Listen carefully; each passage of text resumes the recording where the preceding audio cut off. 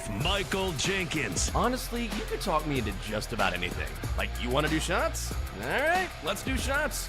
You want to put together a 10-leg teaser? Sure, let's put some money on it. In fact, I do a parlay with Champions League soccer and the WNBA. And Chelsea Messenger. Let's try to beat the rest of the network at being degenerates, because maybe, just maybe, we can win in that regard. I do like the idea of a parlay. Hey, Dad, don't forget about me, the dogster. Presented by BetMGM. The sportsbook born in Vegas. Download the app today. Please gamble responsibly. If anyone can be a degenerate, it can be us. Here we go. It is a daily tip on a BetMGM network. Good morning. Great to have you with us live across the country from 6 a.m. to 9 a.m. in the East. I'm Michael Jenkins. Coming up very quickly, we will hear from my partner in crime, Chelsea Messenger, in the next 3 hours. We get you all caught up on everything that happened last night, the headlines that you may have missed in 20 minutes. Mini camps underway across the National Football League, which means plenty of holdouts as well. And that's followed by, I don't want to say a game, but some interesting answers we're going to hear at 6:40, because yesterday BetMGM posted a picture of all of us who work at the BetMGM network and where we would potentially sit on a plane. Who would you sit next to? Who would you avoid? We'll talk about that. At 7 o'clock, we'll talk basketball and preview Game 3 of the NBA Finals. Thunder and the Pacers, with the series shifting to Indianapolis. Our favorite baseball plays come your way at 7:20. And then, what's been bothering us this week on Wine About It Wednesday? More coverage from the hardwood comes your way at 8 o'clock. And then at 8:20, back to the NFL, we'll get the latest on the Trey Hendrickson situation with the Bengals as we talk with Austin Elmore from ESPN 1530 in Cincinnati. Then we wrap things up with our best bets and the Donkster at 8:40. Chelsea, good morning.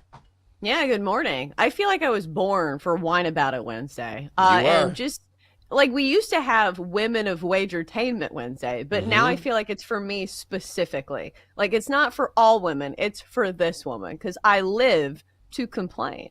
And so now I think the next iteration of it is I'm going to have a glass of wine while I whine about it. And, you know, that's basically like what women like doing anyways, is drinking and complaining. So I'm going to ask Andrew about that, and I'm going to get myself a nice little bag of wine to use for the show. Do that. And then by the end of 3 hours, you'll be like, you know, she sleeps around, right? She's not faithful at all to her husband. We're like, what? Where did that come from? We'll just get all the hot goss from you. We need Andy from Bravo. Do you know what I'm talking about? I don't even know his last name. He's like iconic. He hosts like all the shows. Andy I don't know. He's Andy a Cardinals Cohen, yeah. fan. Didn't Andy Cohen. Yeah, I see all of his clips all the time on social media. He has this segment called Truth Bomb, and he holds this like big, what looks like it was a bomb from like video games, where it's like a big ball with like a little fuse, and he like throws it at people. He's like, "Truth Bomb, tell me some tea." I got to start doing that to people. That'd be great. I don't have any tea at all. I'd be like, it's going to be partly cloudy today. Like, and I simply say something really lame. Like, I would have no tea to spill. I'd be like, all right, don't throw the truth bomb at Jenkins. Like, keep that away from him. But you know what? A box of wine in you'd have all sorts of tea to spill. Yeah. So are you a box wine person? Would you dare to have that in your household? Because we used to drink a lot of wine. We don't anymore. But that black box wine, it's such a good deal. It's like 3 bottles of wine for like the same price as like a bottle. So we used to do the black box of wine. I can't blame you I'm not going to hate on anybody that has a box of wine. Like, I feel like we go through drinks. We go through wine like that. Catherine's a big wine drinker. She loves wine, and I'll drink some wine with her. I'm more of a mixed drink guy, but from time to time, I'll be like, yeah, let's just split a glass of wine or whatever. So I feel like if it's convenient and it's good enough, why not? Yeah, back when we were in our like fancy dinner era, we used to like get at least 1 bottle of wine for every dinner.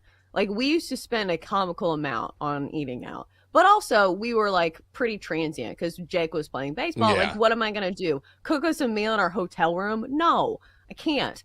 So that used to be our life. And now we pretty much eat most of our meals at home, with the exception of like when we go to Cracker Barrel. So maybe one of these days we'll make it back to the steakhouse. Now it's just cold cuts and boxed wine.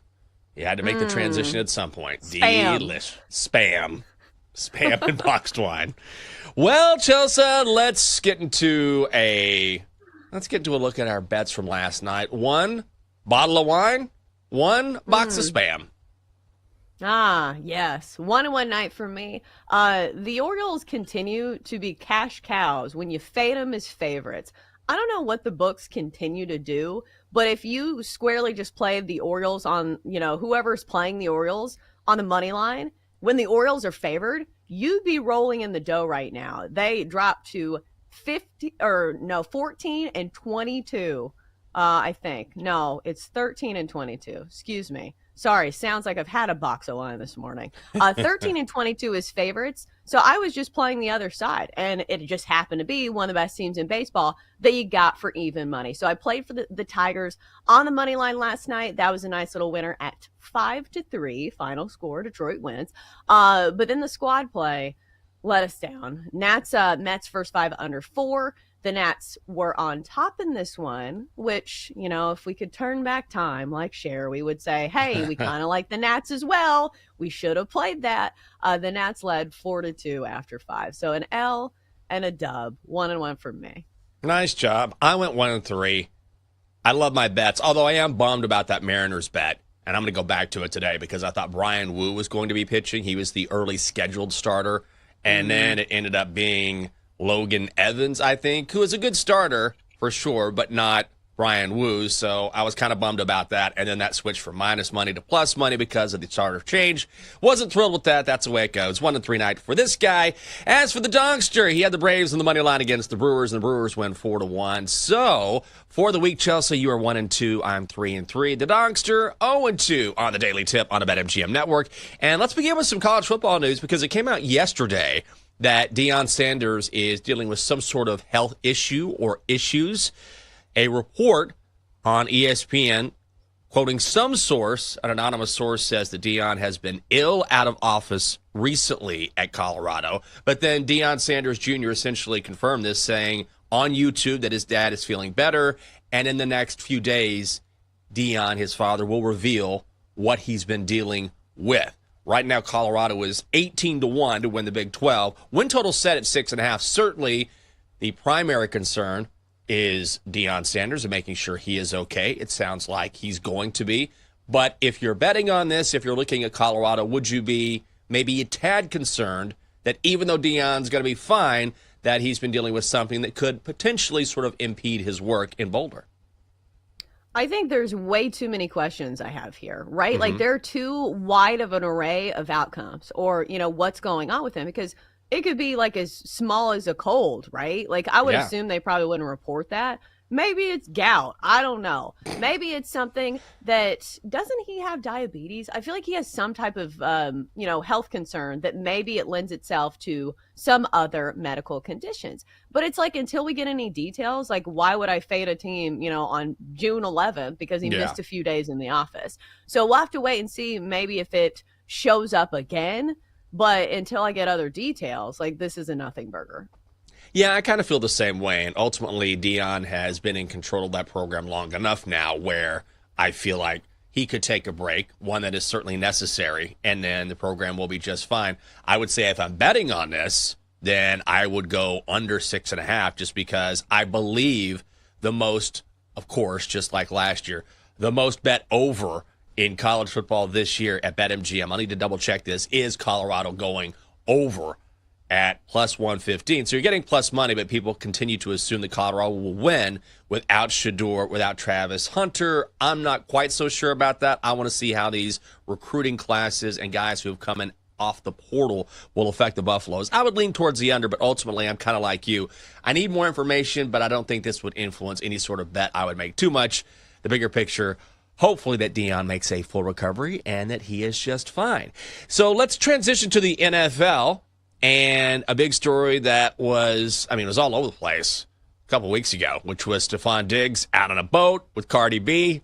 A bunch of ladies out on the boat. They were handing out, well, we don't know what it was. Some sort of pink substance that Stephon Diggs was handing out liberally on the boat. So we all saw that video. And then Mike Vrabel came out last week and said, ultimately, we want our players to make good decisions on and off the field. Very much coach speak, and said, we'll address this when Stephon is here. Well, Stephon Diggs made his appearance yesterday at Patriots minicamp, and of course, he was asked about this story when he was on the lake and what exactly went down.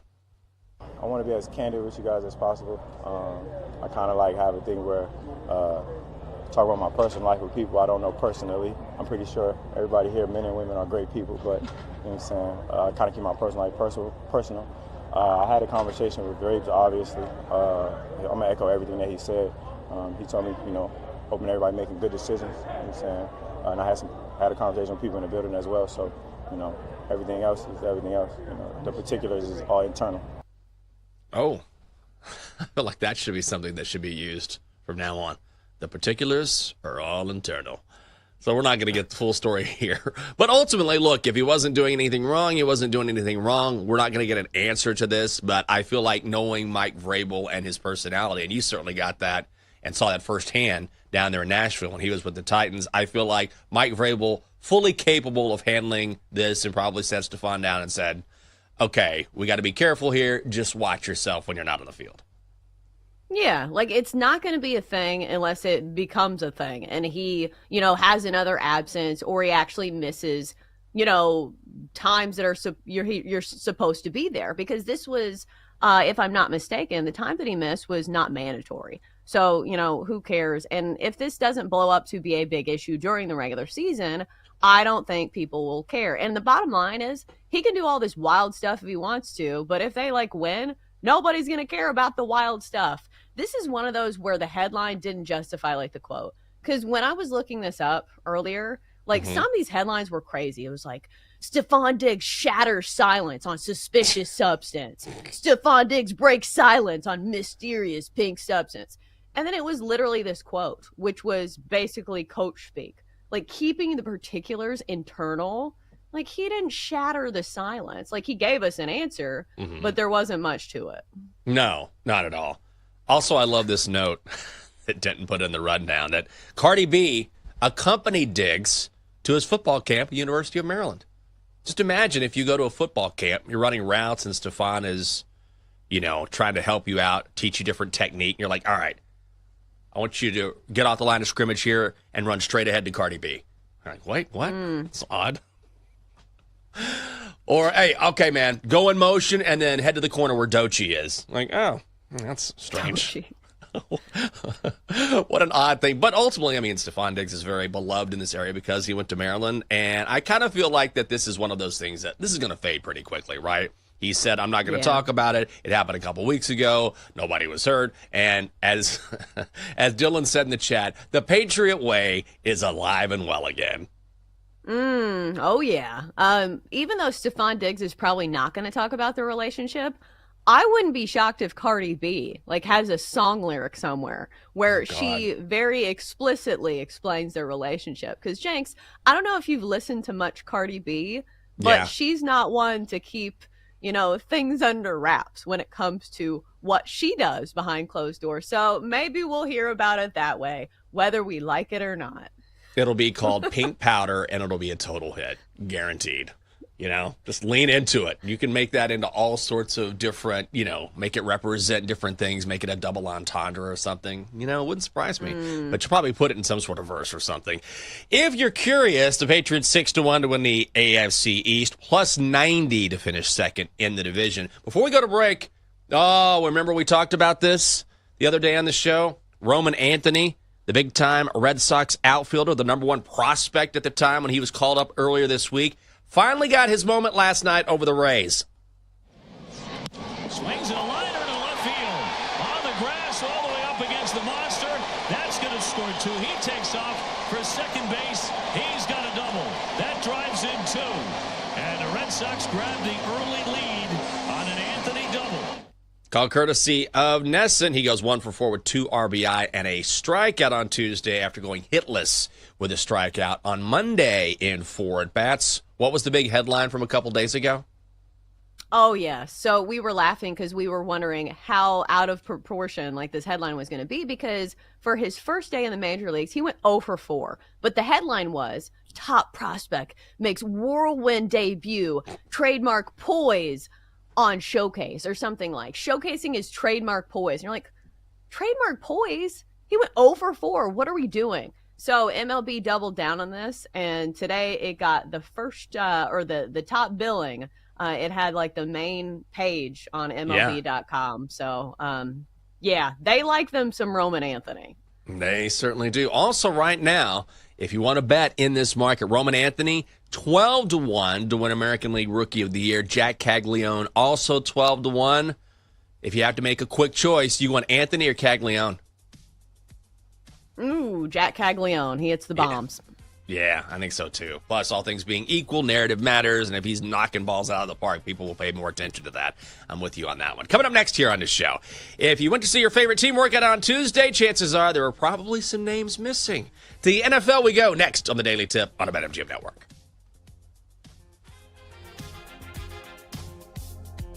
Chelsea and Jenks will be right back on the Daily Tip on the BetMGM Network. Download the app today. Please gamble responsibly.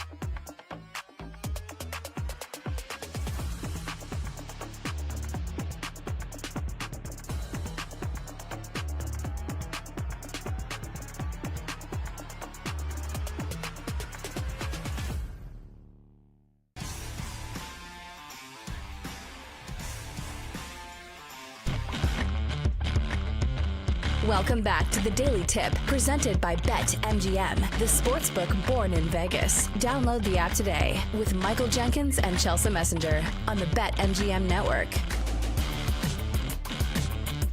Welcome back. Great to have you with us on a Wednesday, the Daily Tip on the BetMGM network. I'm Michael Jenkins. She's Chelsea Messenger. Coming up on the show, holdout season in the NFL, and it's only June. Chelsea, what would you do here? Here's a different type of holdout. There is a 24-year-old kid who just graduated from Binghamton University, living with his parents right now, but he is holding on to a ticket, a $13 ticket, which is a 5-leg parlay that he got last year on 5 different teams to win titles. The Liberty came home. Dodgers came home. Eagles came home. But now he needs the Thunder and the Edmonton Oilers. So he says that he's got multiple 6-figure offers for this ticket. If it comes home and the Oilers win and the Thunder win, it will pay him a little over $270,000. I would right now, especially with the way the Oilers look, I would take the 6-figure offer and run with it. He also says his dad is a math guy, and so they figured out a way to hedge where they can maybe get up to like $200,000. I don't know how that's possible. He says that's the current ceiling right now. But if someone is offering me 6 figures for this $13 ticket, I am taking it, and I'm not even thinking about it. Well, if it's 6 figures and it's less than 200,000, wouldn't you do the hedging option? Like, I'm trying to think. I feel like I'm taking the ACTs right now. It's like option A, did the train get here with $7 and 7 hours, or did you take train B? So I feel like whatever his dad figured out, if you can like guarantee yourself 200,000, that's a pretty good option. Don't you do that? I think that's the way to go, but he's got to make this decision soon because this will change based on what happens tonight in the Thunder-Pacer series, what happens in the Oilers-Panther series. Like, I feel like if the Thunder win, okay, awesome, but I think there's a very strong possibility that the Oilers lose, and if that happens tomorrow night, then the number he's going to get as far as another offer is going to drop considerably. So he's got to play this now and play it just the right way. But you're totally right. You have to be very careful with how you hedge it to sort of max out your opportunity here. Yeah, this is way more math than I was wanting to do at 5:23 a.m. But yes, it's basically a complicated math problem where you can play the other side and have a guaranteed result. I think that he's pretty good on the Thunder. Like, that one seems like a pretty solid leg, and he could even wait a day. You know, if you say, hey, I think the Thunder are going to win tonight, you could probably get a better offer. But you're right. Like, I'm not a hockey person, but I can read the writing on the wall of all the other experts. So maybe he waits one more day, and if the Thunder win, he gets a better offer. And I think because of the respect in the market for the Thunder could even lose tonight, and I think he'd still have a good offer. Oh, I totally agree with that. And, I mean, I'm sure if I had a ticket like this, I mean, maybe I misspoke. I would definitely consider a triple-digit or a 6-digit offer off a $13 ticket almost immediately. But also, I figure if you're smart about it, if his dad is truly a math guy, then you go down and you say, okay, let's look at this scenario, this scenario, this scenario, how all these scenarios could play out, and then we choose the one that could maximize our return.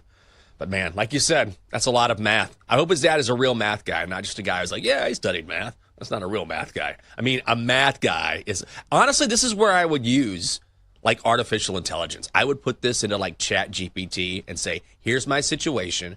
Give me the 5 best outcomes or 5 different outcomes and showing me the potential return or how I should play this. And I guarantee you AI could figure this out. I think there are already tools out there that you can use. Like, I think there's an arbitrage calculator out there where you type in, how you're supposed to hedge. Like, I think I've done this before. I can't remember last time I did it because, like, it's not that serious for me when I put, like, $2 on a parlay. Because normally it's like, do you want to win $37 or $62? So it's not life-changing money for me. But there's definitely tools out there to where they could just type something in and get an answer pretty easily, I think. Yeah. My dad's a math guy. What's your dad's name? Gemini. That's what I thought. I would definitely pump these numbers in. When I was working on my trying to figure out my stock portfolio and all that nonsense that comes with that, I spent probably, and I'm not kidding, 4 to 5 months going back and forth with ChatGPT trying to figure out the portfolio. But it was amazing how it could spit out, like, what is your timeline? What do you want to do here? What kind of return are you looking for in this time frame? How about this? Have you thought about this? Do some research here. And it was just back and forth. It was this elongated conversation trying to figure out all these different numbers based on, your retirement plans, how much risk aversion you have. So I have no doubt that if you put these numbers into some sort of AI bot or whatever, you could come up with all sorts of scenarios. That's exactly what I do. Yeah, so we're doing estate planning, me and my dad right now. I have never wanted more to discuss Marlins, Pirates or whatever. I'm like, oh my God, this is so many numbers. And it's like, if you hit a certain tax threshold, you have to pay 40% taxes. So, Jenks, I am very glad that I don't work in that arena. I understand that sports betting is a lot of numbers, but it's not like that. It is not that complicated. Right. Oh, you can get into the weeds, and I'm like, now I have no idea what this term means, or I don't know what you're talking about here. Like, I have like a very baseline level knowledge. So I'm with you. Once it gets into that really complicated area where you're passing certain numbers and then the percentages change. Oh my God, yeah, I'll give you a headache. Kill me now. Kill me now. For Myles Garrett. Planning. yes. When it comes to estate planning, that's all. Myles Garrett wants to give Aaron Rodgers a headache. That's what we learned yesterday because he spoke. The stud Browns defensive end was talking at day one of Browns minicamp, and he is really excited to have Aaron Rodgers in the same division. I think it's a good opportunity to put him in the graveyard. Put him in the graveyard. As we know, Garrett likes to decorate his front yard with the tombstones of quarterbacks he has sacked. Does this every Halloween, and I'm sure he cannot wait to add the Aaron Rodgers tombstone to his front yard. I, for one, am ready to see it. I would love to see Myles Garrett take down Aaron Rodgers a few times. I think a lot of us would, including maybe some Steelers fans who are still a little bitter. But yeah, this is kind of his thing. And I'll say this about Aaron Rodgers. The way that he grooms himself lately, he already looks like he kind of belongs near a graveyard. So if you just put his picture, you don't even have to Photoshop it or anything. It's already going to look like Halloween themed because he's got this like gray beard that goes down to his neck. You're like, come on, Aaron, just shave a few times. Look like a professional. But Jenks, you're skipping over the big story for Aaron Rodgers. Is this intentional? Did you not want to talk about Aaron Rodgers? Not really. But I guess there's rumors swirling as to whether or not he's married. Is this the big thing we're talking about, right?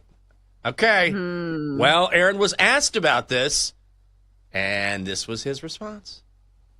Last ring, is that an aura ring or anything else? That wedding ring? Yeah, it's a wedding ring. Congratulations. Thank you. How long ago? It's been a couple months.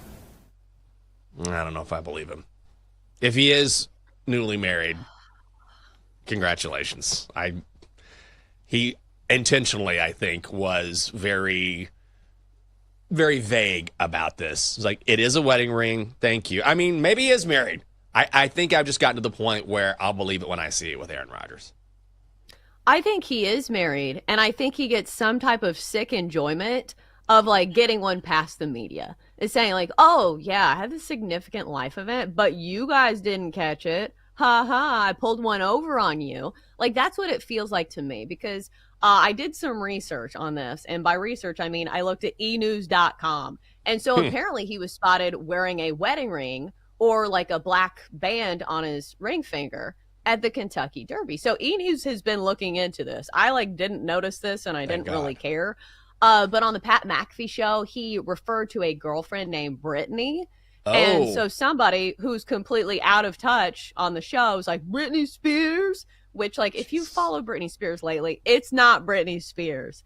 So he's like, no, my Brittany is Brittany with an I, which is exactly how I thought his Brittany would spell her name. So I don't know who this is. But if this is the life event that he's been putting the team on hold for, like, come on, bro, just get married at a normal time like the rest of the people in the league. If Josh Allen and Haley Steinfeld can like schedule their wedding at the appropriate time, I feel like he can as well. But do you think this has anything to do with the reason that he held off signing?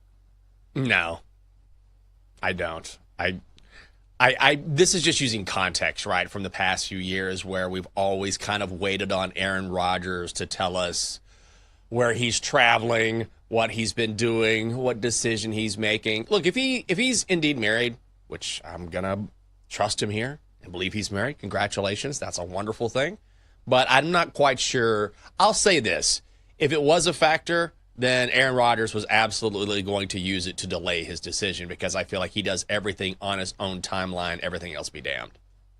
Yeah, did he miss time like the last time just because he wanted to go to the pyramids? Yeah, that's what I mean. It wasn't like a life event. Right. Like, nah, I just kind of want to see the pyramids. They're really cool. Yeah, in his mind, it was a life event. How many times do you get to see the pyramids in Egypt? Guys, this is a once-in-a-lifetime thing. Come on. I'm going to be late. By the way, Steelers and Browns get together in Pittsburgh on October 12th. You can play this line at BetMGM. Pittsburgh laying 6.5. They're minus 325 on the money line. Cleveland is plus 260, and the total is 42.5. If you like Myles Garrett to win Defensive Player of the Year, he is 7-1. Also in the AFC North, since we're talking about the Steelers and their new quarterback, defensively, they've got to have TJ Watt on the field. We know what a difference maker he is when he is in the lineup, but he is not at minicamp. He wants a new deal. Signed a 4-year, $112 million contract in 2021 that averages about $28 million a season. But it was Myles Garrett, we were just talking about, who reset the market about 3 months ago. He signed that monster deal with Cleveland, averaging $40 million annually, which includes $123.5 million in guaranteed cash. So Watt now, after seeing the market reset, wants a different deal, wants a better deal, and honestly, he's going to get it. Like, if you're the Steelers, this is one of those guys, different from the Trey Hendrickson situation. I mean, no disrespect to Trey Hendrickson, but TJ Watt is one of one, different level. Turns 31 in October, but one of the best in the game. Pittsburgh, I think, at some point, comes to some sort of agreement with him. Well, and he's also the face of the franchise, yeah. Is he not? Like, with all these quarterbacks being in a revolving door, Aaron Rodgers is certainly not the face of your franchise. And we've seen, from a betting standpoint, how much he means to this team. Very rarely does a defensive player move the needle or even move the lines, but TJ Watt is one of those guys, just simply because he is the quarterback on the defense. And we've seen the win-loss record when he's on the field and when he's off the field. It is such a huge difference. So if the Steelers are smart, at least give yourself some stability on the defense. If you want to compete now, you need your best player happy. So I know that we've had all kinds of turmoil with Aaron Rodgers, and now you finally got him. But TJ Watt absolutely needs to be happy for your team to succeed. Oh, no question about it. And you make a good point about him being the face of the franchise, because that does matter. When you think of the Steelers, the first player you think of is TJ Watt. I mean, he has been not only the face of the franchise, but the best player on that roster for a long time. 4-time All-Pro, NFL Defensive Player of the Year in 2021. Steelers, long shot to win the Super Bowl. They're 44-1. And then 22-1 to win the AFC. In fact, they are third in the division behind the Ravens and Bengals to win the AFC North at 6-1. We mentioned Trey Hendrickson. This is not a surprise. And in fact, coming up later on in the show during the 8 o'clock hour, we're going to discuss the Trey Hendrickson situation with Austin Elmore, who is a host on ESPN 1530 in Cincinnati. But we knew he was not going to show up at Bengals minicamp or voluntary workouts. Didn't do that. So he's set to earn $16 million this season, but clearly he wants a long-term deal. Since he says, no, we want to put you on a short-term deal. The problem with Hendrickson is, at least in the Bengals' mind, is that he's 31. And now we're hearing even Shamar Stewart, which we can talk about later as well, the rookie out of Texas A&M, he's not happy with contract negotiations. So I wonder if this is Hendrickson specific, or is this maybe the Bengals' way of doing business now? Well, I think it's league-wide this time of year that we see a lot of guys who are unhappy with their deals. But as opposed to the rest of the league, the Bengals have come out really strong in the media, like saying, hey, we have a side. We think he should be happy with the deal that he has now. So they have been really blunt about it. So that makes me think that this contract negotiation is kind of on another level, as opposed to like some of these other, like, hey, he's not happy, he's going to hold out for a few days. Because this has been going on for how long? it feels like every day there's a new installment of like, well, he's not happy again. And they continue to say, hey, you should be happy with this deal. Oh, you want a new deal? We'll give you a short-term deal. So I don't know when this is going to end, but like it's June. So they need to get their ish together pretty soon. Yeah, I think that's sort of the common theme throughout camps right now, which is, okay, this is an issue. At the same time, it's not even the middle of June, so we have plenty of time to work this out. At least that is the hope. Coming up next on the show. So it's a challenge. If you're on a plane with a bunch of people who work at BetMGM, who would you sit next to? Who would you avoid? That's next on the Daily Tip on the BetMGM Network.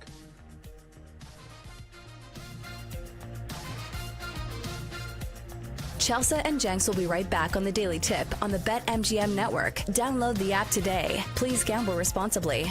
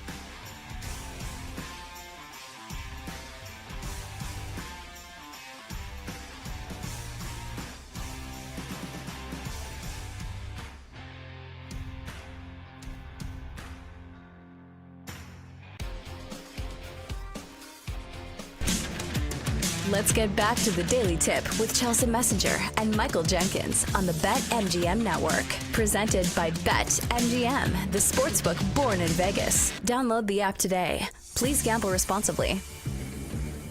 Welcome back on a Wednesday. Thrilled to have you along with us. I'm Michael Jenkins. She is Chelsea Messenger. It is the Daily Tip on the BetMGM Network. Good morning to you. Coming up on the show, we've got some great people here at the BetMGM Network, but who would you be willing to sit next to or avoid on a plane? Are you a good flyer? I feel like we've talked about this, and you've said that you are a nervous flyer. Like, you don't feel great necessarily when you're in the air.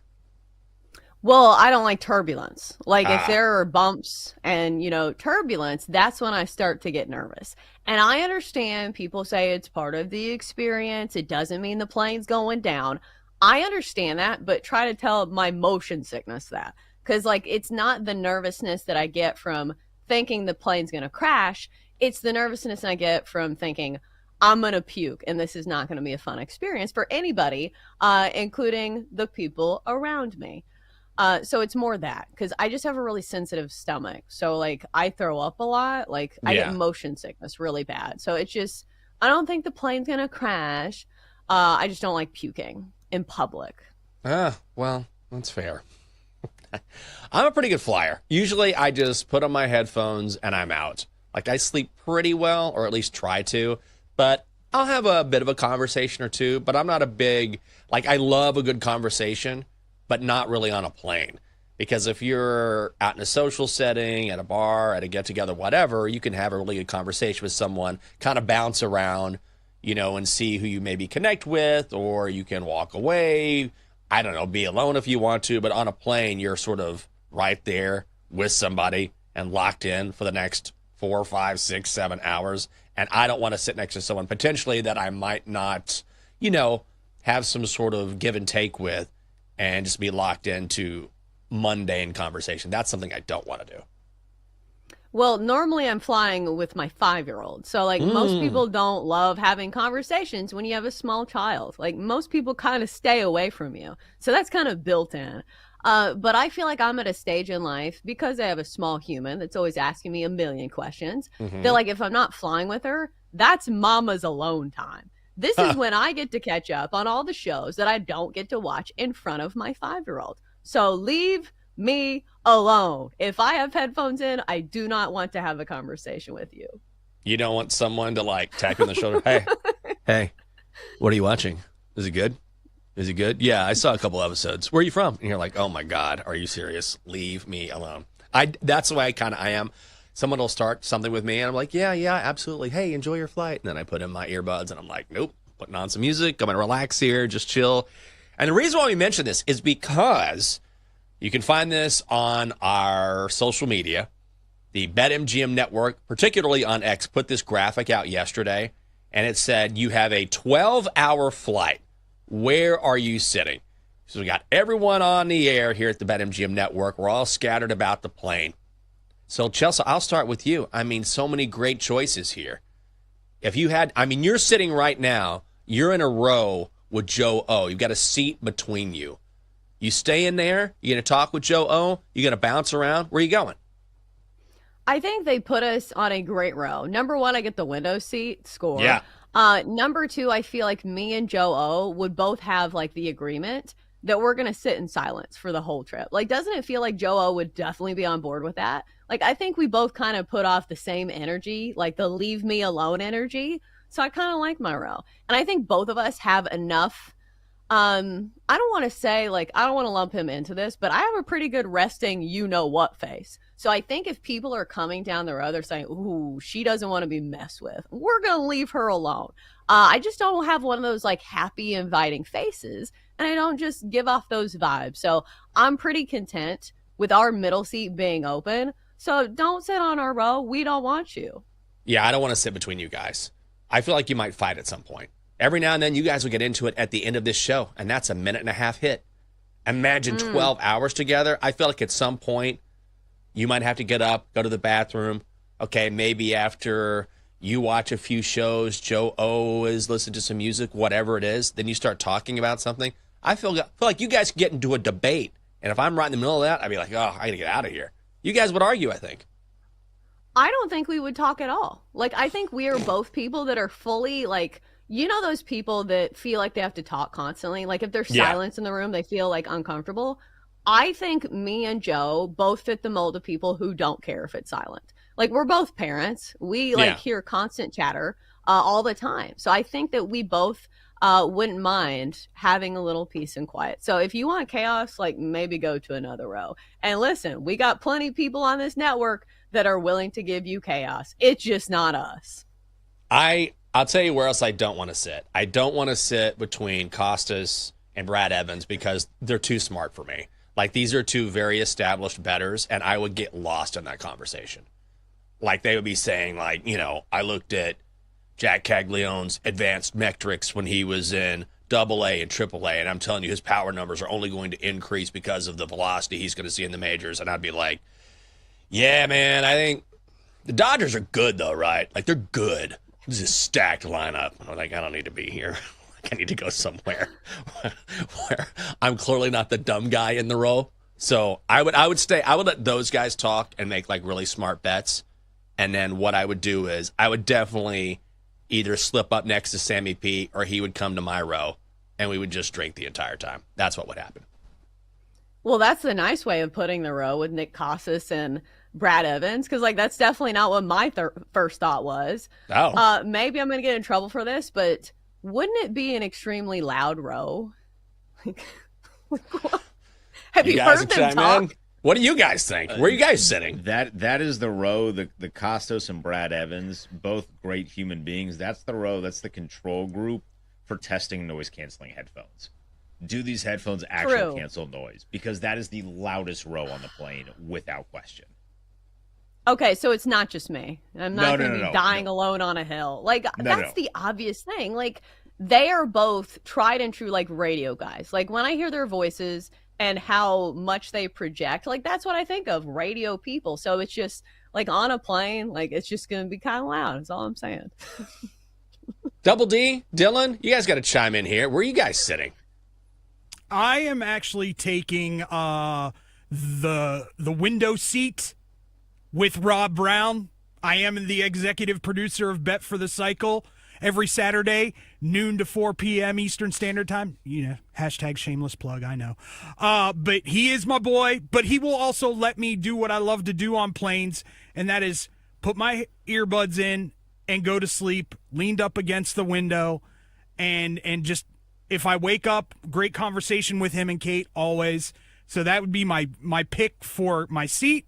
I'm in agreement with Chelsea and Denton. I've got anxiety when I fly anyway. I don't need the loud, Brad Evans out of nowhere going boom or something like that, I need to relax and enjoy my flight. Jenks, I'll put this out there. If you and Sammy P team up and get into one row, I'll go into the front row and I'll have some drinks with you guys too. Yeah, here's what happens. Sammy P comes back, okay?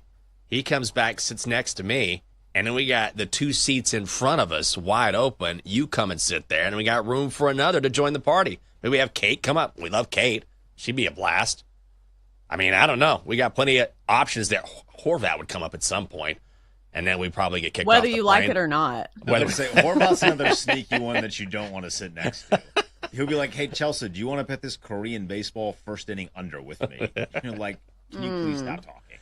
Dylan, where are you going to sit? Can I? Oh. Go ahead, Chelsea. Can I just point something out? David was like, yeah, I'm going to sit next to Rob Brown because, like, I'm on a show. David, you're on this show with us. Also true. And Jenks wasn't your pick? I thought Jenks was going to be the favorite. For me, what the overriding thing is, it is a window seat. And I can lean my head up against the window and fall asleep. Fair. But Rob Brown is my boy, and he and I have many conversations off air. So I go with my boy Rob Brown. No offense to Jenks. No, sorry, Jenks. That's okay. Rob Brown's the favorite because I'm taking 3A too. Yeah. I love Rob Brown. Rob Brown's like the best human being I've ever met. So I'm taking 3A also. All right. Solid choice. I feel another like people... person from our show that doesn't choose us. Love that.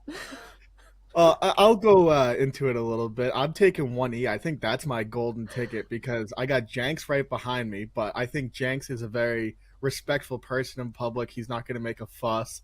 And Sammy P, I think, is going to, like, let me be. And I got the window seat. Plus, we're ignoring that the first row gets off the plane first. The worst is when you're just sitting there at the end of a flight waiting to get off the plane.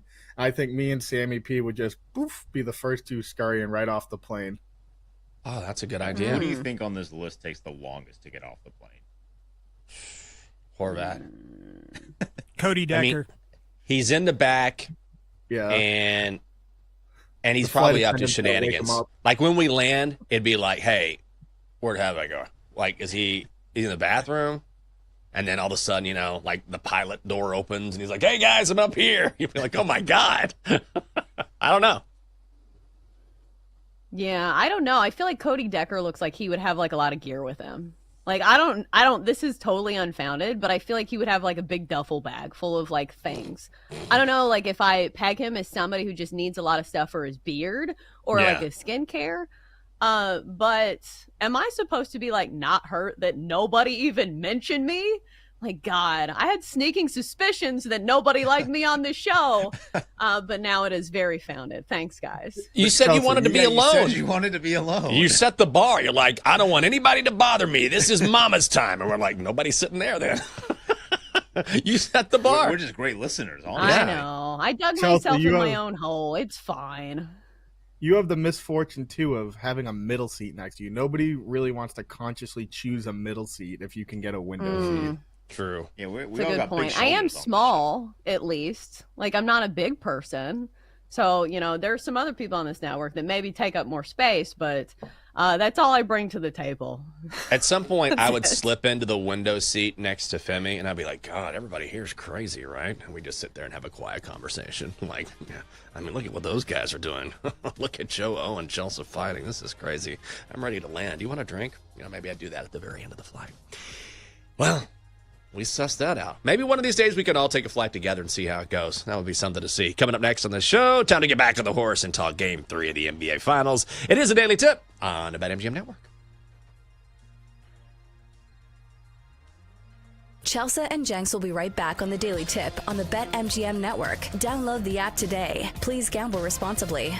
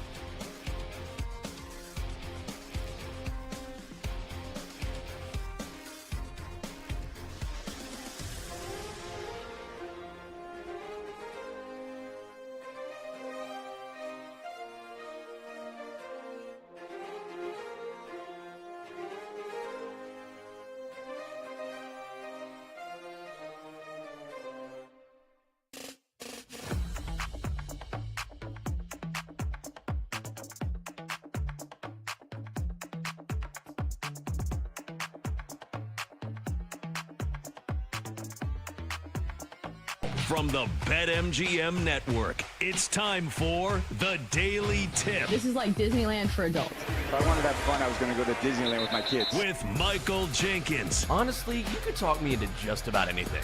Like, you want to do shots? All right, let's do shots. You want to put together a 10-leg teaser? Sure, let's put some money on it. In fact, I do a parlay with Champions League soccer and the WNBA. And Chelsea Messenger. Let's try to beat the rest of the network at being degenerates, because maybe, just maybe, we can win in that regard. I do like the idea of a parlay. Hey, Dad, don't forget about me, the dogster. Presented by BetMGM. The sportsbook born in Vegas. Download the app today. Please gamble responsibly. If anyone can be a degenerate, it can be us. Rise and shine, people. It's time for Hour 2 of the Daily Tip here on the BetMGM Network. Over the next hour, here's what we're covering. We'll start by breaking down Game 3 of the NBA Finals. Is it an overreaction to say that the Thunder have already wrapped things up? That's what the books think. We'll dive into that in this segment. At 7:20, we go on to our daily baseball bets. And then at 7:40, it's my favorite day of the week for this reason. It's a Whine About It Wednesday, where we pick our favorite complaint of the week and unload. So if you wanted a positive start to your day, maybe look elsewhere. Jenks, on the opposite end of things, from a positive perspective, Rory McIlroy is probably going to like his pairing for the U.S. Open. I feel like we always talk about like nuanced things and like little X factors when it comes to betting. I feel like this is one in the favor of Rory McIlroy for this weekend because he's paired with his bestie, Shane Lowry. We know these two go way back. They play a lot of practice rounds together, and they're going to be paired together for the first 2 rounds of the U.S. Open. So I think that we can all relate to this, where if you do something challenging or, you go to like a wedding or something, obviously it's nice to have somebody with you to kind of weather the storm, to kind of make conversation. Do you think this has a real effect on your handicap for golfers when they're paired with somebody they like? I think Roy is a special case because wasn't he instructed by the person who was working with him on his sort of mental part of the game not to talk to Bryson DeChambeau during the final round of the Masters? So I think from a comfort level, it will certainly help him. But maybe it'll make him feel better that someone is there that he doesn't have to talk to because his buddy will know, hey, I'm going to be zoned in. I'm not going to say anything. And it's not going to make it awkward because you're going to know my approach. So maybe it'll help in that way. Yeah.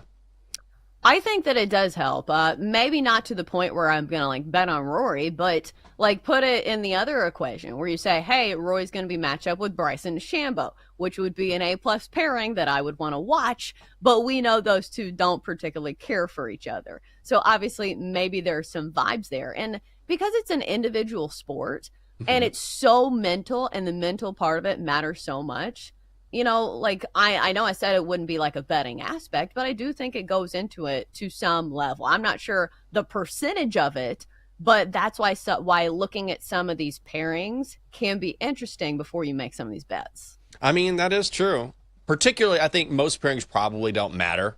I think most of it is something you don't pay attention to. But every now and then, like you're saying, if you have 2 guys who really don't like each other, or there's some sort of history there, or you have 2 guys who are friends with one another, that has to help the vibes or whatever it is, the atmosphere around you playing, particularly in a major tournament. So I probably don't have enough knowledge to be like, are these too close or not? But for the bigger pairings, when you kind of know the background there, I think it's something to take into account.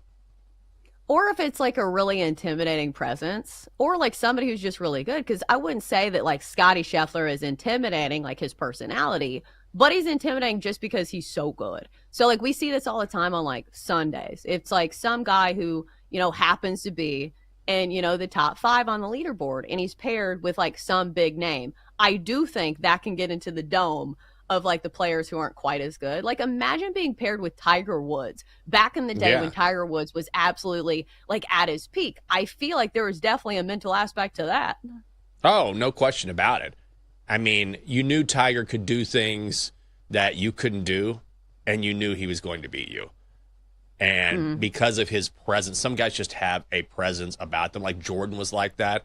guys would talk about how you knew, like, I can't beat this guy.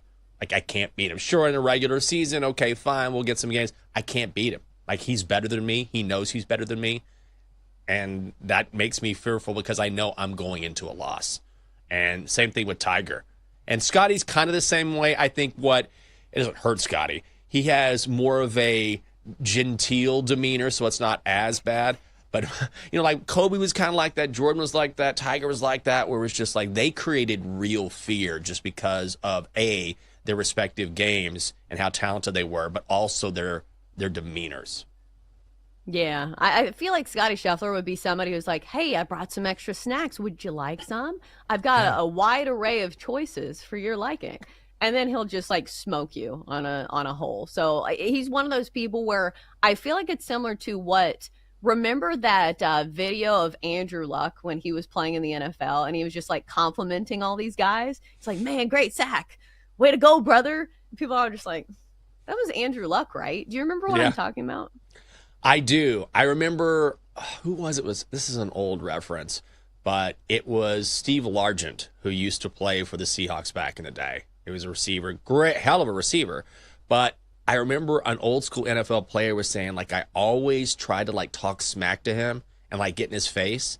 And then we'd get up from a play and he'd smack me on the butt and say, good job, buddy. And he'd be like, this is so weird. I can't just, I'm trying to talk to you, but you just keep saying good job or nice play, way to go.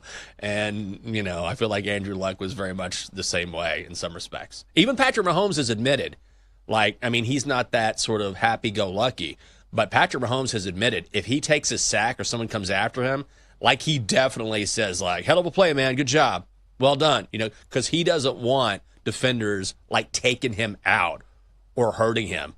And some defenders, like, if you get in their faces, you say something, they're like, all right, I'm going to target this guy.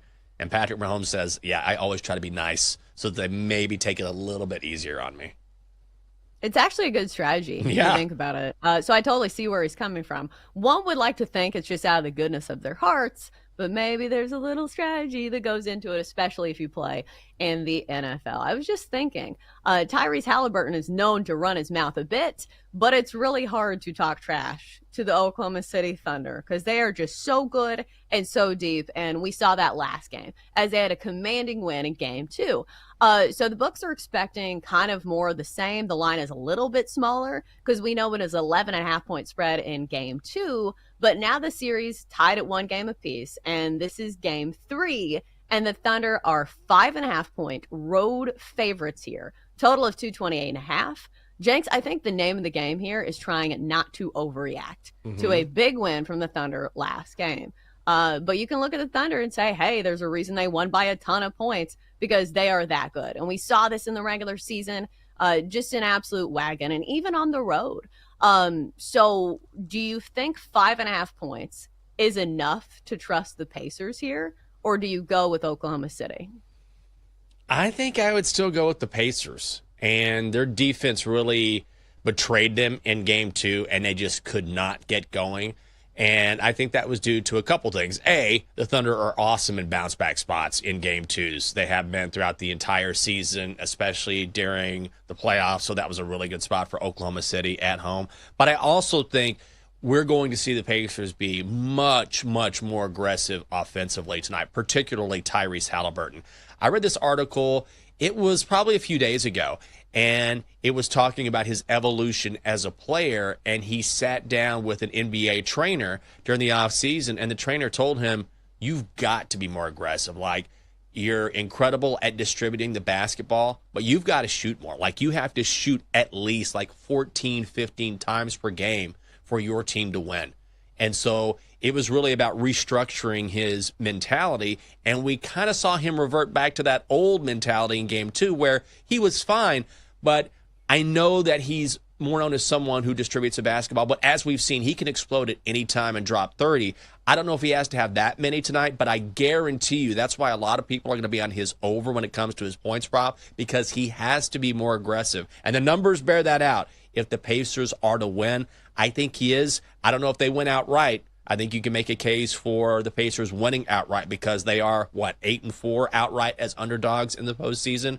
But I do like the Pacers and the points here with Halliburton having a much better game than we saw previously in Oklahoma City. Yeah, I think obviously that would make things easier. But for me, it's not as much about Tyrese Halliburton as it is the offense in general because, we have the numbers in front of us. There are games in which, the Pacers have won and Tyrese Halliburton has had like mediocre games, at least when it comes to point standards, where he scored, 14, 11, 19. So I don't think he has to absolutely unload. I just think they have to be on their A game as an offense as a whole because we have seen this trend and it's been pretty quantifiable where the Pacers are 13-0 when they score at least 110 points. So it doesn't matter who the points come from as long as somebody can, or the whole team can distribute it evenly because we know this is a Pacers team that's very deep. So I'm not officially set that it has to be Tyrese Halliburton, but I do think he has to be a big part of the offense in other ways. Maybe, setting up other guys, just because that's not, his game as a point guard. Is he's not somebody that really takes over games on a regular basis. So maybe he explodes for 30 points in this one. I wouldn't be shocked. I'm just saying it's not something I'm going to be betting on personally. But defensively, it's going to be a tough, challenge. Anytime you go against this Oklahoma City defense, it's not going to be easy. We know they are incredibly talented at clogging up the paint, allowed the fewest points in the paint of any team in the NBA this year. So I think the key is that the Pacers have to make their threes. And I will say we do have, a bit of, leeway there because the Pacers are one of the best three-point shooting teams in the last couple of months. They have the best three-point shooting percentage of any team in the postseason. That includes teams that have already been sent home. So I think if I'm banking on like player props, I would go towards three-pointers made. Like if you're looking for a prop, because I think that's the way and the only way that you keep pace with the Thunder. Yeah, I disagree a little bit about Halliburton. I just think that the difference between previous series and this series is that this is the Thunder. And the Thunder are the highest scoring team in the NBA, and they have so many guys who can score. Obviously, SGA leading that list, led the NBA in scoring this season. So either the Pacers have to play lockdown defense, which is very difficult to do against Oklahoma City, or they're going to have someone step up and score more and be more aggressive. Like they just have to. They have to have someone who can match Oklahoma City's scoring. And because the Thunder are so good defensively as well, like that makes it a real challenge. If they play their regular balanced basketball, that'll work against the Knicks, maybe against the Celtics, Cavs, whatever. But Oklahoma City is a different animal. So I don't know if it's Tyrese, maybe it's Pascal Siakam, but I think they have to play a different type of game, and I think players have to adjust to Oklahoma City. Ideally, you play your game, and you're this balanced, deep team. That's what got you here. But I do think the Pacers are they must be more aggressive to hang with the Thunder because the Thunder are a different animal and a different type of team than any other team they have faced in the postseason. So I don't know what the answer is for the Pacers outside of, stepping up their defensive game and making those threes like you talked about. But I do think one of those answers is someone has to score. Someone has to be that person. It may not be in Halliburton's DNA or a natural part of his game, but he's the one guy who has shown time and time again if he needs to step up in a certain spot, if the Pacers need a big shot in a certain spot, he has more than enough ability to do that. So I don't know who it's going to be tonight, but if Indiana's going to keep it close, someone has to do that. Yeah, I think maybe I was breaking it down from a bit different perspective because, obviously somebody has to step up in the fourth quarter. If the game is close, you need to be aggressive with your shot making. I'm just saying, if you were looking at, points prop, he just doesn't seem like somebody who's dependable enough to get my money because, here are his, numbers. 17, 14, 21, 8, 32, 20, 14, 31. So it's just, all over the place. So, again, I want somebody who I feel like I can trust on a consistent basis. And from a point-scoring perspective, I just don't feel like Tyrese Halliburton is that player for me. So maybe he does take more shots. Let me ask you about the total because I just talked about, how the Pacers need to score points if they want to be, they're not going to win in a slugfest. I think we can, say that. So do you think this one goes towards the over or do you think that the Oklahoma City defense continues to be stifling? God, I don't know. Before I would have said the over. I think I would probably lean to the over. And this total has gone down a point, back to 227 and a hook, then went back up to 228 and a hook. So it's just kind of bouncing around and vacillating between those two numbers. I think ultimately the Pacers will want to run with the Thunder, and I just feel like the atmosphere tonight is going to be something that I think we have to take into account. I think the Pacers, playing in an NBA Finals game at home for the first time in 25 years, it's going to be electric. I think that extra juice maybe helps them get to the over as well. Don't know if I'm going to play it, but I would lean to the over. Yeah, and in general, the consensus is usually that your role players play better at home. So that's a lot of guys for the Pacers because they have a deep rotation. So I would lean towards the over and the Pacers. All right, coming up next, time to switch gears to baseball. Our favorite plays on the diamond come your way next here on the Daily Tip presented by BetMGM.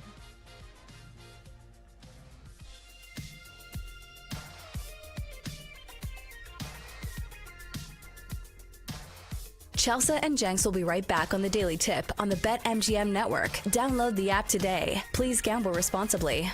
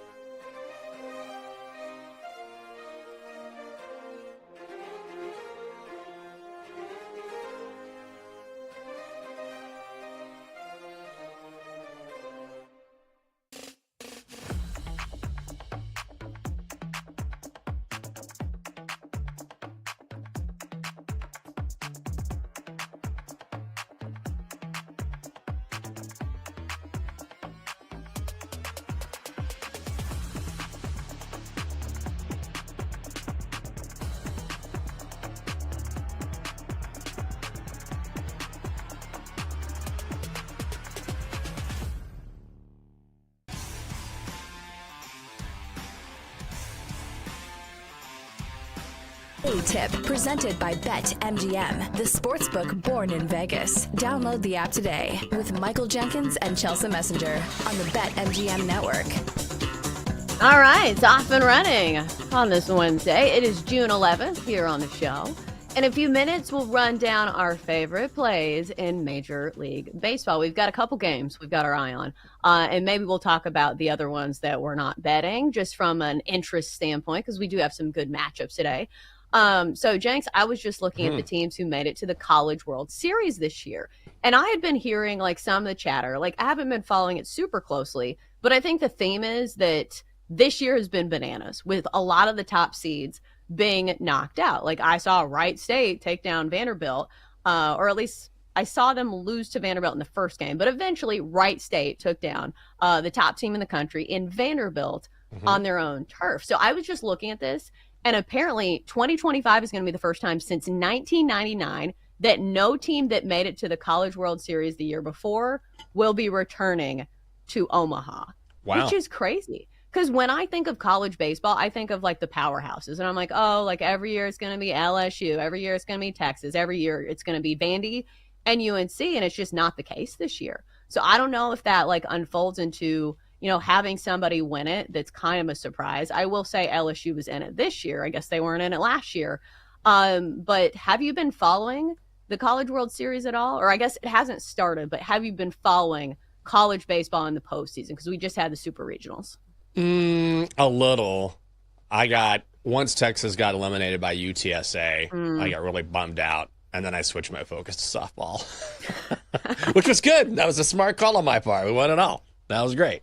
Right. But I did hear that about, you know, the teams, you know, no one from the year before, you know, having made it this year. And then when I saw, I think I knew something was amiss when I saw like Vandy get eliminated early, when Texas got eliminated, when Georgia got eliminated, a lot of these teams that are traditionally very good in college baseball. And I thought, this is kind of a strange year. You normally don't see this, but yeah, I had heard that. And so maybe that's made my interest start to wane a little bit.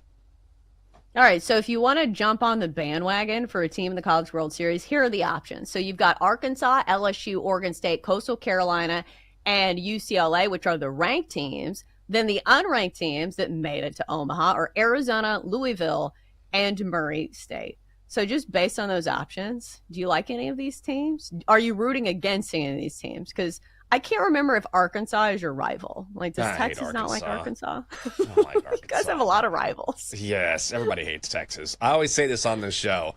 Yeah, I have this poll somewhere that I saved in my email where I say it all the time. What was it, 5 or 6 years ago? Maybe 4 or 5 years ago. And ESPN did a poll, and no school in the country had more rivals than Texas. Like, Texas says, okay, it's Oklahoma, it's Texas A&M. The end. But all these other schools, like Texas Tech, was like, oh, Texas is our main rival. TCU was like, oh, Texas is our main rival. Arkansas was like, Texas is our main rival. Like, it was just like, okay, we don't think of you in the same way. But there's always teams that just hate on the Longhorns because of various reasons. But Arkansas is one of those teams that goes back a long, long time. No love lost there. So I hope the Razorbacks go 2-0. Yeah, as I expected. So I don't know who I'm rooting for. Maybe I'm rooting for Murray State because I think, you know, when it comes down to it, if you don't have a dog in the fight, you just root for the underdog, right? Like, I don't want to see like LSU. What a shock that would be. Oh, they win another College World Series. So I think I'm going to go for Murray State. Maybe we'll go for Coastal Carolina. All these other teams I don't really have any affiliations with, so I don't really care about UCLA, the fighting Trevor Bowers and Garrett Coles, or Oregon State. I don't know. I'm feeling very tepid on this batch of contestants, but we'll go for Murray State. That's my choice. Okay, let's do it. Let's go for the small school. Where is Murray State? Like Kentucky? It's Kentucky. Oh. Yeah, the fighting John Morant's, is it not? Oh, that's right. John Morant did go to Murray State. I forgot about that. I'd forgotten about that. Oh, yeah, the pride of Murray State. No guns on campus, please. I was going to say, they have to do gun celebrations, right, on second base. God. Josh set the bar. He set the bar. Yeah, he set the bar very low. All right, so let's get to some of our favorite plays in baseball today that we don't have to wait for the weekend. All right, so Jenks, let's start from an interest standpoint. What I think is going to be maybe the best matchup of the day: Cubs and Phillies squaring off in Philadelphia. Philly home favorites here, minus 125 behind Jesus Luzardo, who's 5-2 with a 4.46 ERA. Meanwhile, it's Ben Brown who goes for the Cubs, 3-4 with a 4.57 ERA, or 5.37. Excuse me, got those numbers backwards. But yesterday we saw the Cubs offense showcase its muscle. But correct me if I'm wrong. I feel like the Phillies are kind of a team that I want to trust all the time, but they haven't been especially profitable as of late. Like, if you look at them lately, like, they've been winning games, but not much. 1-6 in their last 7. So I think for me, I would still lean towards maybe the Cubs, but I don't think I have any ammo for it. Because, like, when you see the numbers for Ben Brown, like, it's a hard case to make. Like, Luzardo obviously has the better numbers, but I don't know. I think in a matchup of, like, two on paper good offenses, I think I trust the offense. It's been better as of late. I'd go with the Cubs in a big way. Like, I need to see Luzardo get it together. Like, he's been better than Ben Brown overall, but not lately. Like, Luzardo's, his last 2 starts, woof. Like, he gave up 12 earned runs to the Brewers in 3 1/3 2 outings ago. Last time out against the Blue Jays, gave up 8 earned in 2 1/3 innings. So that's 20 earned runs in 5 2/3 innings over his last 2 starts. So he's a much better pitcher than that. But when you see 2 disastrous outings like that, it makes me think that something is going on. And I don't feel confident when you're pitching that poorly going up against this Cubs lineup. So I would take the Cubs at plus money, or at least Cubs in the first 5. That, or you could play an over, I suppose. But I haven't been wanting to trust the Phillies offense. They just haven't come to play lately. So maybe that's the case. We know that Luzardo is a good pitcher, but I don't want to back him as a favorite to have like a bounce back spot. Like, I don't want to lay minus 125 for a pitcher who obviously needs to figure something out. So I'd lean towards the Cubs, but I don't think it's going to make the card for me.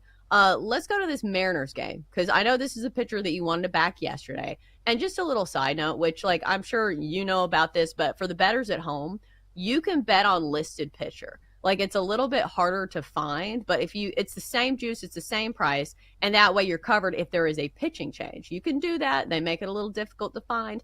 But yesterday there was a pitching change for the Mariners, so Brian Wu is going today. He's 5-3 with a 3.07 ERA, and he's squaring off against the Diamondbacks, who are throwing Erod.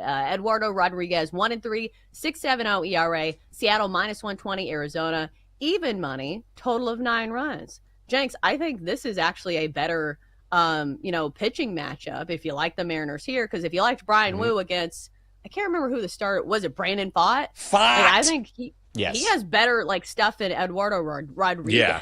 So if you like the Mariners today, I'm assuming you liked him today. Yeah, I was really bummed when they made the pitching change yesterday. I don't know if it would have mattered or not, but that was one of those, felt like the NBA. Where you think someone's going to go, and then you find out at the last second, oh, they're not going. I mean, it can change the entire complexion of a game, but whatever. It happens from time to time when you bet. But yes, I am back on this because I wanted to back Brian Wu. You mentioned his numbers. He's been very good this year. But really, this is a fate of Erod. So he's been struggling all year long. 0-1 across 4 starts at Chase Field this season, ERA of 6.43. He's given up at least 4 runs in 5 of his last 6 starts.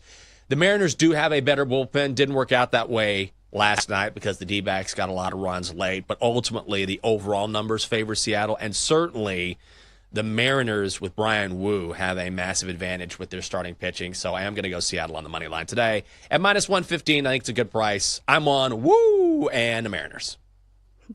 I like it. I do think that it's actually more favorable for you today going against Erod, who I think is going to give up some runs to this Mariners offense, who over the course of the season have been actually pretty good, which is kind of surprising to me after last year.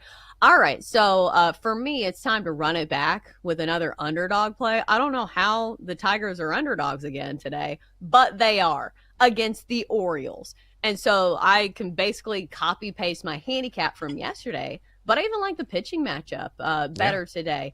Casey Mize 6-1 with a 2.91 ERA going for the Tigers. Looks like it's Zach Eflin who goes for the Orioles, 5-2 with a 4.47 ERA. So maybe it's not as easy as fading Cade Povich, but still, like, this game is basically a pick'em. So if you have two good starting pitchers and it goes to the bullpen and the offenses as the deciding factor, I'm going to go with one of the best teams in all of baseball, and I'm going to go with the Tigers. Like, it seems to make all of the sense in the world to me, and I'm not sure why we're getting such a good price on the Tigers. Because look at the Orioles. They have not been good as favorites this year.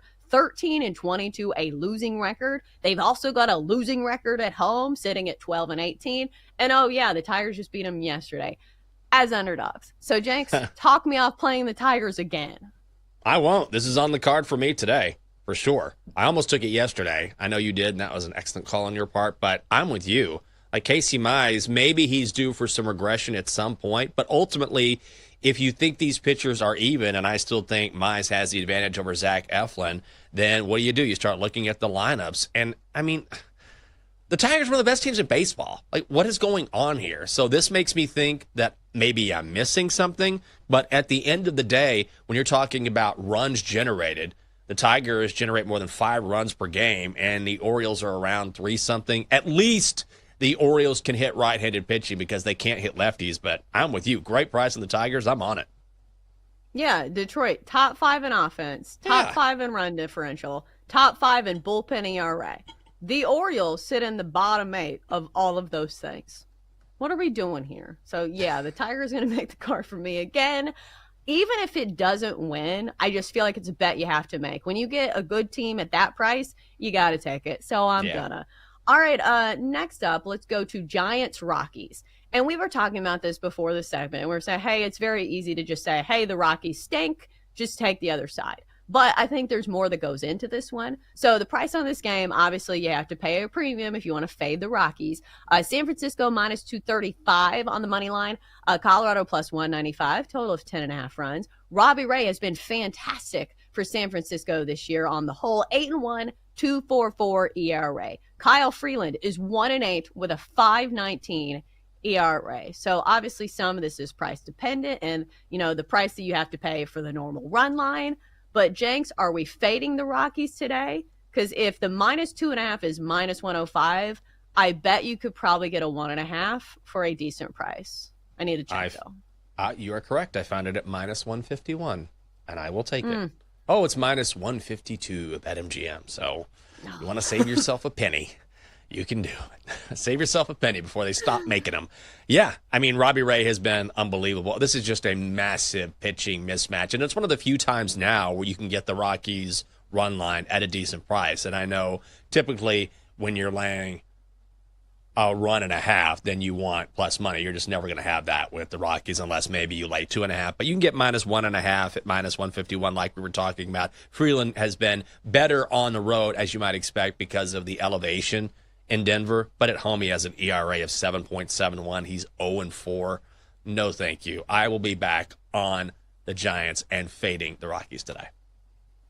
There is another way you could play this. If you want to lay 4 extra cents, you can do the first 5 run line at like minus 0.5, and that's minus 155. So if you're squarely fading Kyle Freeland and you believe in Robbie Ray, because I'll say this about the Giants. They have been winning all kinds of games by 1 run.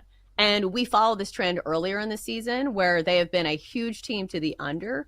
I don't think runs are going to necessarily be at a premium when you're playing in Colorado. Obviously, the total in this one, I think, is 10. But still, I think if you want to bake squarely on the starting pitchers and maybe the Giants in the first 5, you could go that direction. Are you interested? Sold. Oh, hope I didn't damage that desk. Sold. Extra 4 cents. I'm like, sold. And now I have to pay Odyssey to repair this desk. Don't worry. There's so much grease from all the DoorDash orders. Like my ring just slipped right off. Not a problem. Yeah, I love that play. That's even smarter. That's why I listen to you on this show. I make my bets, and I'm like, that's a creative way to bet that I didn't think about. Yeah, extra 4 cents. If I'm going to lay it, might as well lay it. And that way, Robbie Ray is going to go 5 against these guys. And Kyle Freeland should get blown up. I mean, this guy, when he pitches in a Mile High City, opponents are batting freaking 400 against him. That's so. The Giants have cooled off from their hot start to the season hitting wise, but yeah, okay, let's do it. Giants first 5-run line -155. I am on it. Love it. Opponents are batting 400. Those are like Aaron Judge numbers. It's ridiculous. It's like if he's pitching to Aaron Judge every single batter. It's not great. Seriously. Uh-oh. Yeah, so we'll be fading the Rockies once again. And listen, we could have started and ended with simply saying the Rockies are not good, and I feel like you could have sold me on that as well. All right, coming up next, it's time to start complaining because it's a Whine About It Wednesday here on the Daily Tip presented by BetMGM. That's next. Stick with us.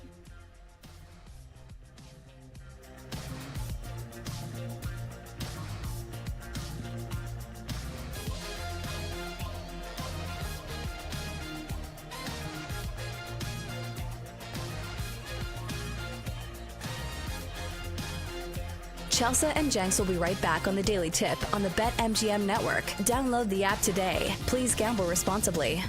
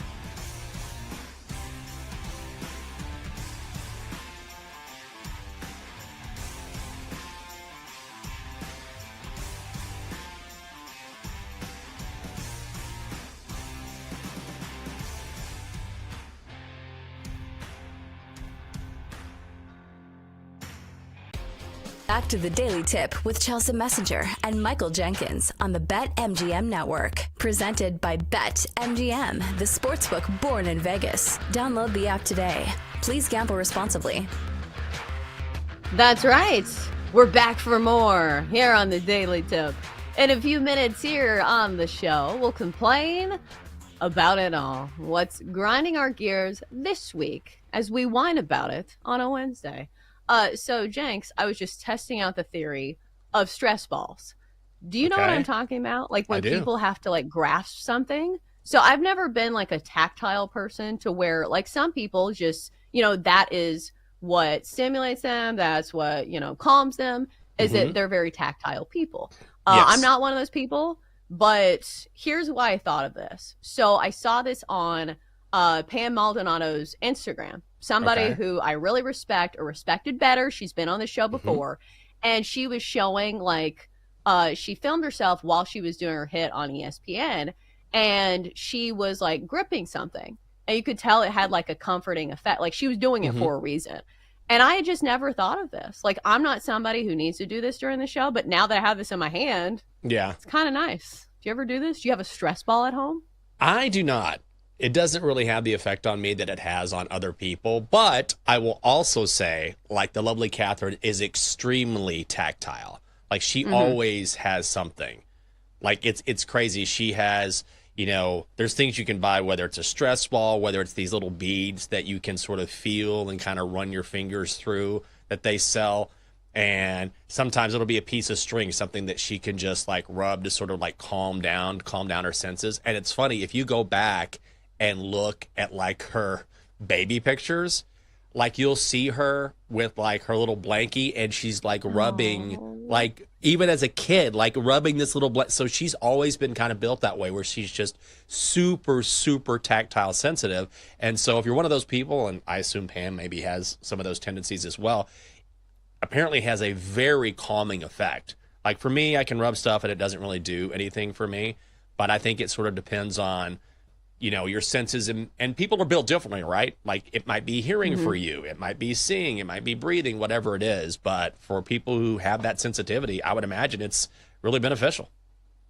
I do think it's comforting to have something to do with your hands. Because like imagine like when you're out at a bar, I feel like drinking alcohol is not the thing, but it feels weird to not have a drink in your hand. Yes. And then you start to think, you're like, what do I do with my hands? And it's like that Ricky Bobby reference.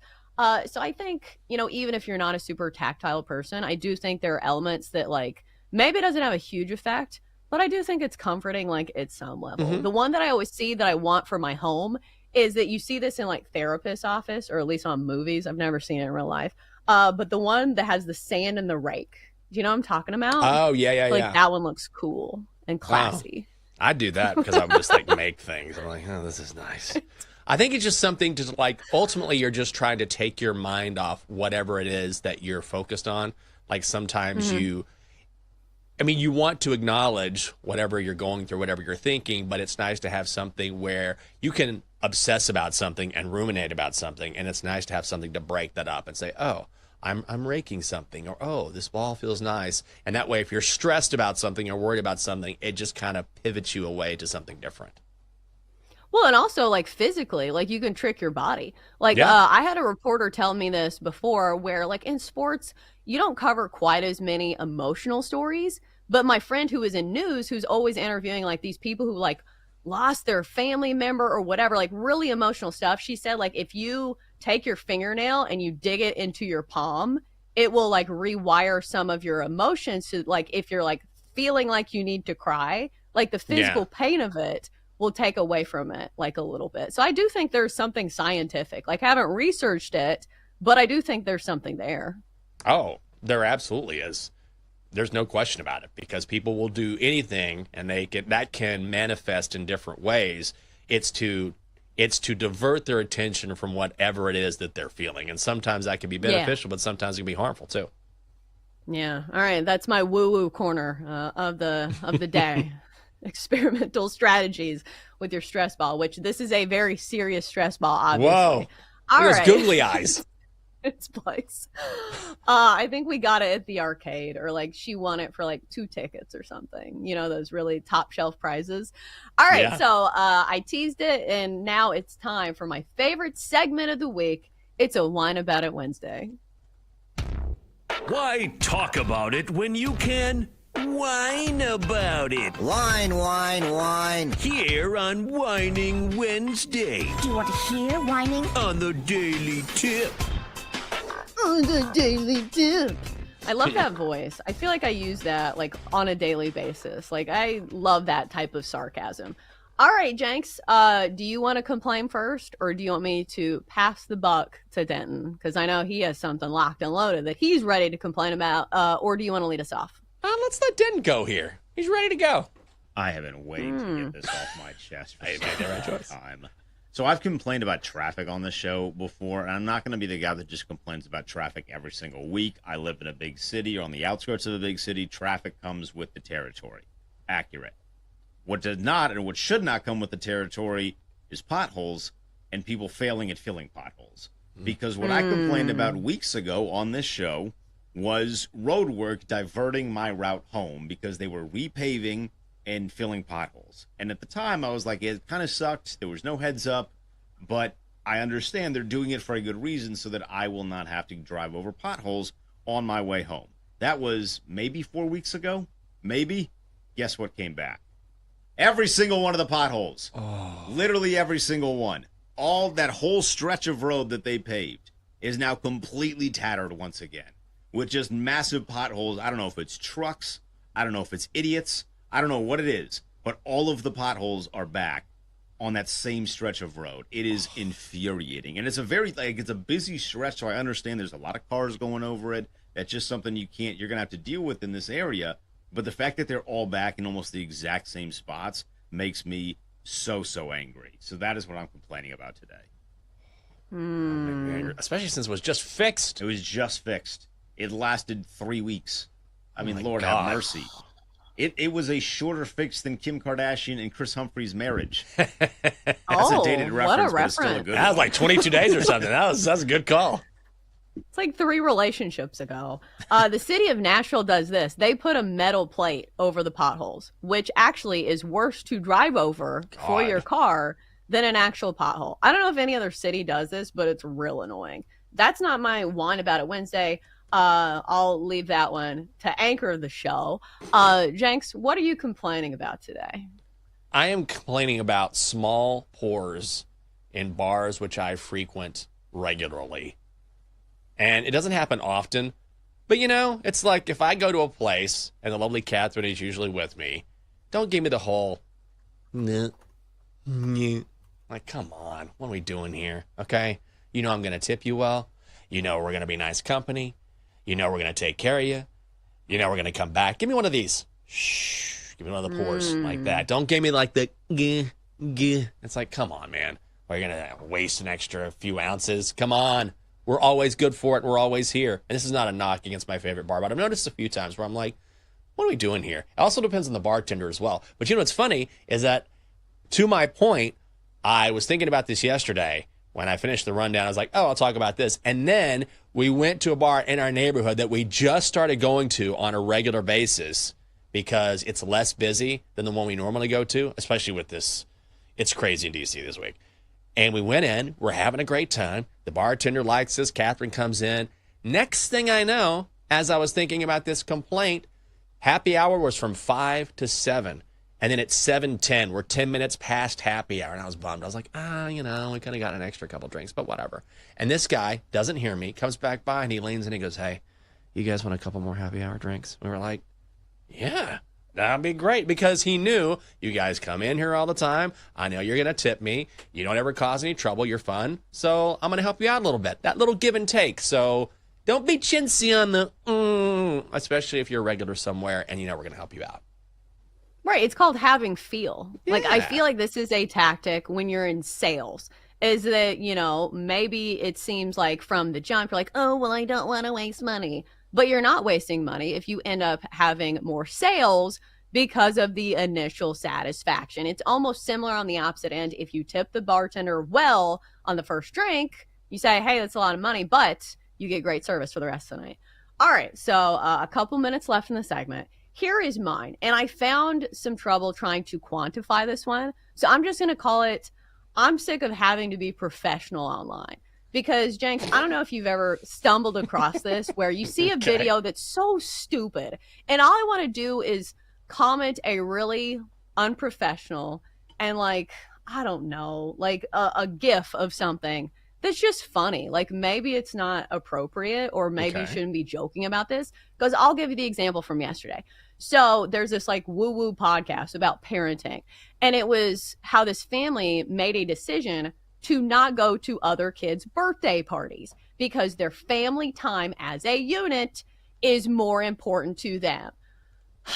Which I'm not going to dive into that, but all I wanted to do was comment with a gif of Michael Jordan saying, F them kids. It's all I wanted to do. But Jake's like, people will click on my profile and be like, this is a national radio host. I'm going to email Odyssey.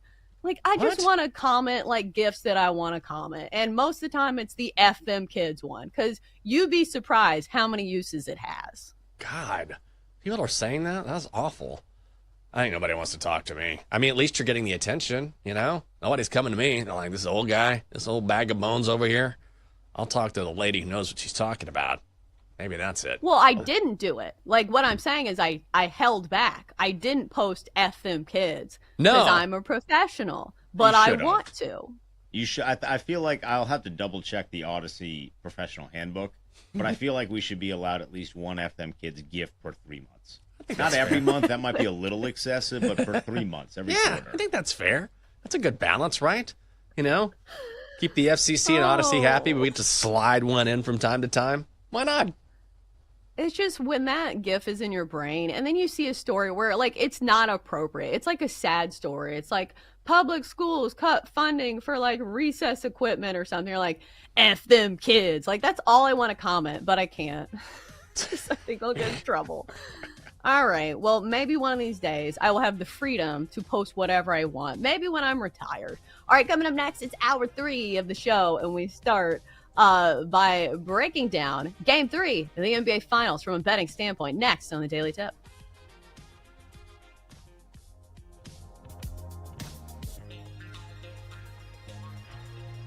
Chelsea and Jenks will be right back on the Daily Tip on the BetMGM network. Download the app today. Please gamble responsibly.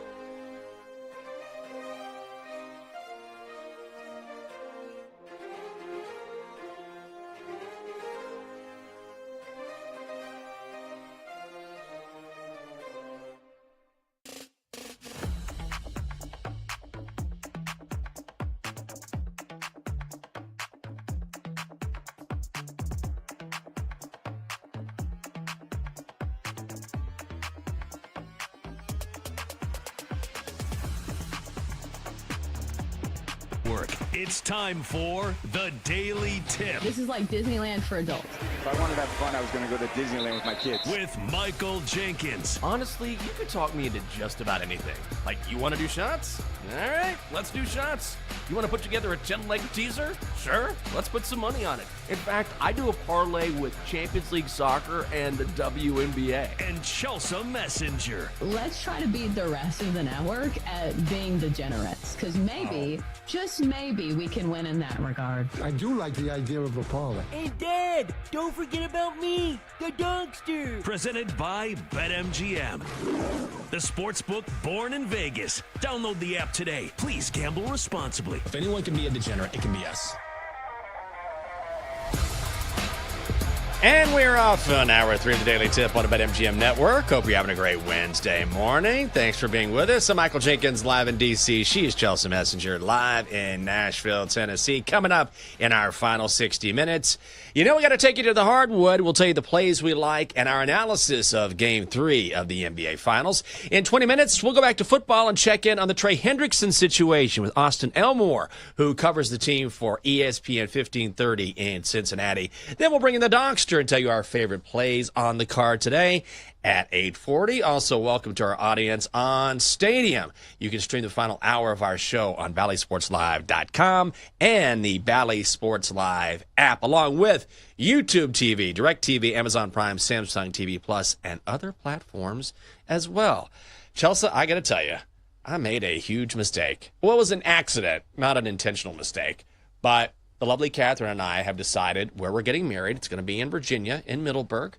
And so the place where we're getting married, the inn there, decided they would send us basically a gift basket or a gift box. And so it included a handwritten card and a lot of nice knickknacks, some snacks, some coffee cups. And so we got this on Saturday, and Catherine was so excited. And so she's opening it up.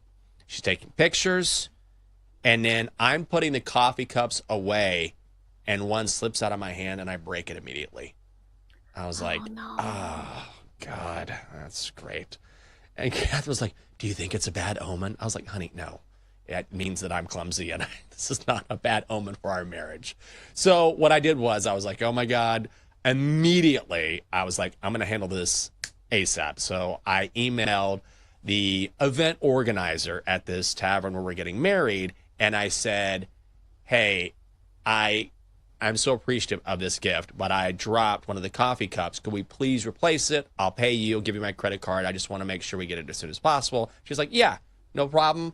I'll put one in the mail for you. We'll put it on your credit card. But this one coffee cup plus shipping, $50. That is an expensive. What? Yeah, I know.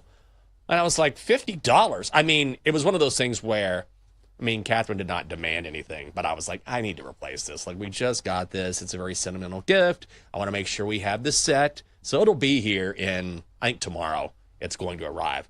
So we will have been without the set for only 3 or 4 days. But when I got the receipt, I was like, awesome, $50 for a cup.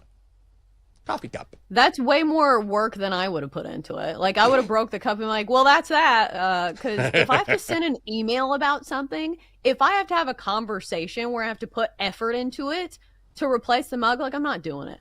I don't even do this for, like, returns. I hate returning things. Yeah. I will maybe go to a store if it's, like, really expensive, but, like, anything under, like, $15, like, whatever, it's lost money. Maybe I need to be more financially responsible, but is it something tied to the wedding that you want, like, the keepsake of, like, hey, Yes. every time we have a cup of coffee, we think about this? You couldn't wait till you went to the inn, though? Because it sounds like the shipping and handling was, like, the worst part. It was. Well, I just felt bad because and they're very nice, right? Like, they have the inn, or someone has drawn a very nice picture of the inn on each. I mean, it's not like hand drawn, but they have a picture of the inn on each cup, right? So it's definitely a reminder of, oh, this is where we're getting married or where we're going to be married. And so I just felt bad that we just got the cup. And we're going to be out there on site here in a few weeks. Like, we're going to go out there and just kind of take a tour, maybe take a weekend out there and just kind of check some things out because we want to explore the area a little bit. So I probably could have waited, but I just felt so bad about breaking it in the first place. I decided, let me take care of this as soon as I can. Well, if it's important to you, and more importantly, if it's important to Catherine, yeah, happy wife, happy life. There you go. That's why I looked at it. And so I told her, I was like, hey, this will be within the week. And she was like, oh, you didn't have to do that, but that's awesome. So I kind of feel like, you know what? Worth the money, even though the shipping and handling, like, my God, $12 for this? Okay. Well, you know who would not pay for shipping and handling? The Cincinnati Bengals. Because right now they are being real chintzy with the money that they're handing out after paying Jamar Chase and T. Higgins during the offseason. Now they have defensive players who want to get paid, including Trey Hendrickson. We've talked about that. They're at a standstill, age being a huge factor there because Hendrickson is 30, led the NFL in sacks last season with 17.5, but the real push and pull there is that Hendrickson wants a long-term deal, and the Bengals are like, dude, you're 30. No thanks. We'll give you a short-term deal, so he did not show up at rookie minicamp. Another player they're having issues with is Shamar Stewart, a defensive end out of Texas A&M, taken in the third round of this year's draft. Now, he is at minicamp. He is not boycotting minicamp like Hendrickson is, but he's not participating. He's just sitting and watching. And then he went off on the team yesterday about how they're handling his contract situation. You know, just take it day by day, pray to God. You know, he's always going to stand with me no matter what. And just know you're doing the right thing. Like some people say, we all agree Trey will be right? But technically he's still 1% wrong for being under contract. So in my case, I'm 100% right, so it should be a no-brainer. And in Trey's case, I think it should be a no-brainer too. I mean, he led 17.5 sacks for 2 years back-to-back. If I was the GM or I was the owner, take all my money. But I guess they don't operate like that. But I love that a rookie who has not signed is already like criticizing management. I think it's hilarious. I don't necessarily think that he's wrong. I also think that maybe, just maybe, it's not the right strategy right now. Right. I think that's where we definitely agree on this, is that I get what he's arguing for. And he didn't really allude to it in his quote, is that he wants the same contract stipulations that the other first-round picks are getting, which is fair. I just think the way that he's going about it, which anytime you're in a negotiation for anything, number one, I think you leave emotion out of it. This is why people have agents. This is why people have lawyers. So they do their arguing for him. So then some of these other things he says, he's like, oh man, if I was the GM, you're not. You just got to this team. Are you going to badmouth the entire organization that just drafted you? Like, it seems like a bold move to show up to work of your new place of employment and immediately start bashing the front office. Like, you wouldn't do this at any other job. No. So I agree with what he's saying, but I do think there is a better way to approach this. This is what your agent is for. Yes, I agree. I don't know. Bold strategy, Shamar. We'll see how it works out for you. Bold strategy, Cotton. See if it exactly. pays off. Like, okay, Shamar. I mean, Trey Hendrickson's going to get paid no matter what. He's already proven himself in the NFL. Shamar Stewart hasn't played it down in the National Football League. I appreciate the principle, but, you know, you don't exactly have the leverage that Trey has. So, man, who knew the Bengals would be the centerpiece of so much drama in the NFL offseason? We'll get some drama tonight. We know that in Indianapolis. Hopefully some of the good kind, with maybe a good finish, a great basketball game. Game 3 of the NBA Finals, the Thunder and the Pacers. Thunder are laying 5.5. The Thunder minus 220 on the money line. The Indiana Pacers plus 180, and the total now set at 228.5. That's where it opened. Dipped down to 227 and a hook this morning, right back up to 228.5. So we're sort of sitting right there at that over-under. The Thunder dominating Game 2 after the Pacers came out and stole Game 1 with that great shot by Hallie at the end of the game. Chelsea, what is going to happen here? How are you going to play it?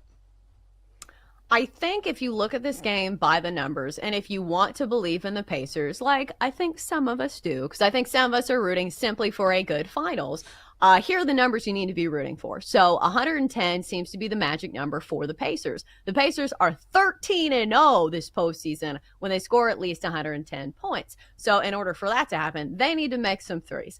You're not, getting into the paint against this Oklahoma City Thunder defense who's been the best at defending the paint all season long and all postseason long. So they need to make their threes. Also, it feels like the overhits, if the Pacers are going to win this game, I don't see the Pacers winning a slugfest against this defense of Oklahoma City.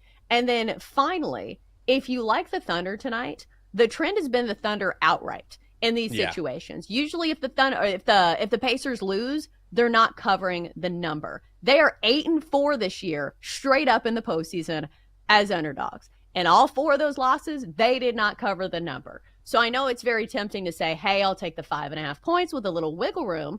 But I think, if you like the Pacers at home tonight, just take them on the money line at plus 180. I am not going to sit here and say that the Thunder can't win this game. They are very consistent. They are very good. We saw that last game. But the name of the game in sports betting, I feel like, is not overreacting to one game. So I think we will see a better fight from the Pacers tonight. I think I'm going to lean towards the Pacers, and I'm going to lean towards the Pacers on the money line. Yeah, I think I'm going to as well. I'm trying to decide if I should play it or not. But I think you're correct in saying if you like the Pacers just because of how good they've been in the postseason as dogs, just get yourself some plus money. I think the atmosphere is something that, you really can't quantify that. Like, home court is home court, and it's hard to put a number on that. I think in football they say it's 2.5, 3 points, right? That's the difference if you play in your home field. But I do think this is going to be a madhouse tonight. I think the Pacers are going to be absolutely energized. This is the first NBA Finals game in Indianapolis in 25 years. And also, I think that this is a better spot for the Pacers. Look, they grabbed home court advantage. They split the first 2 games of this series. That's the best you can hope for because I don't think anyone believed the Pacers were going to go in and win the first 2 games of this series in Oklahoma City. And the one thing I think the Pacers have to do tonight to reiterate this is that they've either got to lock down their defense or they have to do something to mitigate all of the different ways that Oklahoma City can score on offense. I expect Tyrese Halliburton. I know he's very inconsistent, and I know his game is not scoring a lot of points. His game is being a balanced player, dishing the basketball, scoring when needed, hitting clutch shots. But at times in the playoffs, when they have needed him to step up, he's been able to do that. And he admitted this after game 2, I've got to be more aggressive. It doesn't mean he has to go for 30, 35 points. But when you're dealing with the Oklahoma City Thunder, a different animal, because SGA is going to get his, right? Like, SGA is probably going to go for 25, 30. That's just what he does.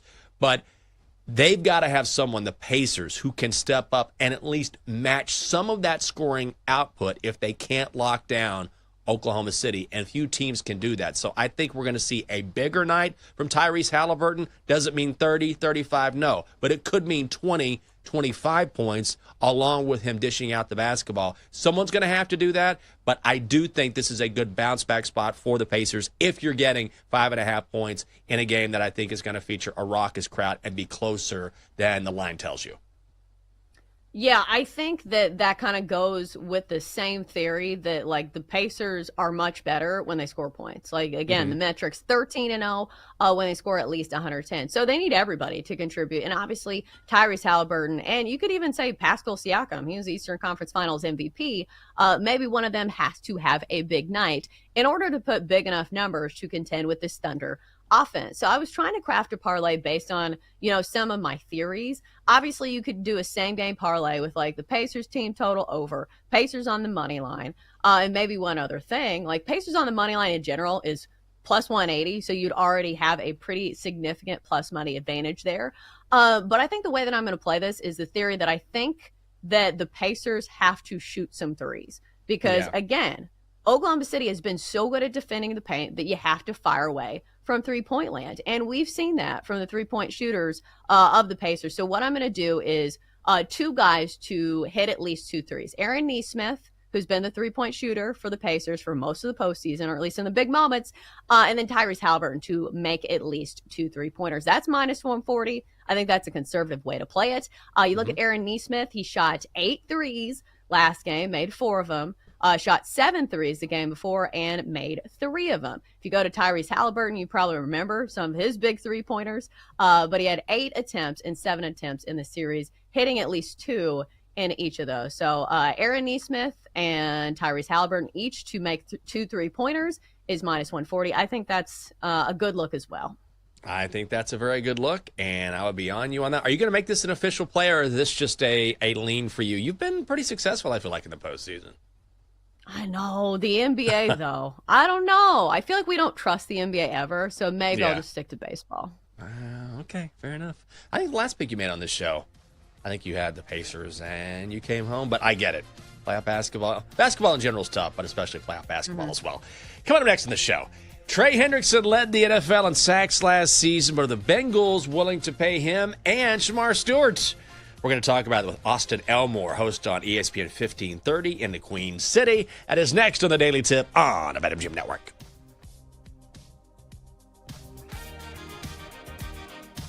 Chelsea and Jenks will be right back on the Daily Tip on the BetMGM Network. Download the app today. Please gamble responsibly.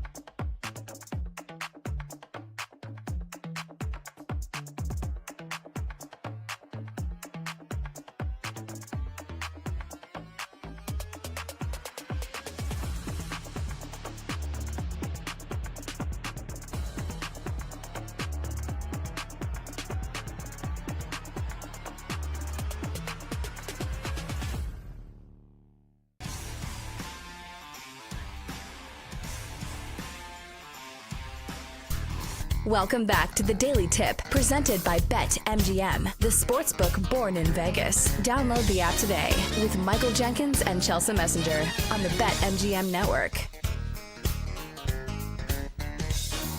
Welcome back. It is a Daily Tip on the BetMGM network. Double D.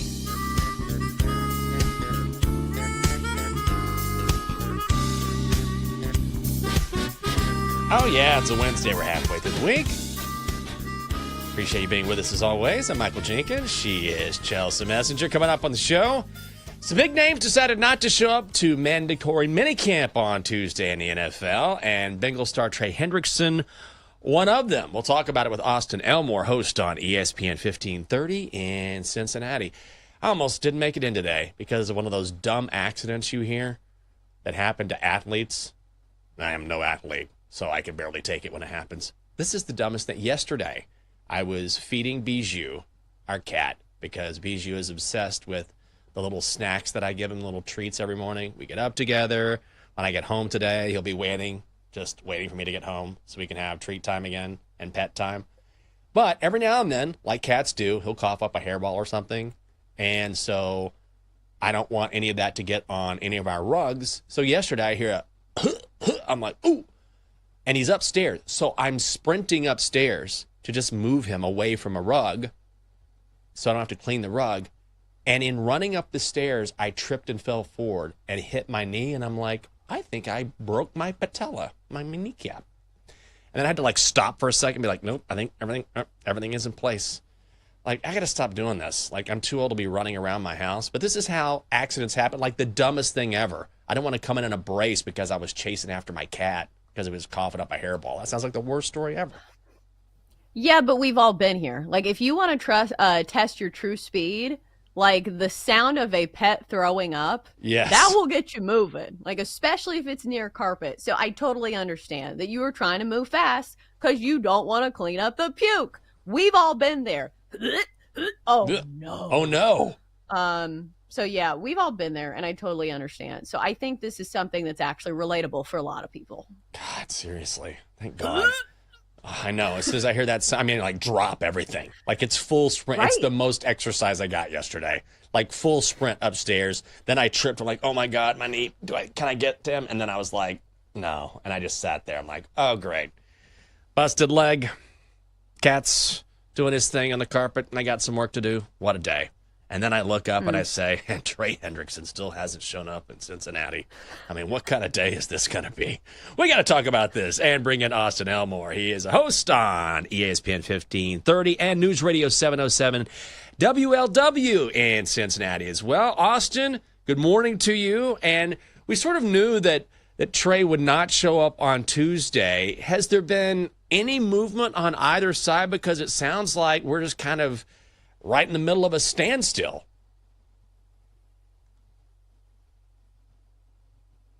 Austin? You with us? Chasing after a cat, maybe?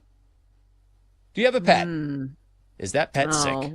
Oh, he's not there. We're going to have to call him back, it looks like. Oh, man. He probably heard my story. He's like, this is dumb. I thought this was a sports show. Click.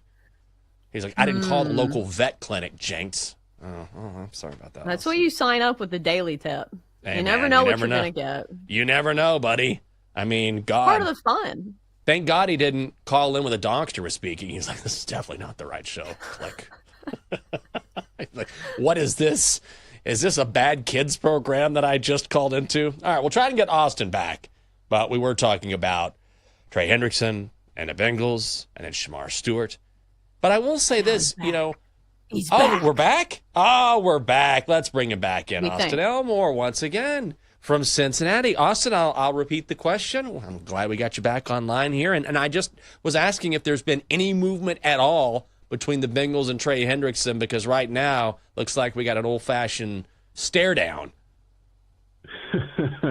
Yeah, thank you guys for having me on. There has been little to no movement whatsoever. We got a sprinkling of movement yesterday when Diana Rossini of The Athletic reported that the Bengals have at least reached out to Trey's side and did so, I think, 2 days ago prior to mandatory minicamp. My guess would probably be that was to just reiterate to Trey that he is subject to fines if he doesn't show up. So I don't think there's any movement, and I don't think there's going to be any movement for quite some time. Okay, so who do you think wins the standoff? Because maybe there's not movement, and that makes me think that you are siding towards the Bengals winning this. But Trey Hendrickson has a nice little resume to at least argue for his case. Who wins this? He does have a nice little resume. Historically, in these types of battles, the Bengals win. And so I'm erring on the side that the Bengals are going to win. I think it comes down to length. Trey wants a longer deal, a little bit more stability, and the Bengals have already given him 2 contract extensions and made him a very well-paid player, and they're like, all right, listen, man, it's time for you to hold up your end of the bargain and play out this deal with us or accept a 1-year deal. That's the report. Mike Florio said $28 million on a short-term deal, a short-term extension. That would make him a top 10 paid defensive end in the NFL, but Trey's looking for something longer than that, and that obviously would be more money. I don't expect the Bengals to change here. I expect them to dig their heels in, and I expect them to say, this is our offer. Either you play on your current deal, you accept our offer, or something else, but we're not going to change. So, Austin, then we had Shamar Stewart come out yesterday and criticize Bengals management, which I don't know was maybe the best strategy. I understand the point he's trying to make here. Is this becoming a common theme with the Bengals? I was going to maybe imply that earlier, but then they paid Jamar Chase. They paid, certainly T. Higgins and doled out money there. Is this player specific? I do think, well, with Trey, I think it is a little bit player-specific because he's going to turn 31 years old in December. He's not a freak athlete like Myles Garrett, like Max Crosby, like some of these other top-paid defensive ends. And I think there's a legitimate concern that Trey will not be able to sustain that level of play well into the future. He's also a below-average run defender. He's not a good tackler. And a lot of his sacks last year came against backup offensive linemen. Yes, he's disruptive. Yes, he's impactful, but he is not at the level as the top 2 or 3 defensive ends in the NFL. And the Bengals probably look at that and say, we're not going to pay you that if we don't think you can be that, especially years into the future. For Shamar Stewart, this seems to be coming down to little details. He did not sign his practice waiver, and because of that has not been on the field at all, and is now saying, and apparently according to the reports, it's coming down to the default language in the contracts. Now, the difference between Trey and Shamar is Trey has a little bit more leverage. He doesn't have much, but he has a little bit more. Shamar Stewart has no leverage. His only leverage is not signing the injury waiver and practicing in minicamp and up to training camp. That's his only leverage, and so he's using that the best that he can. And then yesterday talked to the media and was very open about the way that he feels, which I don't know if that's the best strategy either. Yeah, does he not have an agent? Like, to me, like, that's what you use your agent for, or a lawyer or something, especially if it is something very small in the contract details. So I'm not sure what's going on there, but, like, what's the other option for Shamar Stewart? Like, he can't go to another team, can he? Like, I'm just trying to think. Like, right. I don't think he has any leverage. Yeah, there's really nothing that he can do. So I think their play, him and his agent, their play is, all right, well, I'm not going to sign this injury waiver, and that will keep me off the field, and that will put pressure on them. And then when you use Trey Hendrickson as the backdrop, that will also put pressure on them because now who's going to rush the passer? Without Trey last year, they were terrible rushing the passer. You've got Joseph Osai and Miles Murphy and guys like that, but those are still large question marks, and this is a dude that you picked in the first round. So to answer your question, there is almost no leverage for Shamar. His options are very, very limited, so he's kind of fighting and clawing and scratching his way, trying to pick up everything he can and turn to talking to the media, which – again, I don't know if that's really a wise decision.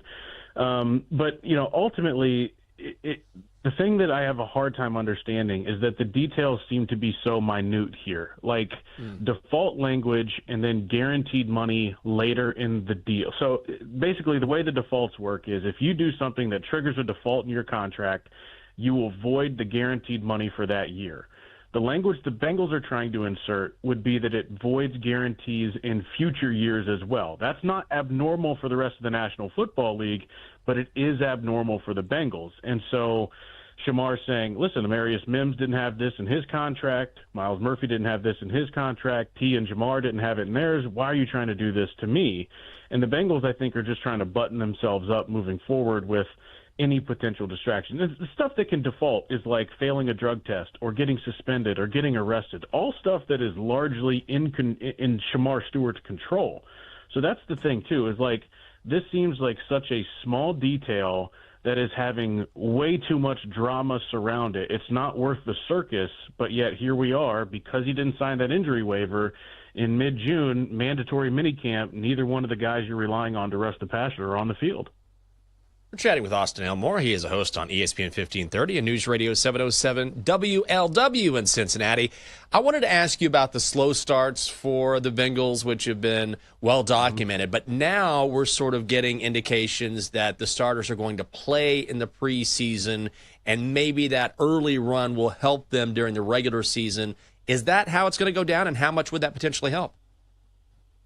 That's certainly the way that it's looking. I mean, if you look at the last couple of years, and really ever since Zach Taylor has been the head coach here, they just don't start fast. And when they have, they went to the Super Bowl in 2021. So there are multiple times over the course of Zach's tenure and Burrow's tenure as well where early season struggles have come back to bite them at the end of the year. Most notably last year, losing that first game of the year to New England. That hurt the Patriots because they didn't get the first pick, and it hurt the Bengals because they didn't make the playoffs.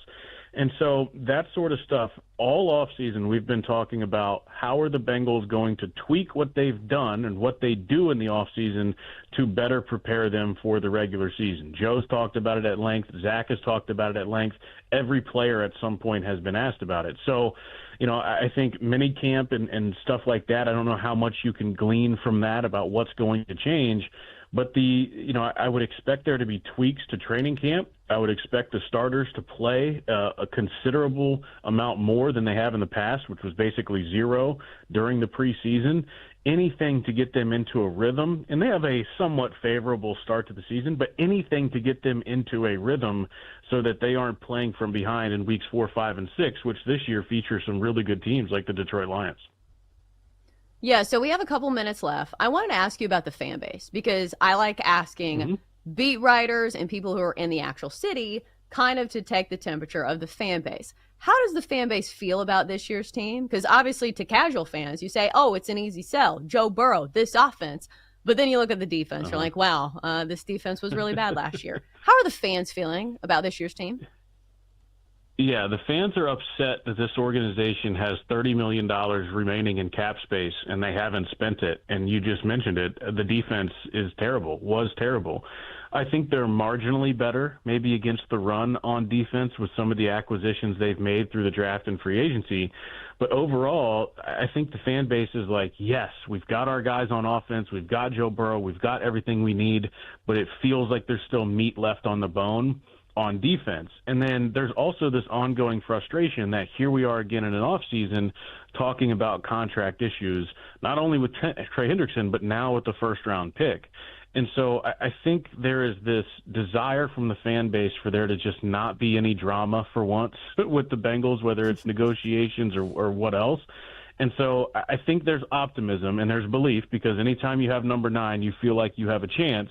And Joe has proven to be a top 2 or 3 quarterback in the National Football League. So there's excitement, there's energy, but I think in the back of the minds of a lot of fans, there's this, gosh, I hope this doesn't come back to bite us. And by this, I mean Shamar and Trey and not spending up to the cap to fix the defense. You can check him out as host on ESPN 1530 and News Radio 707 WLW in Cincinnati. It is Austin Elmore. Austin, thank you so much for your insight this morning and for coming back on the show. We appreciate it. Yeah, thanks, guys. Appreciate you having me. You bet. Glad we got him back on. That's some great insight. I mean, the Bengals are a fascinating team because I think when you talk about the teams right now that are favored to win the Super Bowl, certainly the Eagles are there, the Ravens are there. There's some obvious picks, but the Bengals, I feel like, are a sneaky candidate because whenever you have Joe Burrow and the season that he had last year with that talent, there's always a shot. Oh, for sure. And from a betting standpoint, like you usually get a pretty good number on the Bengals. And we've seen it. They don't have to be great in the regular season in order to make waves in the postseason. They just simply have to make the playoffs. But I wonder when it starts to shift from, hey, we have this great quarterback that early on led us to a Super Bowl appearance, to, okay, we have this great quarterback. Why haven't we been back? Because I'll ask you the same question. Like, if this was like with Jaden Daniels and you had this great rookie season, and then fast forward 5 years and you haven't won a Super Bowl, do you start to get antsy? I think you do. You get a little antsy, but I just feel like when you have a quarterback who is that great and that talented with that weaponry, if they can improve the defense a little bit, then the window is always open with somebody that dynamic. Coming up next on the show, let's fill our pockets with some baseball bets, and maybe we'll sprinkle in some basketball. I don't know. It's not official just yet. We'll talk with the Donkster as well. It's coming up next on the Daily Tip on the BetMGM Network. Coming up, Jenks and Chelsea give out their best bets here on the BetMGM Network. Presented by BetMGM, the sportsbook born in Vegas. Download the app today. Please gamble responsibly.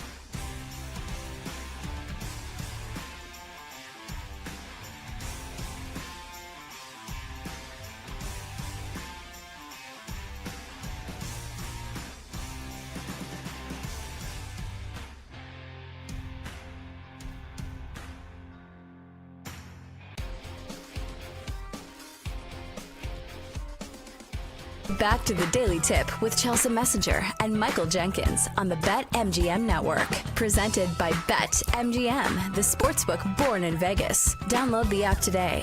Please gamble responsibly. Welcome back to the show.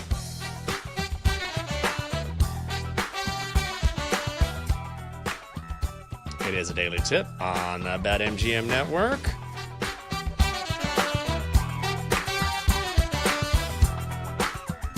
Middle of the week, guys. Great to have you along with us live across the country.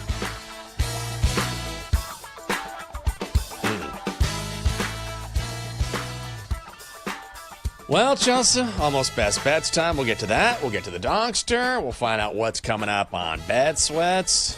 What does the day hold for you? It's a big errands day for me. Real excited. I gotta go to two different pharmacies. Ugh. Gross.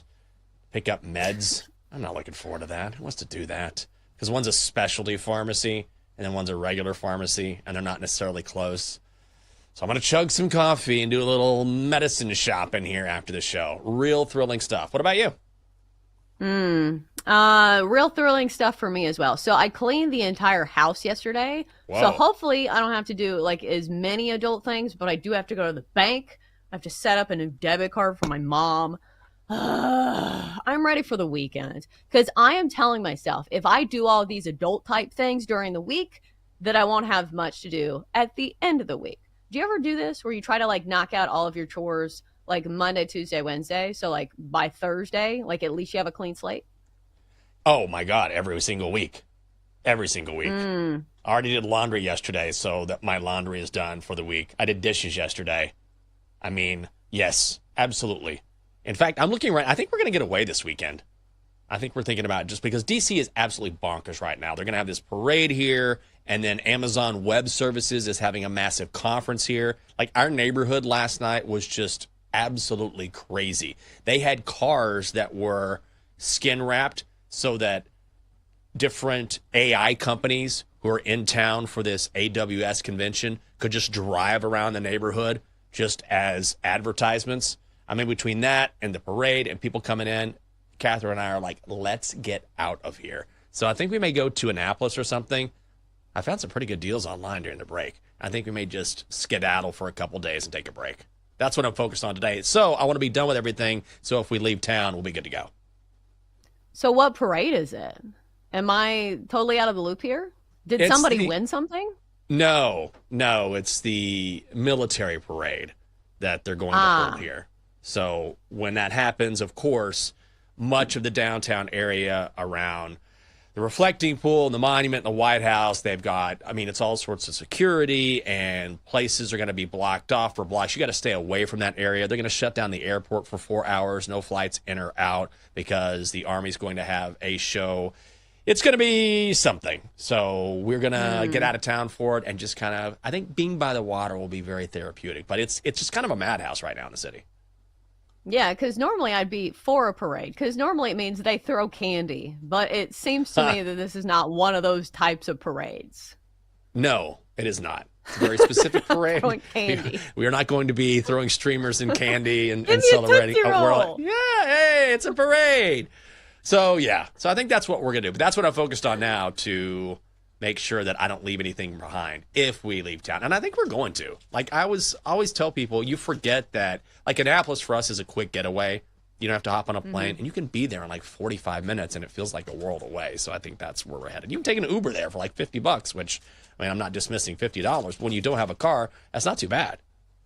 And they have a casino, if I'm not mistaken. I don't think Annapolis has a casino. No. Oh, God, I'm so bad at geography. Did we not go to Annapolis? Where was that? We went to National Harbor. Is that what you're thinking of? Is it not the same thing? No. National Harbor is about 15 minutes from here. It's in Maryland, but it's different area. Close. I mean, both yes. Maryland. That's there why you go. Got it. I'm the DMV expert on this show, clearly. I mean, I wish there were a casino there. That would be amazing, and I would definitely be all over it. So, you drive up to Baltimore, find a casino there. But I think we'll probably I need to stay away from a casino. But Because once I get going, forget about it. It's an all-night ordeal, which I love. But no casinos, just some chill time. Coming up next on Bet Sweats, Sammy P and Kate Constable are along. They'll get you set for Game 4 of the NBA Finals and the U.S. Open, or Game 3, I should say. Ian McMillan from Sports Illustrated will stop by at 10:20. Then it is Scott Braun of Foul Territory to talk Major League Baseball at 11 a.m. Chelsea, it is time to hand out our favorite plays, so let's do it. Time to place your bets. All right, let's hear some winners. All right, time to run it back with the play on the Tigers today at -104 against the Orioles. Who's setting these prices? I said this exact same thing yesterday when the Tigers were even money against the lowly Orioles. And what do you know? That one came through. And I don't like to, obviously have a parade before the bet even hits. But even if this doesn't hit, it's too good of a price to leave on the table for one of the best teams in all of baseball. We know the Tigers have been the talk of the American League all season long, sitting at 44-24, and they have one of their better starters on the hill today. Casey Mize, 6-1, 2.91 ERA, squaring off against Zach Eflin, who I will say has been pretty solid this year. 5-2, 4.47 ERA, though, with this Orioles bullpen and this Orioles offense. No, thank you, please. The Orioles as favorites this year have been god-awful. They don't even have a winning record as favorites this year. 13-22. They've got a losing record at home at 12-18. And plus, if you look at the overall teams in this one, Detroit is a top 5 offense, top 5 in run differential, and top 5 in bullpen ERA. Meanwhile, you look at the Orioles, they have a bullpen that sits in the bottom 8, an offense that sits in the bottom 8, and overall, it's not a team that I want to trust. So let's go Tigers on the money line at -104. Yeah, what Chelsea said. I like that. I'm playing it in a different way, but I agree with you there. I am going to go, where am I going to start here? Who do I want to fade first? This is a good one. Let's go Cubs Phillies. Early game. We're going to go over 8 here. I'm playing it down and laying the juice here. Look, you've got Ben Brown going up against Jesus Luzardo. Luzardo has been awful. 20 earned runs over 5 2/3 innings. That's a span of 2 games. Not only that, the Phillies are 2-10 in his last 12 starts overall. You like the Cubs at plus money. I like that play as well. On the flip side, Ben Brown, not someone I usually trust. Been much better lately. But he got roughed up by the Phillies earlier this year. 6 runs in 3 2/3 innings. I think some negative regression is coming. If you want to play it over 8.5, I like that as well. I'll play it over 8 at -149. Cubs and Phillies today in the bank. Yeah, like that one. At least it feels like you can count on the Cubs for offense. Their bats have been really good all season long. All right, so I'm going to be fading a team that I don't think can hit, and the numbers bear that out. So I'm going to go with San Francisco starter Robbie Ray under his earned runs prop of 2.5 for -110 because he is facing the Colorado Rockies, who are bottom 5 in just about every statistical category, the worst team in MLB when it comes to batting average. And you say, okay, Chelsea, well, this game is at altitude. Maybe they can hit some home runs. They're bottom 5 in home runs, and they're terrible in the first 5 innings, which is generally when the starters are there. They have the second fewest runs scored in the first 5 innings of any team in baseball. Meanwhile, Robbie Ray, since April 21st, has only gone over this number once. He has gone under this every single start since then. So I'm going to bank on Robbie Ray to have a good outing. Under 2.5 earned runs is the play for Robbie Ray. Oh, man, I'm on this as well. I'm going to play the Giants in the first 5. Per your recommendation, by the way. I mean, not only do you have Robbie Ray going for the Giants, you have Kyle Freeland going for the Rockies. Kyle Freeland. 0-4 in Denver. 7.71 ERA. Opponents are batting .400 against him. Like every person in the lineup is Ted frickin' Williams whenever they face Kyle Freeland in Denver. In his last 2 starts, the Rockies have lost 13-1 to the Yankees, 10-2 to the Tigers. I know the Giants don't hit like those 2 teams, but with Robbie Ray on the mound, probably doesn't matter. Giants' first 5 run line is -155. I'm with you on the Tigers as well. Whenever you can get a good price on a team like this, you just absolutely take it. So I'm with you on Detroit. Finally, I wanted to play this yesterday, and I got the old screw job because Brian Wu was supposed to start yesterday for Seattle, got scratched. Now he's starting today against the Diamondbacks. So I'm back on the Mariners at 115 in Arizona. Brian Wu, 5-3, 3.07 ERA. He's been also very solid on the road, 3.45 ERA in 7 starts. But what you're really doing here is fading Erod. Eduardo Rodriguez.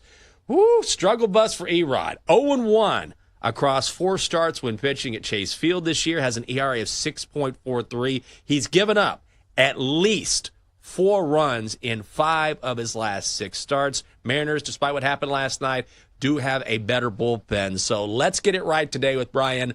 Woo! Mariners on the money line at -115.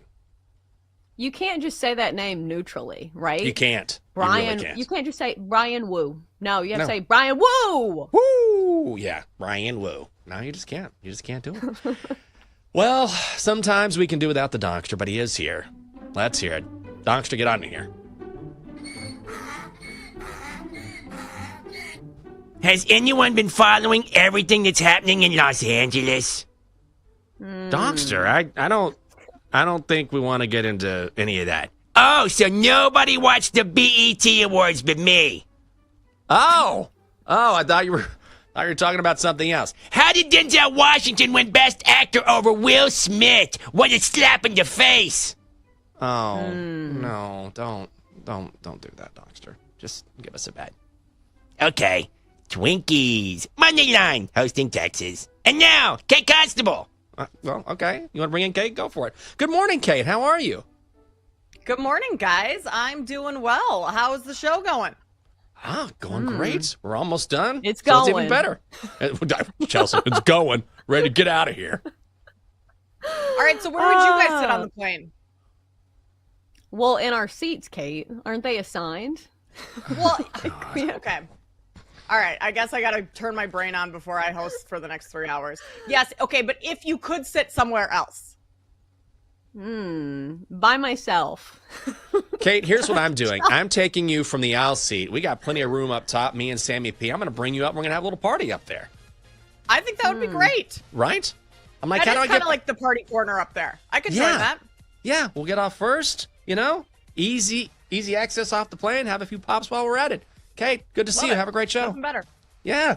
That's it for us on the Daily Tip on the BetMGM Network. For Chelsea, I'm Jinx. Have a great Wednesday. You've been listening to the Daily Tip on the BetMGM Network. Download the app today. Please gamble responsibly. If you missed any of the show, listen back anytime on the new and improved Odyssey app.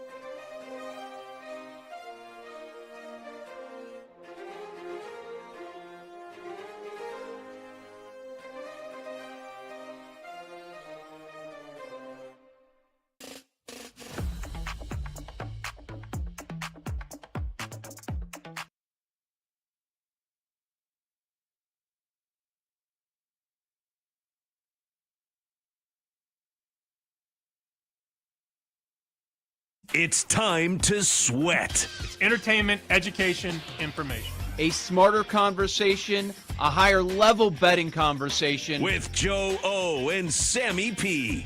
It's two guys who have known each other a long time, firing bets during the show, after the show, into the night. We've been doing this so long, we're like brothers, so we're going to call each other out on some of their BS. Get ready to fire. Why are you betting 2-1 on Sunday when you could have bet 4-1 on Tuesday? We're not going to force picks. What we give on the show is what we're betting.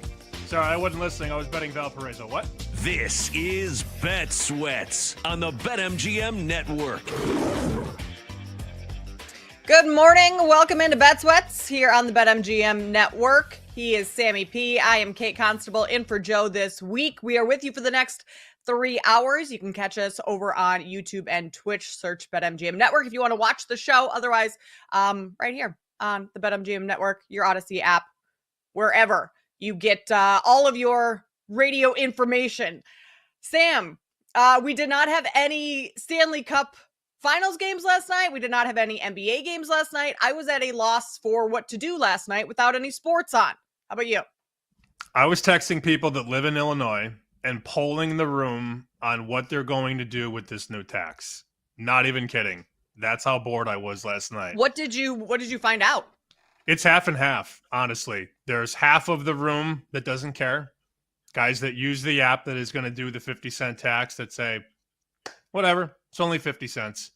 And then on the other side of the world, you have people that are enraged. And I think we have to understand the scaling of said rage. Sure, it's easy to be upset at FanDuel. Not to give FanDuel any love here, not that we are, but they're the ones that are going to put that tax into play in September 1.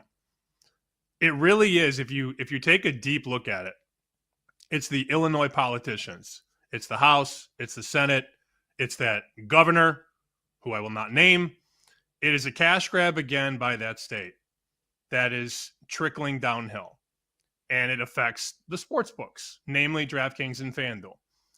FanDuel doesn't have the greatest retaliation by taxing the customer, but it's not FanDuel's fault. It really starts at the top. The other side of that spectrum, as I just talked about, people saying they're never going to use that app again. The truth is probably somewhere in the middle, but you still have a faction that doesn't care and a faction that really cares. And I think that speaks to a lot of the issues in the space. Some people have price sensitivity, others don't. Some people care about getting bent over, others don't. And it's the ones that don't care about 50 cents here and there and potentially laying $1.12, $1.14, $1.16 instead of $1.10. The books are going to gauge those people. And the ones that don't care are going to continue to lose money and life will go on. But it's fascinating that you can text 10 people the same question and you can get 5 answers on the yes side and 5 answers on the no side in terms of, do you really care about this issue? It's like the extra guac at Chipotle. Are you paying the extra 50 cents for the guac at the end of the line? Sam, I know, like, you, Joe, this show is like, you guys are serious bettors. Like, you're not betting 10, 15 bucks on a game. So of all the 10 people that you talked about, is there any difference in their unit size? Did that make a difference at all? Because I know the guys that you talk to, the guys you're texting in Vegas, like, they are serious bettors. So did that, but was there a range at all in those people in terms of how serious of a bettor they are? I should have prefaced it. I'm glad you followed up. These were all rec bettors that are doing 10-leg parlays and betting $10, $15, $20 a game. The common thesis was, we don't care.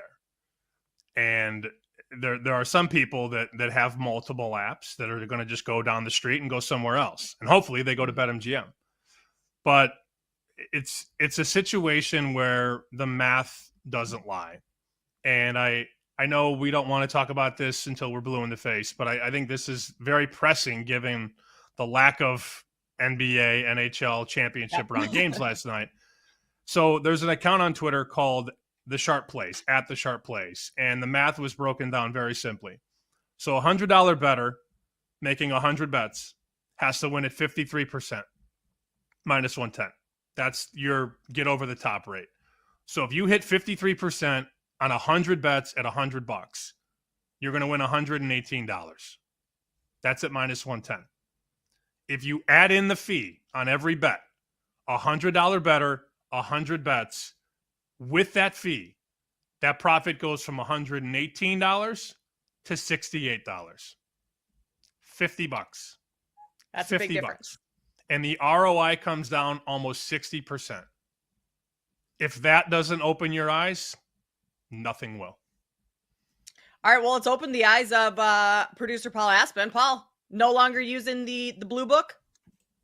Yeah, no, I'd never use them again as long as they're, and like I think DK tried this, something similar like last year. They were going to implicate something and they got pushed back. Maybe that's what this is. Maybe FanDuel sees it through. I would never use them again because you've got options right now. And I do think in this space in general, there has been some, well, that's just how it works with them up in the tax and are passing it right along to the better. And they don't have to. That's a choice they're making. This is a company that we talked about the rec books in general a lot. Use predatory tactics. They limit players. They ban players. They take sharp information to get from sharp bettors. They say, okay, we're not taking that bet. They move the number, and then it's a worse price for the rec bettors. Like those are predatory tactics, and the parlays, all the ads, all the social media posts selling the lottery ticket dream. Those are all predatory tactics that lead to massive, massive profits. And so DraftKings and FanDuel have the massive lead. I would say if I were another book, okay, FanDuel, you go ahead. And I would try and use this as a way to crack into that market share a little bit. I don't know how successful you'll be. And the problem will be, and we voiced this on this show, I think Joe and Sam specifically, like if it kills the competition, that is worse for the customer. If there's consolidation, that is worse for the customer. Absolutely. But FanDuel doesn't get a pass because they're passing it right along. I think there's been kind of some glossing over that. They don't have to do that. Take issue with the state doing what they're doing. Like that is its own separate thing. Like start there. If you're going to take issue with that, take issue with that. But the book passing it right along to the customer, there's nothing saying they have to do that, and they're still going to make plenty of money if they don't implement that 50-cent tax and pass it straight along to the customer. I just think that's wrong and it's predatory, and I think there's different lanes of truth here, but no one should be crying for that book here. And I just think it's the customer gets stuck in the middle. I think what they should do, Kate, other books in the state, is take the political playbook approach. We all see the ads every election season. Yes. 100%. You see how people from one party take clips or snippets or tidbits from another party and use that against their opponent. If I'm BetMGM or any other book in Illinois, I am campaigning against you using the blue book. Why not? Explain it, put out instead of pumping a 30-second commercial where you could bet $5 and win $10,000. No, go at the book that is trying to take more money out of your pocket. Well, I wonder I had if the same exact thought. Yeah, the political attack ads like that. It would make sense, right? Like, why not crush your opponent on top of promoting your own stuff? That's essentially what political ads do. Yes, and you're never going to sway the hardcore right or the hardcore left. But you get everyone in the middle. The bettors in the middle can be swayed if it's done right.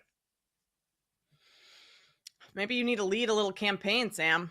I think we just solved world peace on this show. I love this. What a start to the morning. Wow. I mean, we thought we didn't have much news with no NBA, no NHL last night.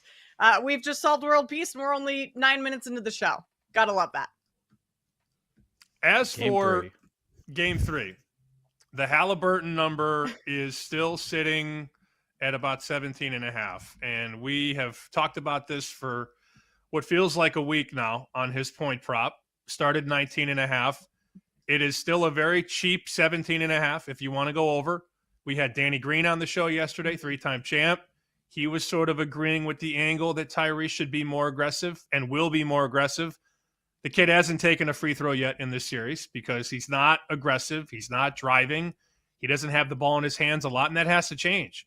Pressure or not, double team or not. I mean, this Thunder defense is great. He has to still try and push the envelope. And I love that over 17.5. And I'm pretty sure you laid a nice 5 the other day. A lot of books are 5.5 now. So you have OKC -5 in pocket, right? I do. Interesting. The Thunder haven't covered on the road yet. I didn't even realize that because I don't necessarily we don't bet necessarily based on trends, right, Sam? So the fact that the Thunder haven't covered doesn't mean that they're never going to or not going to, but they're 0-7 on the road this year. So their splits home and away are drastically different. I still like my 5. I still think the Thunder are a significantly better team and can certainly cover that. But I'm starting to lean a little bit more towards Thunder win game 3, Pacers take game 4. And we have a what would that give us? 6-game series if I think the Thunder are going to win? Well, if I think the Thunder are going to win in 6, which I do.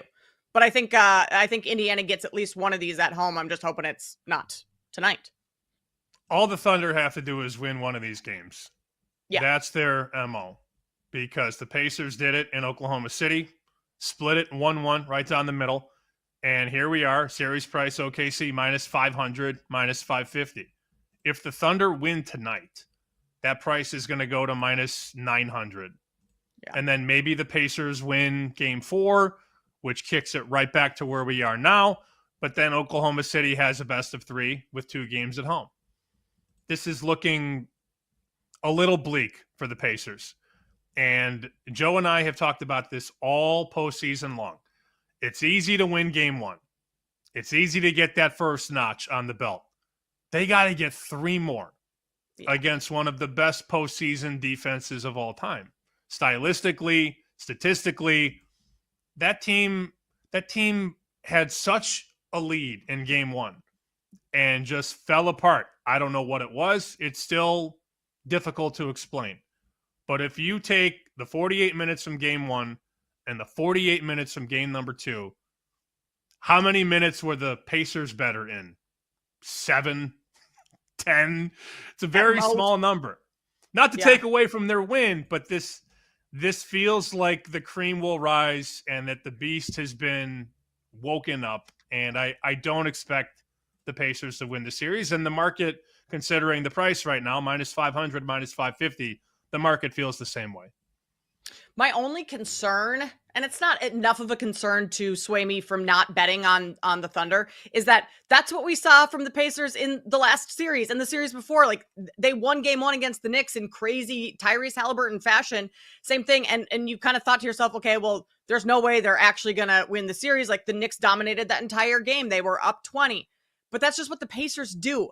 The difference between the Knicks and the Thunder, though, is the defense. And the Thunder overall, I think, are just a better team, but their defense is so swarming where that's what's going to slow the Pacers down in a different way than the Knicks were not able to.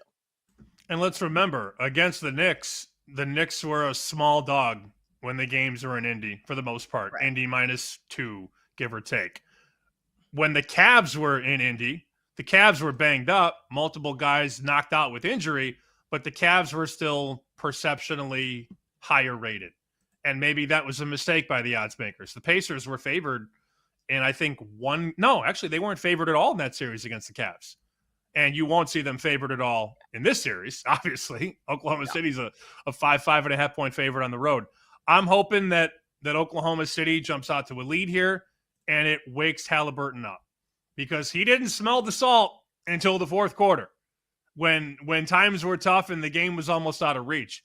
I hope that OKC gets out to an early lead here and that engages Halliburton. We can both win our bets. You can win your Thunder bet -5 and I can have my Halliburton bet over 17.5. I think he has a big game, but I still don't think it's enough.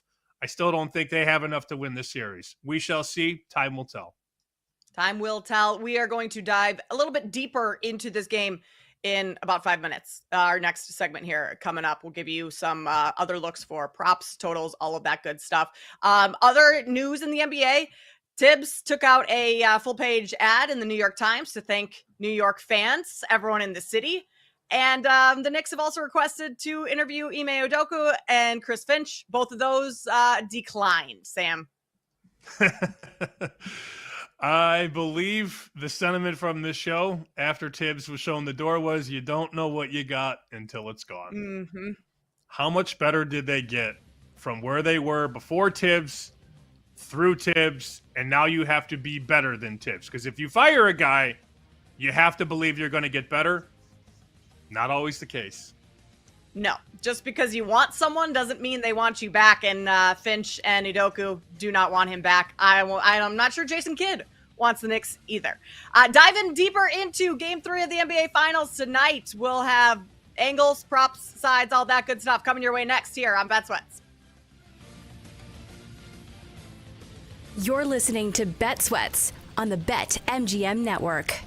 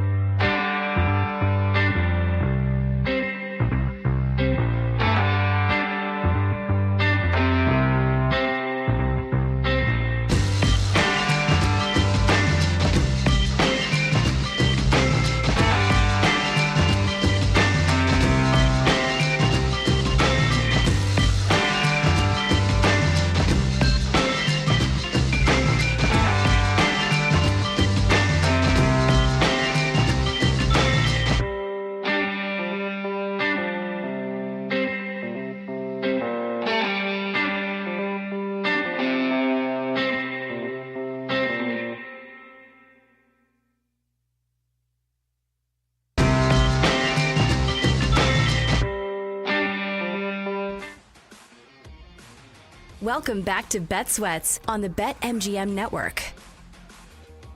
Game 3 of the NBA Finals is tonight. The series has moved to Indianapolis, so the Pacers will host their first NBA Finals game in 25 years, Sam. First, the Knicks snapped their 25-year streak of not going to the Eastern Conference Finals. Now we've got the Pacers hosting theirs in the first 25 years.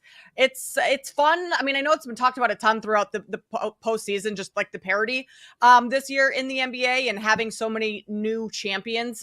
We'll have our 7th new title winner in the last 7 years, but it's fun to see different teams than we typically see, and especially not like the big super teams as well. I agree. It's nice to see something different. I wonder what the league will think when they get the ratings, and the ratings are horrible, because they probably will be. And Adam Silver was on a couple shows saying it's all about enhancing the league and growing the game and giving other teams an opportunity, and that's all fine and dandy. But we'll see. We'll see what happens when we find out just how few people are watching OKC and Indiana. It's not the Celtics or the Lakers or the Knicks or the Warriors. It's just not. Or Chicago, huge market. Not that Chicago's anywhere near a championship. Nowhere close to that. Yeah. No, ma'am. No, they are not. But if there was one thing David Stern did well as commissioner, it was build up the big cities. And you would see it constantly. I mean, think about the 90s. It was Chicago for 6 championships. Then Los Angeles gets into the fold in the early 2000s. Then Boston and Los Angeles get good. A little different here with OKC and Indiana. It's fine. I'm not one of those people that cares about ratings, but I'm sure the league does, whether they admit it or not. As for game number 3. Go ahead. Sorry. 1 second, Sam. Maybe the league should hype up the finals a little bit more in terms of the pomp and circumstance surrounding it, not the digital clip art Larry O'Brien trophies on the court. Get the full trophy in the center of the court, the final script. Like, let's start doing some of that, and maybe that might entice people to watch a little bit more than just for the basketball. But I digress. Continue on with where we're at in this series. So we know the price. We've discussed it. Big number on OKC, minus 500, minus 550 in that wheelhouse, telling you the Thunder are likely going to win, which is not a surprise. As for the game itself, we've seen some push on the Thunder early in the week, to go from 5 to 5.5. But, Kate, I never saw a 6.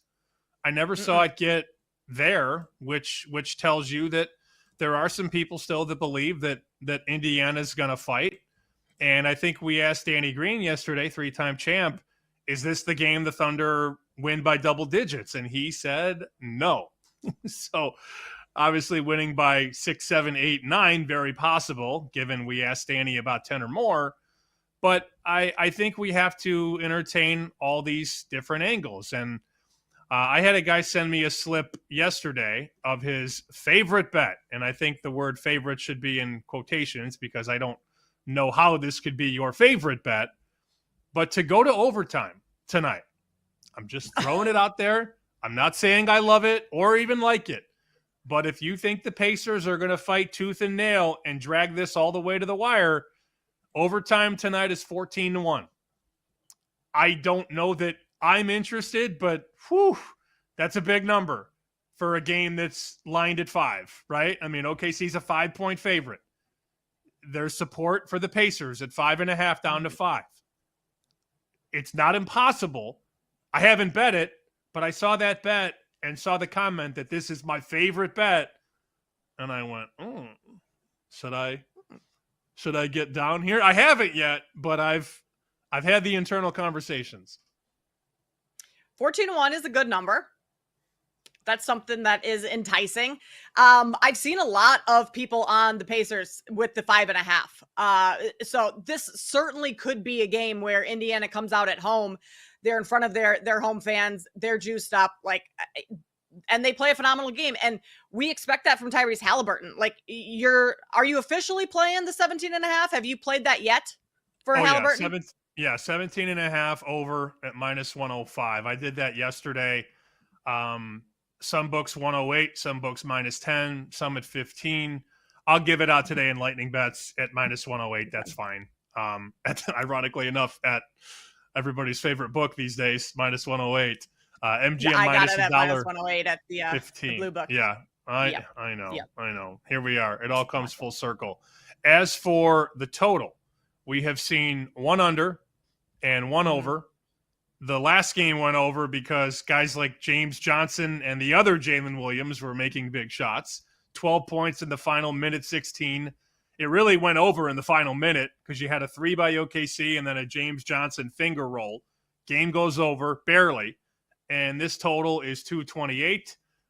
We had, again, Danny Green on yesterday. He thinks this will be a faster pace, likely leading to more points. I have no thoughts on the total.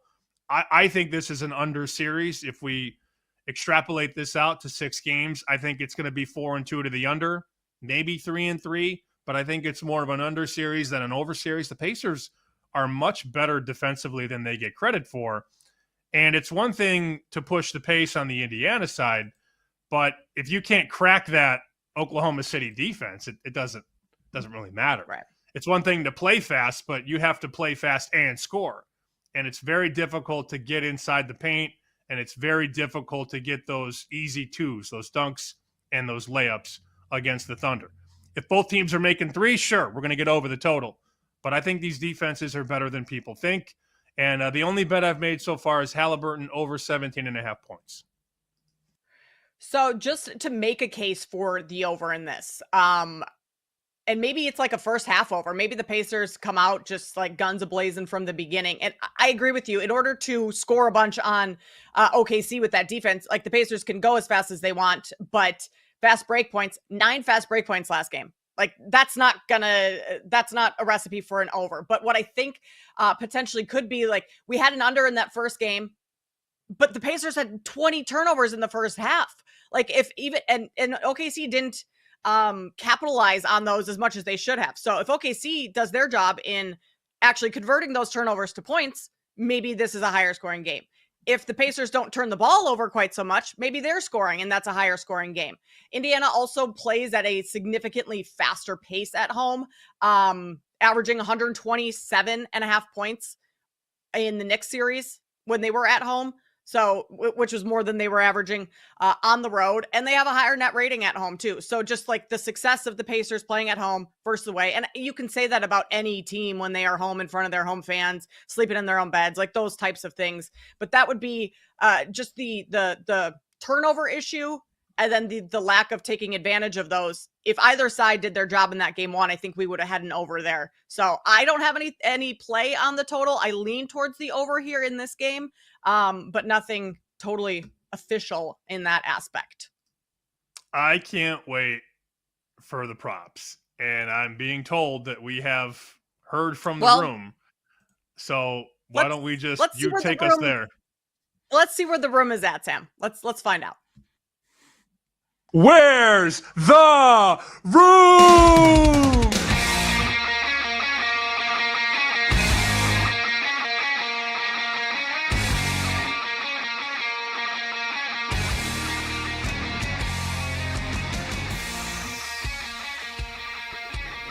All right, so I just got to start by saying, for the most bet props in this game, number one's stupid. Number one's really dumb, and not like I'm just going to say it. It's SGA to score the first field goal at plus 525. So that's really disappointing, to be perfectly honest. It's like, it's just stupid. Number one? Number one. So we'll move on. Can't from really there. fade that one. Who's been the first? Who's been the first in the last? Siakam was picked. That was one of them for game 1 or 2, right? Game 2, and he scored the second field goal because I went back and looked. I couldn't tell you. I would say, if they're picking SGA, maybe if you're going to bet this, go down the board, take a shot. As for the rest, number 5, Siakam over 19.5 points at minus 125. Number 4, this is a good one. Thomas Bryant under 1.5 rebounds plus 105. Man, don't tempt me with a good time to fade that one. All right, number 3, pricey one. Maybe a TJ McConnell game. TJ McConnell under 13.5 points, rebounds, and assists at -135. So I kind of like McConnell under his assists. So I don't know if this is enough of like a core. If I like the assists, maybe you look at points, rebounds, and assists. But when Tyrese Halliburton has scored 20 points or more in this postseason, TJ McConnell's averaging 2.5 assists. And his line right now is set at 3.5. He's only gone over this number, over 3.5, once in the for 8 games where Halliburton has scored 20. So if we think Halliburton's having a big game tonight, which we do, going over 17.5, then McConnell's minutes maybe go down a couple. Instead of playing 18 minutes, maybe he plays 15, 14. So I'm not going to bet this, but I can make a case for TJ McConnell under 13.5 points, rebounds, and assists. All right. Number 2. Big Okay, name. moving on. Yeah, I mean, I was waiting for if there was a counterpoint, but we can come I back have to no it for sure counterpoint. I just fade the room. I don't. Sorry. Yeah. Sorry, Kate. It's all good. Number 2. Big name, but they're going under. SGA under 34.5 points, -125. So ideally, your best players are elite on the road. We've seen a lot of that. I think you can rely a lot more on role players at home. That's not exactly anything new. That's been going on for 50 years in this league. Your stars can be great at home, but they have to be greater on the road. So they're shorting SGA. Interesting. I'm surprised nobody played, well, not nobody, but of the 5 props where the room lives, no action on Halliburton, no action on Chet or Hartenstein. And those 2 have been really difficult to figure out because really the Thunder have split their minutes. I mean, they played in the first game, Hartenstein had 17, Holmgren had 24. In the last game, Hartenstein had 22, Holmgren had 28. They played a lot more minutes in the round against the Knicks to combat sort of the size, but it's difficult to peg what they're going to do because the minutes aren't there. The other player I wanted to bring up quickly who's really burst onto the scene in these finals, Alex Caruso, has been great. And if you look at the minutes and the opportunities and the reps, he's played 28 minutes, 27 minutes, 11 points, 20 points. The rebounds are there. He's shooting threes. He made 4 threes in the last game. That's a guy that is sneaky attackable in these prop markets. And I don't know if it's points or points rebounds or PRA, but this has been a guy that clearly they trust in the series. They like his defense. They like his versatility. He has gotten more run as the Thunder have gotten deeper into the playoffs, and that's definitely something worth paying attention to. I also think it's worth noting that he is their most veteran player, and he's been to a finals, albeit the bubble finals.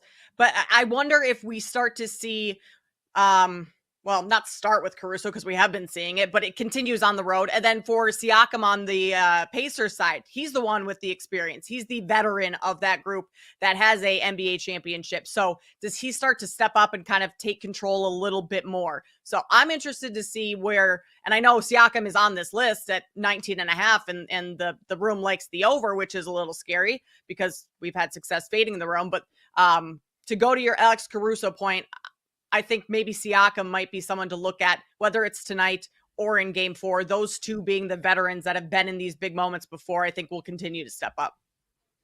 I can't wait to track this Thomas Bryant rebound prop. I don't know, Paul, that I'm all in on the fade, but that's a funny one. I mean, the guy doesn't play. Is a funny one. He doesn't really play. So 8 minutes in game 1, 12 minutes in game 2. He has 1 total rebound in the whole series. Granted, 2 games. Of course. That's it. That's all. Oh, well, looks like he hasn't played that much, and he's got one rebound, Paul. That's it. Just 1 rebound. Could go. I mean, you know what I do in these situations, Sam? Like, 3+ plus 210. Oh, that's interesting. Are you laddering Bryant? The 5+, 10-1. They do not give me 7+, which would be insane. And Jake is going to parlay the over with a Jack Hags homer. I know that's going to happen. Oh, yeah. Yeah. And Scotty, U.S. Open. I like the sham. Nuh-uh. But no? Oh. No? Oh. You've Sorry. changed. Sorry to wake you up there, Jake. Yeah, it sounded like you were coming out of a deep slumber. Huh? Out on Thomas Bryant, Jake. All right. Damn. Fine. Out on Thomas Bryant, not out on Jack Hags, though. The time is now. Oh. All right, let's talk about Jack Kegs. Today's MLB card on the other side. This is Bet Sweats here on the BetMGM network.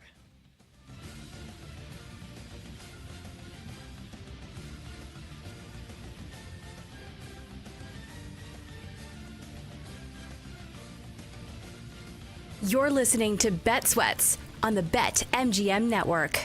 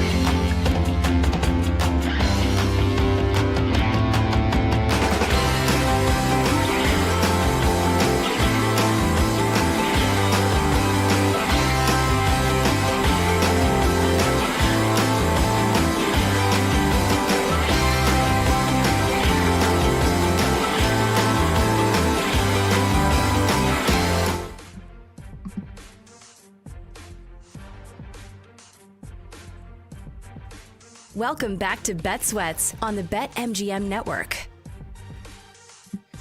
Quick update in the NBA. The Knicks have requested to interview Jason Kidd. That was official this morning, and they were officially denied that request this morning. So now the Knicks have requested Jason Kidd officially, Chris Finch, and Ime Udoka, and all of those have been denied by those teams, which is not surprising. Not surprising at all. I don't understand why the Knicks think that they're this job or franchise that everybody wants to go to. We're laughing at them. We laugh at them outside of New York. All these Knicks fans, Knicks are going to breeze to the finals. Then they lose game 1. It's over. It's over. We're cooked. We're done. Emergency podcast. I don't understand this Knicks thing. I mean, are they that arrogant? And there's a difference between cockiness and arrogance. And arrogance, I think, is worse and always has been. But they went from a Tibbs team that inherited a 21-45 bunch. They win 41, 37, 47, 50, and 51. They make it to the conference finals at the peak of the Thibodeau run. And, did you win? No. Did you make it to the finals? No. But this is as good as the basketball has been since the late 90s. And your result is to kick the coach out? Why would you want to go there? Why would any coach want to go there knowing that you can get to the Eastern Conference Finals and that's still not good enough to secure your job? They need to look in the mirror and understand what they are, because they are not this franchise that everybody wants to coach. And I'm fascinated by what they're going to do next. What are they going to do now? Go get Phil Jackson out of retirement? I mean, what's the plan? What's the next step? What's the next domino? I don't think they know. I don't think they have a plan. But how are you a serious organization when you fire your head coach that got you to your first Eastern Conference Finals in 25 years, but yet you don't have a plan in place for what you're going to do when you fire him? The Timberwolves beat reporter for The Athletic, John Krasinski, tweeted yesterday, when you fire a coach making the conference finals, you send a clear message. It's championship or bust. Admiral ambition, but it leaves zero margin for error and not a great situation to walk into. So who's going to want to do that? I don't think anyone. So the Knicks, in my eyes, the Knicks are in trouble. They're not getting back to the Eastern Conference Finals next season, despite the roster being the same. I don't believe. Well, you know what happens next? They get desperate and they offer a lot of money to somebody that probably doesn't deserve the job. So good for that person, whoever it is, because you got to get somebody. And now they're desperate because their first 3 attempts whiff. Mm-hmm. Yeah. I would hate to be a Knicks fan. We'll just leave it at that. This is Bet Sweats here on the BetMGM network. Sammy P, Kate Constable here with you. Today's MLB card coming your way. We are also talking with Ian McMillan in about 40 minutes from SI Betting. That is coming your way at 11:20 a.m. Eastern. We're going to power rank our favorite summer cocktails in the next segment, so you're going to want to stick around for that. We've got kind of a fun one there. But we mentioned Jack Caglione in that last segment, Sam. 4 for 4 against the White Sox on Sunday.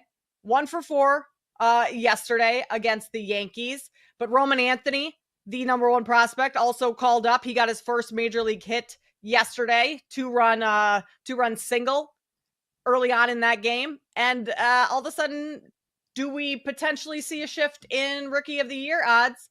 Because you mentioned Jacob Wilson maybe dealing with a little injury here. So if he's out and you have these 2 big names coming up in the AL, maybe we see a shift. I don't think you're going to see anything crazy yet. Now, if Wilson misses extended time or they put him on the shelf, you're definitely going to see a shift in the market. But I'm looking at the consensus prices right now. It's mostly Wilson minus about 500.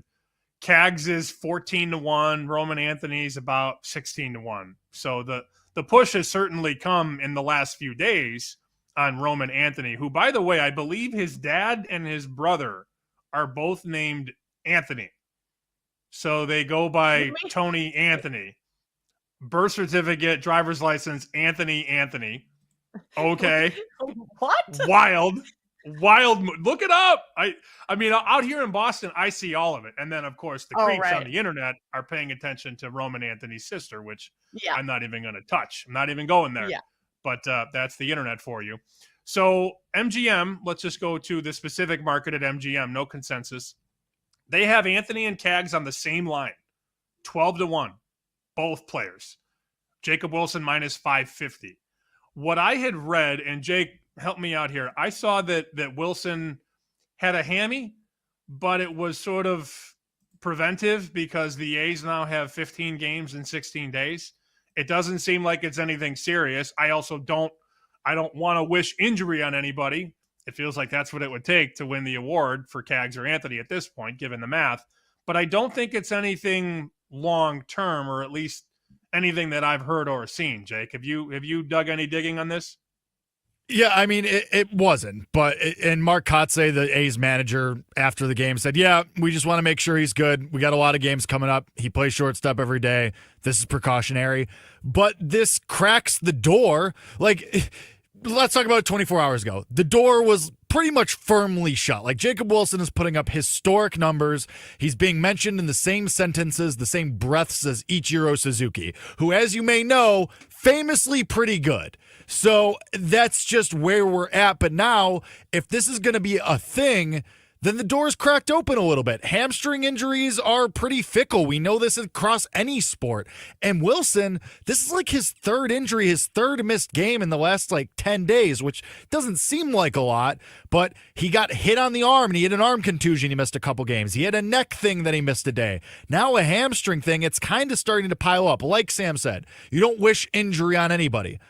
But things seem to start to be piling up for Jacob Wilson right now. And so it's just something to monitor, because it seems like every day or every couple of days, there's something new here. And yeah, you could try and prevent injuries all you want by resting guys. They still tend to happen. Just look at every pitcher ever, basically. Yeah. So if you are someone like me, real quick, Sam, that doesn't have any Rookie of the Year tickets in my pocket, is it worth jumping in on Cags or Anthony right now? No, I wouldn't. I want to be very, very adamant about that. I mean, the time to bet these guys was before they were called up. We saw Roman Anthony, I want to say a week ago, Jake, 60-1, because he was toiling in the minors and dominating and hitting 400 and 500 foot home runs and not being called up. So finally they call him up, and then everybody rushes. It's like trying to go to the store to get the Pop-Tarts ice cream. Everybody wants it. So you have to drop the price. Except well, me. you don't drop the Pop-Tart price, you drop the Rookie of the Year price. So, Cags before he's called up is 40-1. Roman Anthony's 50-1, 60-1. Now they're both at 12. And I want no part of either guy at 12-1. I mean, this is probably Jacob Wilson's award. He's been unconscious. MLB put this stat out. Only 3 players in the last 60 years have logged 200 hits in their rookie season. Only 3 in the last 60 years. Ichiro, Ralph Garr, and Tony Oliva. Actually, Tony Oliva was 1964, so that's not 60 years. That's 61 years. The other one is Nomar. Nomar had 209 in 1997. So Nomar, Ralph Garr, and Ichiro are the only 3 rookies in the last 60 years to have over 200 hits. And Wilson is certainly on pace. He's on pace for 230 hits right now. If he stays healthy, he probably wins the award. It also doesn't help, Jake, that Jack Cags does not have a home run yet. When is that coming? He homered every other day in the minors, or every day. Definitely having a tough adjustment at the major league level, which maybe I should have seen coming. Well, the good news is Clark Schmidt pitches tonight, and he's a fly ball merchant who loves to give up home runs. So, decent chance today. Also, hitting in the major leagues a little bit harder than hitting in the minor leagues. I still think he'll be fine. I would say I agree. Don't go and jam in Roman Anthony and Jack Caglione bets just because Jacob Wilson missed a game precautionary. But a lot of these markets, BetMGM included, keeps the markets up during the games. Pay attention. If Wilson exits a game or misses another game, or even if Kotze makes a quote that Wilson's going to miss a couple of games. Just pay attention. I'm not saying that right now is the time to bet it, but if something happens, you're going to have a little bit of time, a little bit of a window to go make some bets. And that was Talking Cags.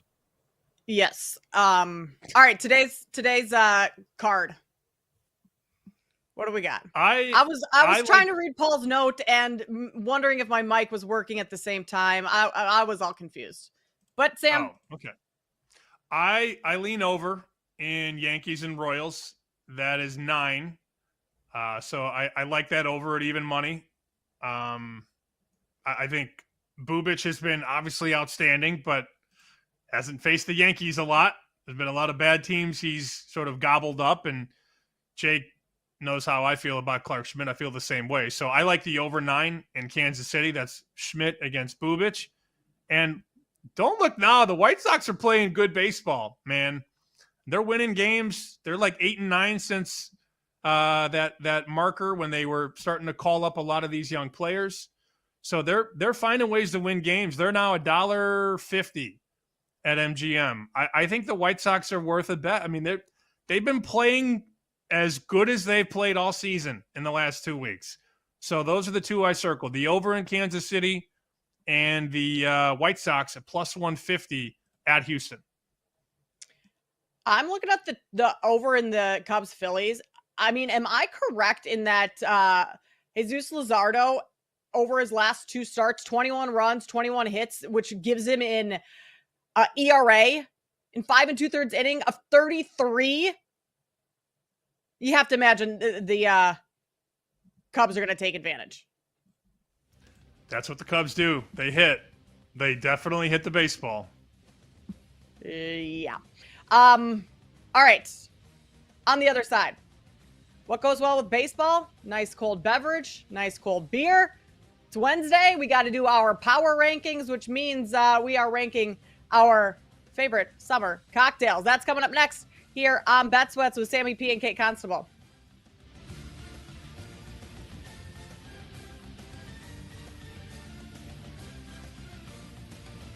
You're listening to Bet Sweats on the BetMGM network.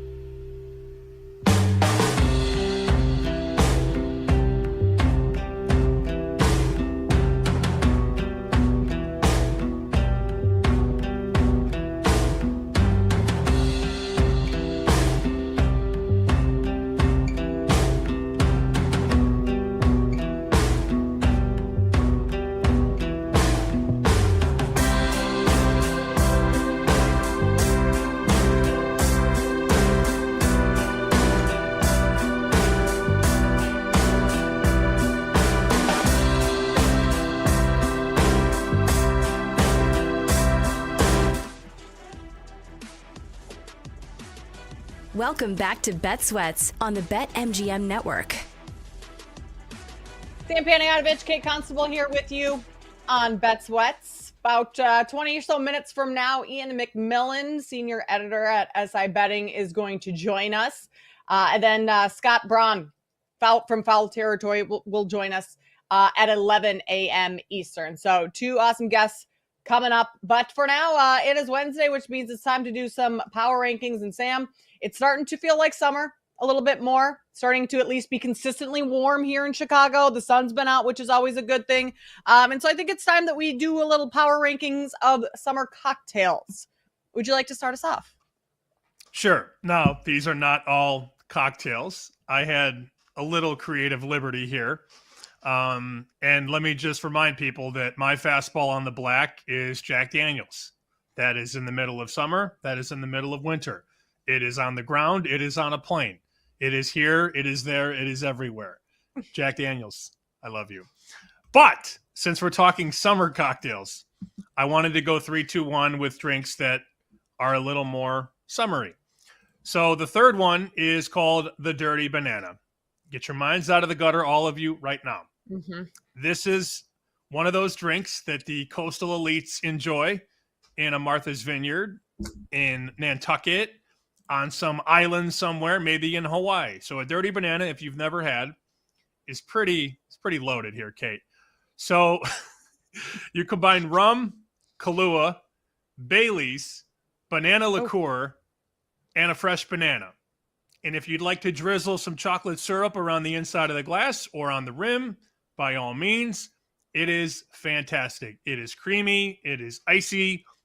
If you like bananas like I do, it's going to hit a lot of those feels for you. And again, rum, Kahlua, Bailey's, banana liqueur.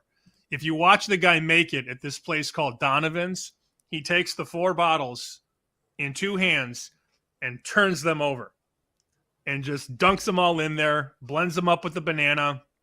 It's fascinating. It's also very, very tasty. You look perplexed. Also sounds just like a hangover waiting to happen. Like, not even that you're slamming Dirty Bananas. I'm sure that's a drink where you have one and then you maybe pivot to something. Like, you're not having 3 or 4 Dirty Bananas, are you? Well, I've been known to have a few. It just sounds like a very rich drink. You can't drink them all day. These are also drinks that are blended with ice. So it's a frozen drink. And you get the brain freeze if you move too fast. But very, very summery. It just does sound pretty good. Picture me with sunglasses on, the sun is out, birds are chirping, kids are running around eating cotton candy. I'm just sitting there pounding these drinks. So that is number 3 on my list. Number 2 is another special of mine. It's called the Supercharger, better known as High Noon, with a sip taken out of it, a splash of vodka. Whether you like the peach or the watermelon or the kiwi, personal favorite of mine, you take a little sip or a big gulp out of that High Noon can. It doesn't have to be High Noon. I just like High Noon. Some people do the White Claw or the Truly or the Sun Cruiser or whatever. High Noons are the best seltzer. I can't do White Claws or any Trulies anymore. I had too many of those. So High Noons, if I'm going seltzer, I'm with you. Those are the best. So you take a slug, and then your bartender, my bartenders at my spot in Boston, shout out, Scal and Crosby, they slide one over, take a pour, and then I slide it back, and they're waiting with. It's very, very easy. And the blend is awesome. You can barely taste the vodka if done right. Now, if you load it up, obviously you're going to taste the vodka. But it's a nice twist on a very easy cocktail. I wouldn't suggest doing this in public. Maybe don't be walking around doing this on the streets of your city or town. But if you're at a bar or at a tailgate or a cookout or a barbecue, whatever, bring the High Noons, bring the seltzers, and then bring a little bit of vodka and charge it up. You don't hold on, Sam. You don't do like watermelon flavored vodka in the watermelon High Noon, do you? Like just straight vodka? No, it's just straight vodka. Yeah. Okay. Standard, traditional, Old Faithful vodka. Old Faithful sounds like a brand of vodka. I don't know that it is or not. But no, just a straight, whether it's Tito's or whatever. Yeah. And then number one, my favorite summer drink of all time is Jameson, Irish whiskey. Not exactly a cocktail, is what it is. I will say though, Jameson has come out, and I've talked about this on the show. Jameson's come out with Jameson Orange, which is substantially easier to shoot. I know some people that they can't do the Irish. Now, I come from a background where I attended a lot of bar, and I picked up this thing called the Pickleback in Nashville many years ago, maybe 10 years ago. They were passing out Irish whiskey with a shot back of pickle juice. If you don't like pickles, you're probably ready to vomit. But the Irish pickle or the Pickleback is sensational. A lot of people can't do the Jameson straight, so they pass. The Jameson Orange, you can shoot. Anybody can shoot, unless you're allergic to Jameson or oranges. It's much easier to handle. So maybe in parentheses, there should be the word orange there. That's my fault. I didn't say that. But Jameson is a year-round thing, and I do love some Jameson on a warm summer day, especially when it has a little orange flavor in it. So those are my top three, and I probably look way too excited to read that list off. The Jameson Orange sounds a little bit more refreshing on a hot summer day than just straight up Jameson. But I mean, if that's your thing, that you got to go with it. We have a bottle, Sam. We went to Ireland a couple years ago, went to the Jameson factory and got one of their like signature bottles of Jameson that you can only, I don't know what makes it so special, but it's sitting in our cupboard right now. And we've been waiting for like 3 years for something special to open it, or like a fun time. And we might as well now just open it. Like if we're waiting for something special, it's going to be sitting in there for decades. Got married last year, by the way. What's that? Got married last year, by the way. You got married last year. Coming up on 2 years. Oh boy. Well, we're coming up on 2 years, but I'm trying to think of that, if that trip was before or after we got married. I mean, we had other things to celebrate our marriage. Maybe that's what we'll do. We'll crack that open 4th of July is coming up. Hot summer day. Crack open a little Jameson. Maybe that's what it is. Okay. My list here. I am going number 3. A bootlegger. I don't know if too many people have heard of bootleggers. This goes back to those Prohibition days. Obviously, bootlegging back in the Prohibition, but this is kind of like, it's like a little bit of a mojito type thing. It's mint, it is lemonade, or just straight lemon juice, limes, and then you can throw in whatever, vodka, gin, rum, whatever you want, and club soda. But this is a Minnesota thing, and specifically Tonka, which is the area that I grew up in. So we, for I don't know, past however many years, over the 4th of July, we make our homemade bootlegs, and they are phenomenal, very refreshing on a hot summer day. And that is one thing that you can drink 17 of those and not be sick of them. So that is my number 3. My number 2, I mean, Sam, compared to yours, like mine are fairly boring. There is nothing better to me than just like a crisp glass of rosé or Sauvignon Blanc or like a white wine on a hot summer afternoon, especially like the day is over, 4 or 5 p.m. rolls around. 4 might be a little early. You open a nice crisp bottle, that first sip, it just hits differently. And then my number 1, a margarita. You can't go wrong with it. I specifically like a good spicy margarita, like load that thing up with jalapenos, put the spicy little salt around the rim. Nothing better than a ice cold margarita on a hot summer day. What do Frozen or on the rocks? I would do like one frozen, but then if I'm going to be drinking them, I have to go on the rocks, and I have to go a skinny margarita. Don't give me that BS margarita mix, like the pre-mixed. I don't want any of that. I want like the actual, it's juiced from like the juice from an actual lime, lemon, right, homemade. That's the skinny girl in quotes margarita. I can't do too much sugar in all of the pre-made margaritas. Gotta have the limes. If you don't have the limes, it is literally not a skinny margarita. Right. It's not. And I mean, summer, you want to stay skinny, right? You're out in swimsuit. Like we gotta be thinking. That's like a twofold drink right there: staying fit and drinking. Yes, some people like to drink skinny margaritas, work out, take care of themselves. Others just shovel Ozempic down their gullet. I'm in the former camp, not the latter. Or some just drink dirty bananas all afternoon and then follow it up with a little Jameson.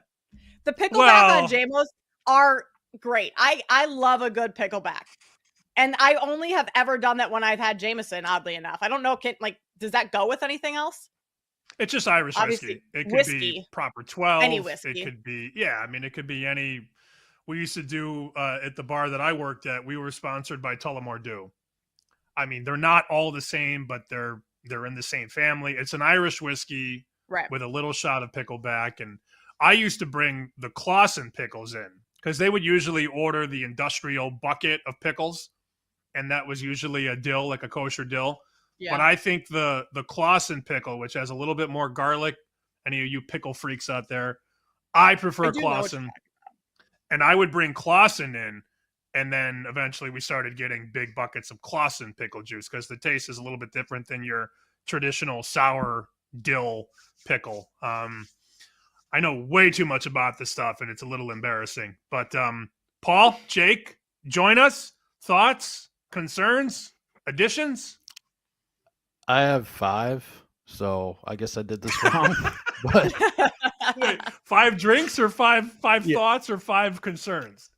5 drinks, 5 drinks, maybe one of each. So my honorable mentions, gin and tonic, but like the goblet gin and tonic, and you can throw like, I don't know, they do a bunch of different ways, like whether it's some rosemary or something else. Like and these things like are massive, like a couple gin and tonics and you are set for a while. So if like that kind of gin and tonic, those are very refreshing. Kate, when you said gin, you kind of made me think of that.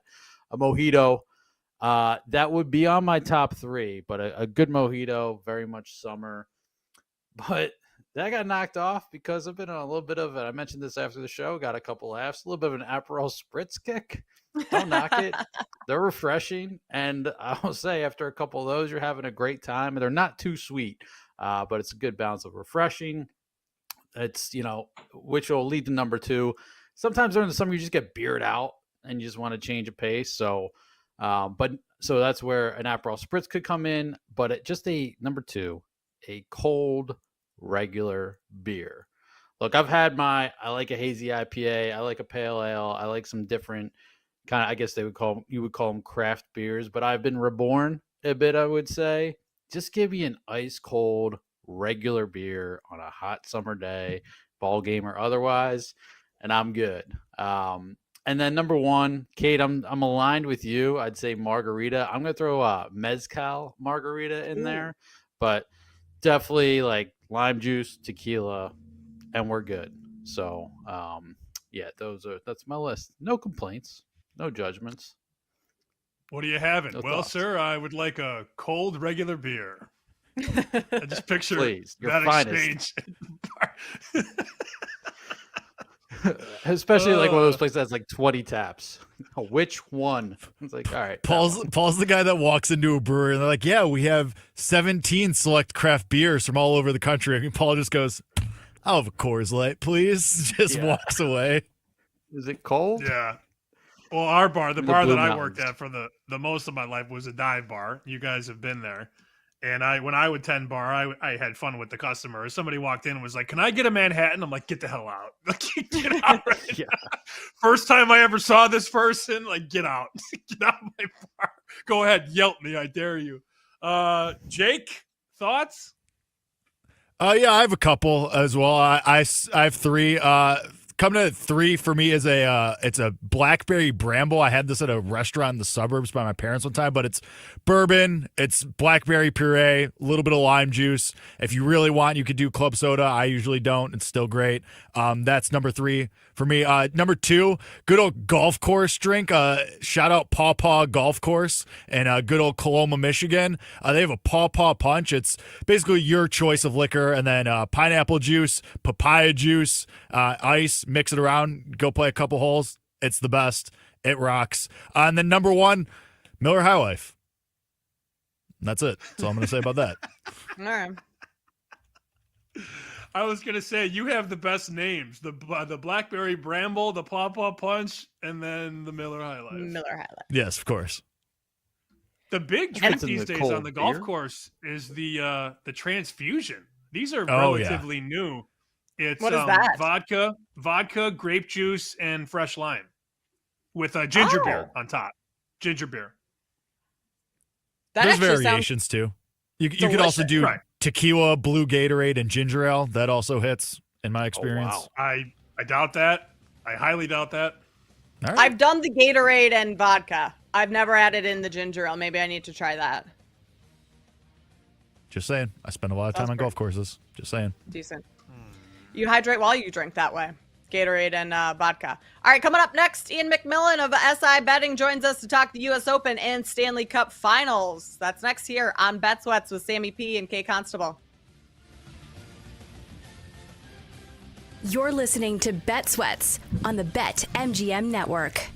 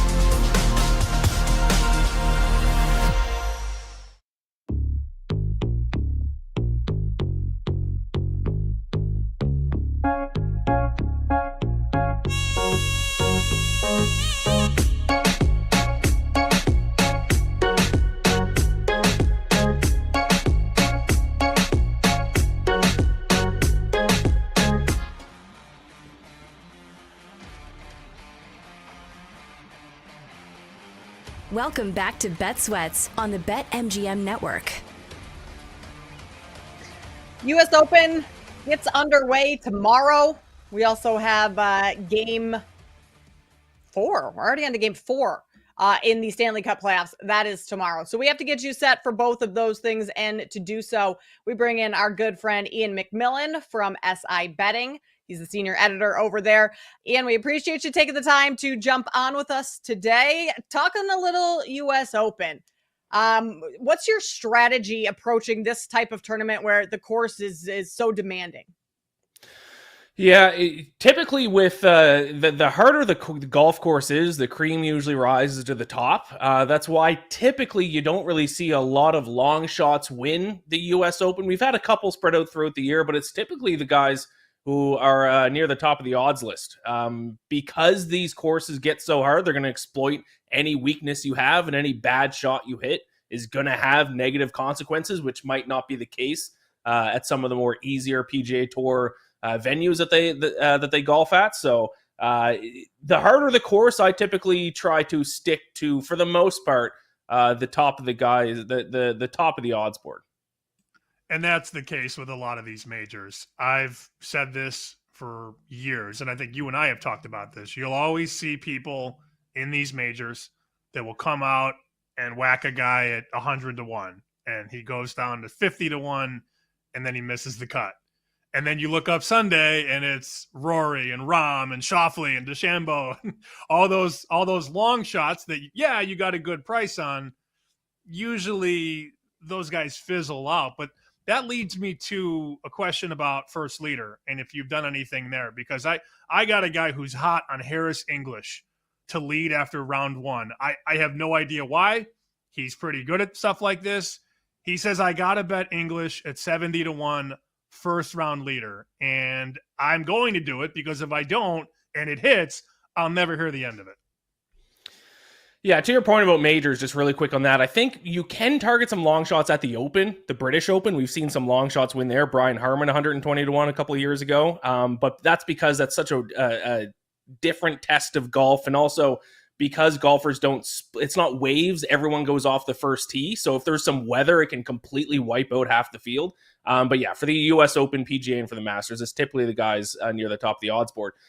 In terms of first round leader, this will lead into my outright pick, because it's both the same guy. And what I'm going to say is extremely boring. I know you don't want someone to come on the show and just give out the betting favorite to win a golf tournament, especially one that's like plus 280.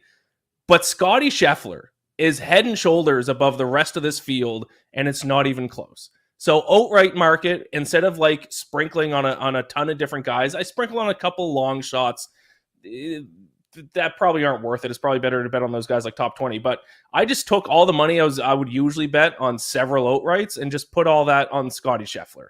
First round leader, instead of betting on a bunch of other random guys, I just bet Scotty Scheffler, first round leader, who actually best golfer in the field. You can bet on him at like 11 to 1, 12 to 1 to be the first round leader. He is so much better than every other golfer on the planet. It truly can't be over exaggerated. If you look at like his strokes gained data, he's gaining 0.74 more strokes per round than the next best golfer in the world right now, who's Bryson DeChambeau. The gap between those two golfers is the same gap between DeChambeau and Sepp Straka, who's like 11th or 12th in that stat. And like I said earlier, with Oakmont being as difficult as it is, that plays right into Scotty Scheffler's hand. Because you have those, golfers a little bit further down the odds list who just truly just can't compete at a course this difficult. So we can talk a couple long shots that I'm certainly eyeing, but I'm going to be honest. My biggest bets this week are Scotty Scheffler. I have several units on him to win. I put another unit on him to be the first round leader.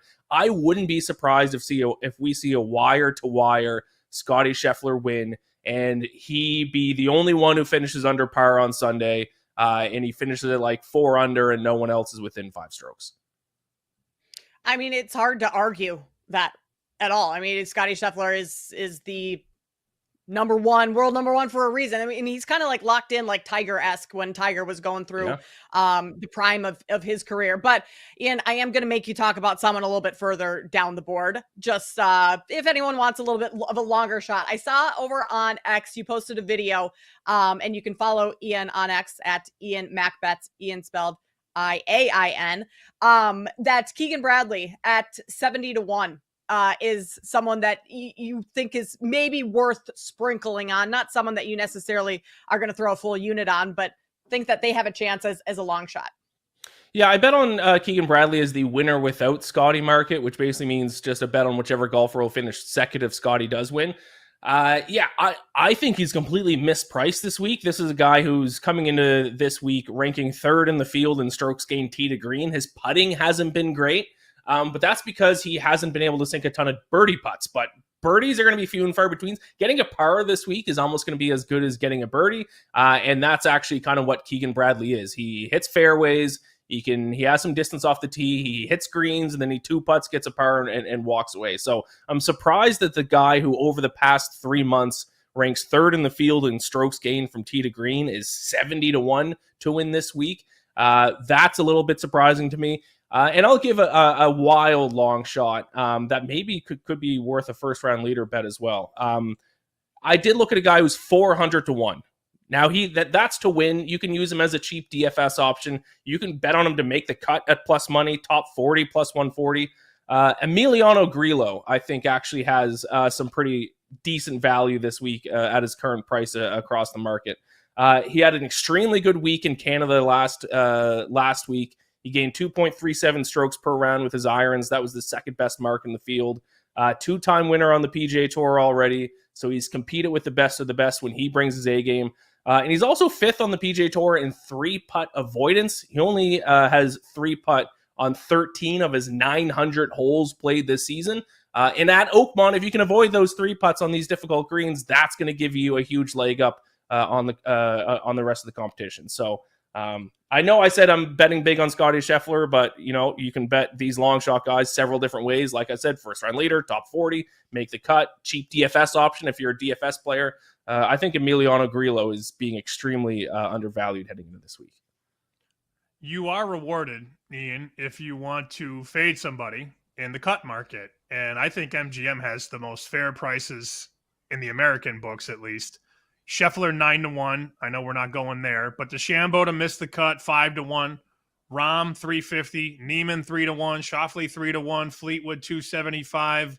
Oberg 250. Rory 220. I heard Rory had a terrible practice round yesterday and has been kind of weird to watch after winning the Masters. But any guys that you're looking to maybe push past that cut line on Friday afternoon?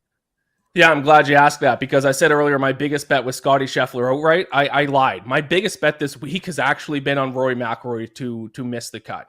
His odds have actually come down. I got him at 3-1 Monday morning. Like you said, now he's like plus 220, so some of the value's gone. But I don't think Rory McIlroy has a chance to make the cut this week, to be completely honest. This is a guy who has been vocal about not being motivated to practice since winning the Masters. He also got caught with an illegal driver, so now he's struggling to find a driver that's regulated that he can use that works for him. And he's coming off what might just be the worst performance of his entire career last week at the Canadian Open. A field that was an extremely weak field. He should have run away with it. He was like a 4-1 favorite to win, and he shot 9 over. And that course is not difficult. It's not the easiest course, but he shot 9 over on Friday is the last time we saw Rory McIlroy teed up, just losing strokes in every single area of the game. Now he's going to turn his game around and be able to make the cut at Oakmont, the most difficult course we've seen these guys play in years. I don't think so. I still think a plus 220. I still think that's a great bet for McIlroy to make. I'd be shocked if Rory McIlroy makes the cut. And I would also be down a lot of money because I have placed a lot of money on McIlroy to miss the cut this week. Also, I also parlayed him with Xander Schauffele. Xander Schauffele, I think, might struggle this week. A guy who's had a great U.S. Open history. But since he's come back from injury, his driving accuracy has been bad. He's been driving it all over the course. And as we know, you don't want to miss fairways at Oakmont. That's going to be a recipe for disaster. So another name is Xander Schauffele I'm a little concerned for this week. We're talking with Ian McMillan, senior editor at SI Now and SI Betting. Ian, let's switch gears a little bit, go over to the NHL Game 4 tomorrow. The Oilers, I mean, call it a must-win, can't lose, whatever you want to say, but the Oilers kind of need to win if they want to stay alive in this series. Considering switching up the goalies, Stuart Skinner allowed 5 goals, 23 shots. He was pulled in the third. Calvin Pickard comes in, and now Chris Knoblauch is saying that he's going to wait to announce the goalie situation for Edmonton prior to the start of Game 4. Who do you see in net tomorrow night?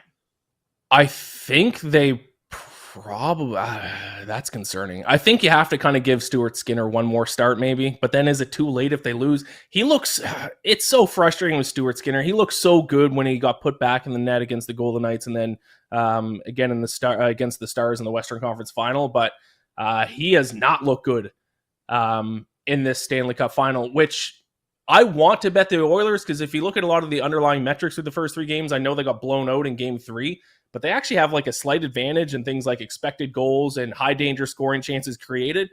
So I want to bet the Oilers, but then that is the big question. I mean, if Stuart Skinner keeps playing like this, they're just simply not going to win another game. So in terms of betting this game, there is a prop I love, but in terms of just betting a side or a total, I think at this point you just have to sit back and bet the over again. It's cashed all 3 games. Both teams are playing a wide open style of hockey. They're creating around 23 combined high danger scoring chances per game, which is quite high. So yeah, I'd lean Oilers for a side. I think overall, I think you just have to bet the over again until the Oilers figure out their goaltending situation. Brad Marchand 5-1 or lower to win the Conn Smythe. How much do you hate that man? Be honest. I truly. He might be my least favorite athlete of all time. I think so at this point. And there's rumors he's going to join the Maple Leafs in the offseason. I don't know how I'm going to deal with that emotionally and mentally. I honestly don't know. And that's saying a lot because he's a Nova Scotian. He's from my home province of Nova Scotia. So for me to hate this guy and he's a Nova Scotia guy, that says a lot. And all he does is produce. Since he came into the league, he's number 1 in goals in the postseason. I don't need to tell you what he did in Game 3 against the Leafs. And here we go in the postseason, in the Stanley Cup Final. Game-winning goal, Game 2, gets everything started in Game 3. I mean, he continues to perform at a high level, and I'd be annoyed too. Luckily, my Blackhawks took care of him in 2013, so I don't feel the way you do. But you can't ignore what he's done and how he's changed that sauce down in Florida. You can't. The moment that it was announced the Panthers traded for Brad Marchand at the trade deadline, I completely knew what was going to happen in the playoffs. I had no doubt in my mind the Maple Leafs were going to face the Panthers in some round and they were going to lose, and it was going to be because of a big part of Brad Marchand. I just knew that was going to happen, and it played out exactly like I thought it was going to. Sports are hard to predict. The Leafs getting their heart broken by Brad Marchand, it's the easiest thing to predict in the world. It has also been a little hard to predict when Connor McDavid is going to score. Has not scored yet in this series. Yeah. Still just plus 145 for an anytime goal. Like at this point, is that something that it feels like it's inevitable that it's going to happen eventually? Yeah, I went through this in the Western Conference Final, I think, where I kept betting him. And I think he did end up scoring either in Game 4, Game 5, or maybe both. But I don't think the odds justify it. I think you have to look elsewhere just because he hasn't been able to put the puck in the net. And he is generally more of a playmaker guy than a goal scorer. I will say, I mentioned earlier, a prop that I love. I haven't seen too many people talk about this. It's crazy to me. Evan Bouchard, the defenseman for the Oilers, he's had over 7 shots on goal in all 3 games this series. I don't know why. He's not really a big shots guy. I don't know if the Oilers are using their defensemen like their offensive game plan and just use their defensemen more and trying to get shots from the point on Bobrovsky. But his shot total is still listed again at 2.5 for Game 4. And like I said, he's reached at least 7 shots on goal in all 3 first games of the series. So you can also look at some alt shot on goal targets. I think for him to reach 7 again is still like 8-1. 1 game is a fluke. 2 games might be coincidence. 3 games in a row, I'm starting to think the Oilers' offensive game plan is to try to get shots on Bobrovsky from the point, and Evan Bouchard's playing a big role in that. So that is my number 1 favorite bet for Game 4. Evan Bouchard, their defenseman, to go over shots total again. We have less than a minute. Kate and I just did our favorite summer cocktails. She went margarita. I went Jameson. What's yours? I'm so glad that you asked, because this summer for me, I've gotten into Gin Rickeys, which is a classic cocktail. It's, I think, the most underrated cocktail. Gin, lime juice, soda water, put a little mint leaf in there, a little lime wedge on top. Oh, it's refreshing. It's delicious. Gin Rickey is my cocktail of the summer. Underrated. No one talks about a Gin Rickey. Nope. I've never heard of a Gin Rickey, but it sounds fabulous. I would definitely be into that for sure. Very refreshing. Ian, we appreciate you taking the time to jump on with us. Go enjoy a Gin Rickey later tonight or tomorrow when you watch Game 4. Appreciate the time. I will definitely have a Gin Rickey tonight. Thanks a lot, guys. Take care. Good luck. Caitlin Clark is ramping up for her return, and we are going to return here on Bet Sweats after a quick break. Kate Constable, Sam Panayotovich with you here on the BetMGM Network. You're listening to Bet Sweats on the BetMGM Network.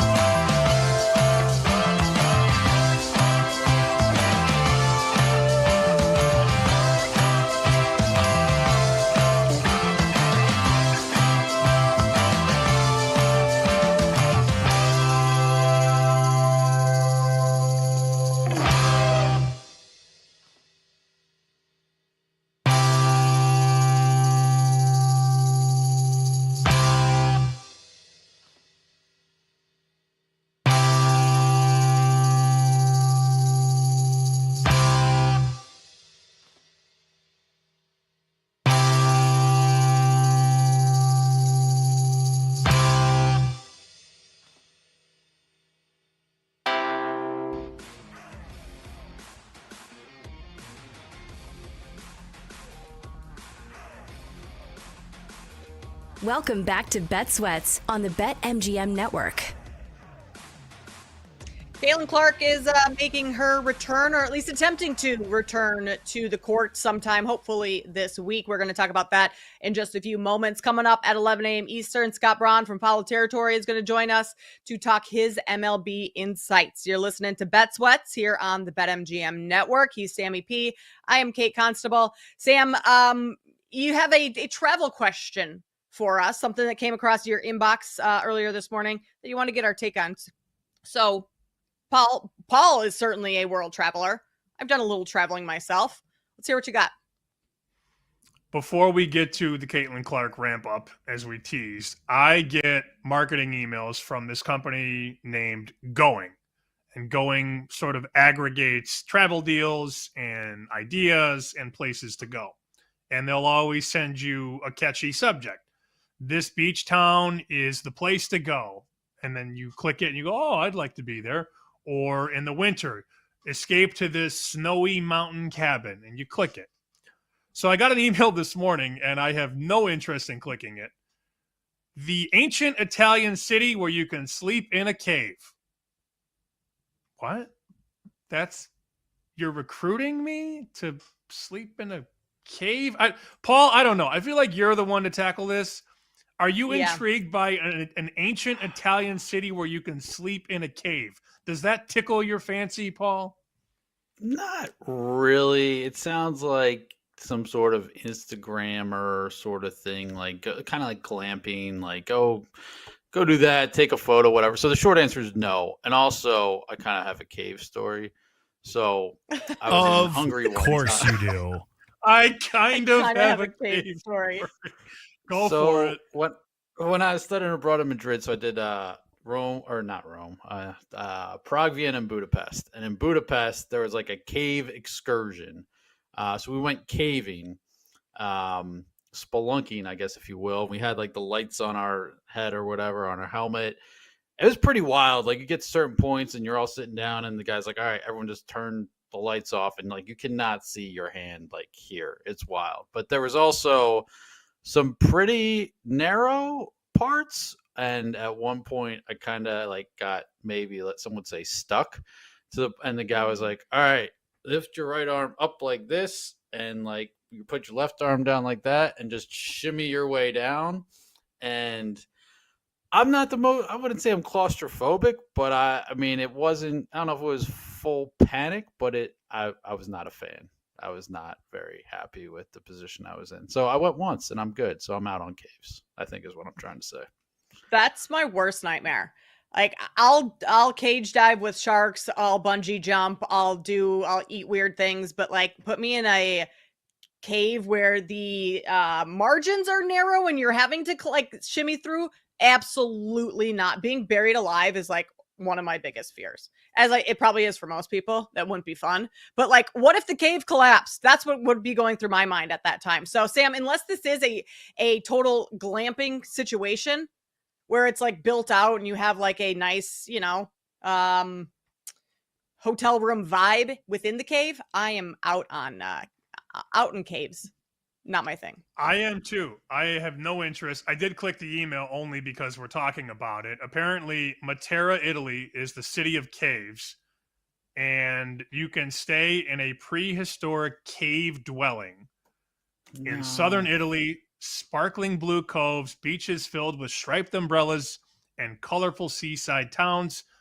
That is not this. You are staying in a prehistoric cave dwelling in the ancient city of Matera at the top of the Boots Instep, a place truly unlike anywhere else on Earth. No. The city is built along the sides of a deep ravine, pockmarked by natural caves, holes in the rock where early humans once dwelled. Nope. I'm good. Pass. Yeah, I'm out. I could do the beaches, the striped umbrellas. Maybe, hey, Paul, maybe an Aperol Spritz on the beach in Italy. They hit different over in Italy, right? If you can't see it in a cave, you can't drink it, right? So sounds a lot better on the beach. Yeah. Out on the cave situation. But I may sign up for that, Sam. That sounds like an interesting website just to have like deals coming your way. Yeah, they Jake, come would you across be your in on desk caves? and you just click them when you want. Jake, are you in on caves? I feel knew like this you could question be. was coming, and I knew the yes. Jake feels like a cave guy was coming. I mean, like, give it a shot. I don't know. Sure, if you guys won't do He's it, I'll young. try it. I mean, Yeah. I think we should do a show from the ancient caves, but what do I know? I mean, Hey, if they I'd want to do pay to send that. us over there, yeah. Yeah, right. Or I we could- just do it and expense it. Right. Yeah, okay, fine. If that's the way we do Ask the for cave, then I forgiveness can and get not on board with permission. that. Exactly. Can you imagine Andrew getting the expense report from the cave visit that we did? Four, and ask permission. four to go flights to Italy and back. 4 flight to the cave. Yeah, I'm out on the cave. I'm also, boys and girls, I'm out on the Fever without Clark. I mean, good grief. Did you see what they did last night without their superstar? They lost to the Dream 77-58. It was their worst shooting performance all season, and it was the worst offensive performance since they drafted Clark. Now, of course, she's not playing. She's got the quad injury. She's missed 5 games now. 58 points. 58. That was the final output for them. 77-58. They need her in the worst of ways. And Kate, hopefully she gets back soon, because I do have some Fever stock to win the title. They have absolutely no chance if she's not healthy. Yeah, it was an awful game for the Fever last night. And credit to the Atlanta Dream. I think the Dream are a really good team. I think they're going to make the playoffs, potentially make a deep run. I'm not sure they have the roster to win the title, but I'm completely with you. Without Caitlin Clark, as good as this Fever roster is on paper, like, something is still missing. And clearly the missing piece is Caitlin Clark. She just makes everything on that team better. And of course they missed her scoring too, averaging over 20 points a game. And you look at the last 2 times these 2 teams specifically met, the Fever and Dream, they were close games. This time the Fever lose by 20, 19. Yeah, that's Caitlin Clark right there. You have her in the game, and it's a completely different ball game. So I'm with you. I would not bet into anything right now for the Fever to win the title, even though you're getting plus 550, which is a decent price based on where they were early on in the season when Clark was in. But I'm concerned about Clark long-term going forward. Like, hamstring injuries, those soft tissue injuries, those can linger. And I think with a player like Caitlin Clark, they are going to be more cautious with her and bringing her back. So how much more time is she going to miss, if any? She is in the ramp-up stage, so we should be seeing her back on the court soon. But does she tweak that at some point? Does she miss any more time? Because clearly what we've seen without her in the last 5 games for the Fever is this is not a championship level team. You have to have Caitlin Clark on the floor to be a championship level team. And right now the Fever, Sam, biggest liability over at BetMGM. They have the highest handle percentage, which is 68%. That is wild. Like, I don't even think the Celtics had anywhere near that type of handle percentage. Ticket percentage, 48%, pretty much 49%. Like, those numbers are crazy, but that's just the Caitlin Clark effect that we've seen in the league over the last year. Quick counter. This would be the time to jump in. I mean, when everybody's saying how much they stink and how much they need her, the price has gone from $350 to $550. So if you didn't jump in when I was talking about it with Joe weeks ago, the timing was just impeccable. I was saying bet it at plus 350. Other books were down to 275, 250. We bet it on a Thursday or a Friday. She got hurt on a Saturday. It is what it is. That's life. That's gambling. But now it's 550 at MGM. Look, they are willing to do anything right now to get you to bet anybody but the Liberty. They got the Liberty even money right now, plus 100. So BetMGM is saying, we're good on Liberty. We know how great they are, the most complete team in the league, the continuity, the familiarity. These players all know each other and have played together for a long time. That's not the case with Indiana. Can they do it? Yes, I think they still can. I'm also not a believer in Minnesota. I think Collier's unbelievable, and Collier probably wins the MVP. But that team feels a little top-heavy. I think if Indiana could get everything going and get everybody healthy, that's a nightmare matchup in the playoffs. But I think the big concern growing amongst people with Fever stock is that she doesn't come back enough or early enough to make the playoffs, or if she comes back and re-injures the hammy or the quad or whatever, because they're dangerous if they get there. But there's no guarantee they get there if she's not healthy and she doesn't deliver, because, they're not that far off. They're 4-5 right now. They're 5 games out of first. Long way to go. You got 31 games left. But if she has a setback, this team could potentially miss the playoffs if she only plays in 15 games or whatever. So that's the rub right now. You're handicapping the health of Caitlin Clark. If she's healthy, look out. If she's not, uh-oh. So is that how you would approach MVP as well? Because right now you can get Clark at 4-1.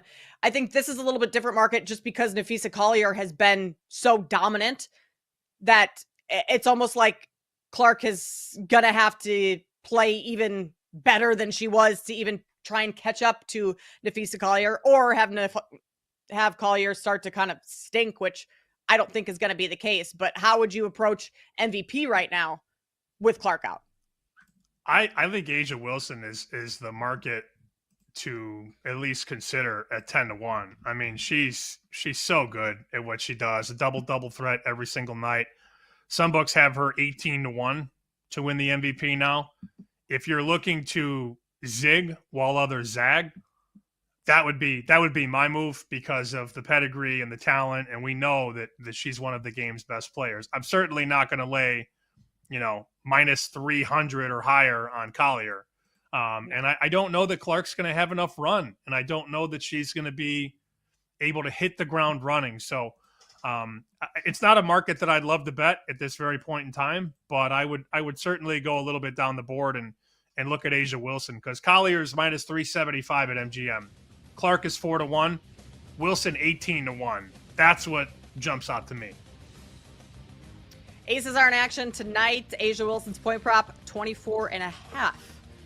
If you like the over, minus 115. Scott Braun from Foul Territory is going to join us next. We'll get his MLB insights here on Bet Sweats.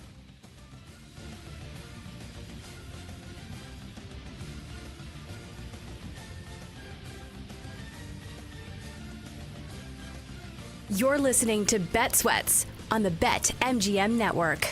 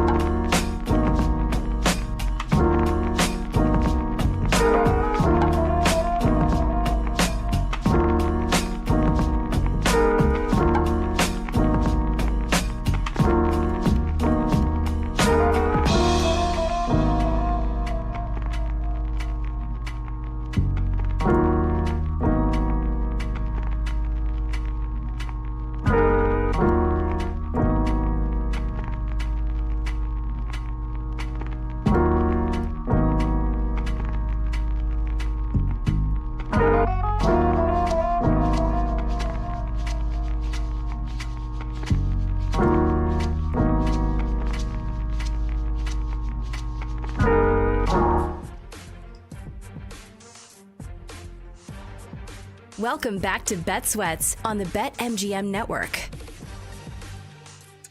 Talking with our good friend Scott Braun from Foul Territory in just a moment. For the final hour of the show here, we'll talk a little bit more U.S. Open, some bets coming your way in about 20 minutes from now, and then lightning bets to wrap up the show here. But for now, we go to the Diamond and bring in Scott Braun from Foul Territory to get his MLB insights. You can follow Scott on X at Scott Braun.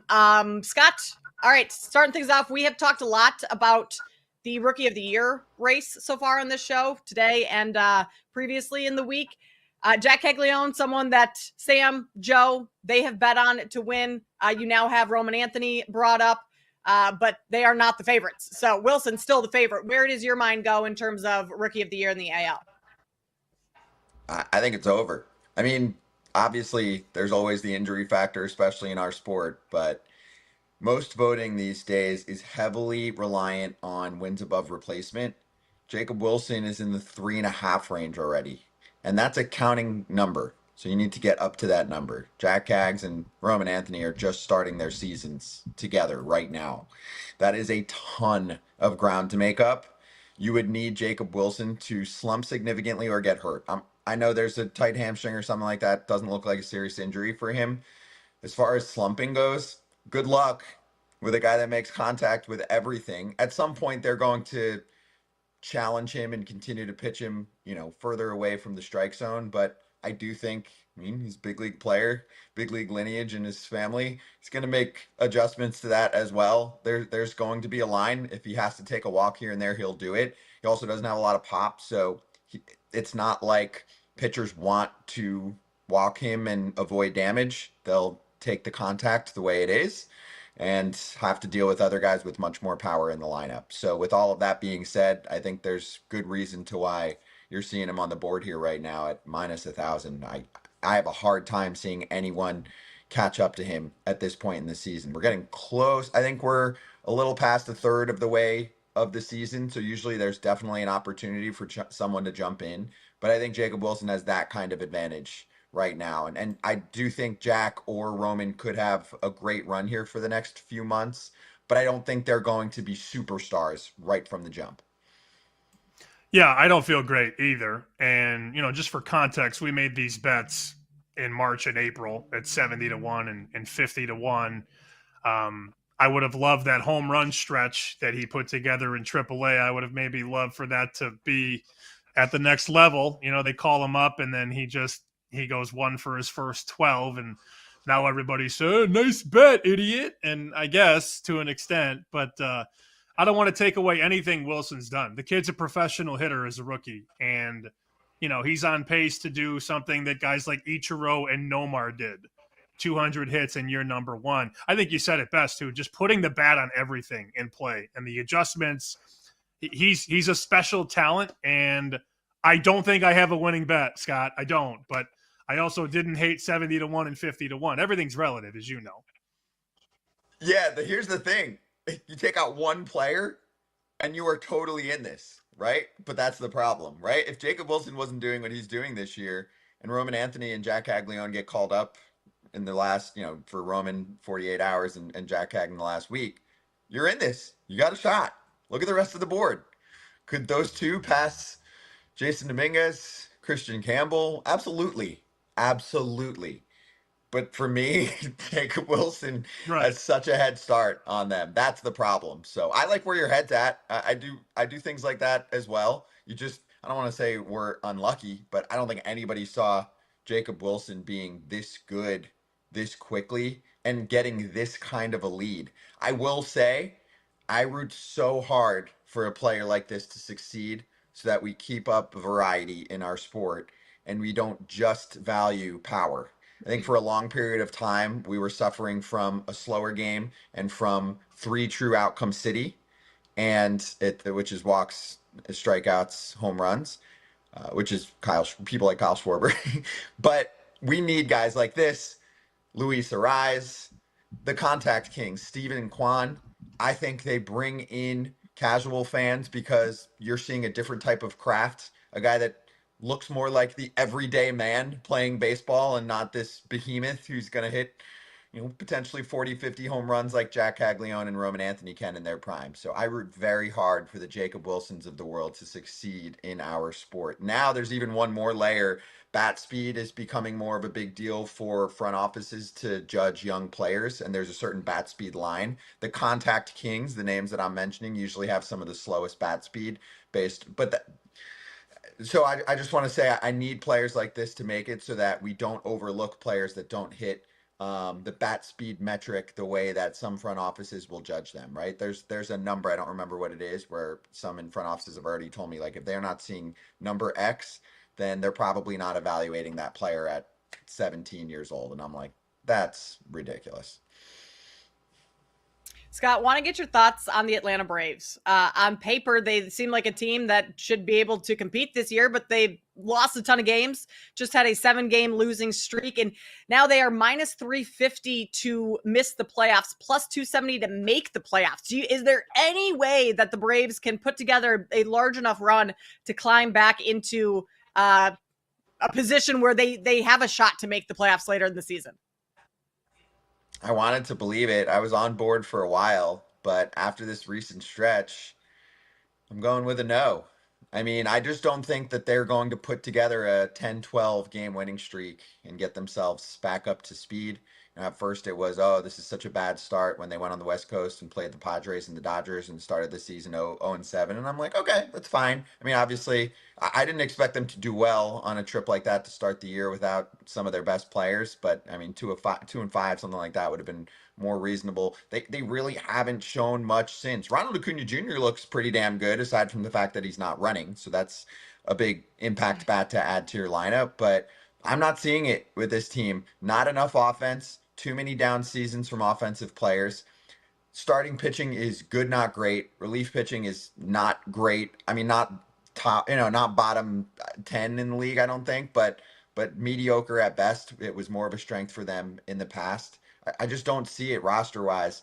For me, another X factor is Spencer Strider. I don't know when he's going to come back around, but right now, fastball velocity down a couple ticks. Slider velocity is below a certain level where there's a very clear-cut demarcation with slider velo usually. It's in the 85 mile an hour plus range, and you're usually, obviously you need to have the shape to it as well, but you're usually going to have a lot of success. He's below that mark where he used to be above it. I think he's sitting in the 83 range with his sliders. So these are things that we're seeing that have not come back since surgery, and sometimes it never comes back, but sometimes it takes a while and it might not happen this season. So when we add all of that up, I see a team that looks more 500-ish to me.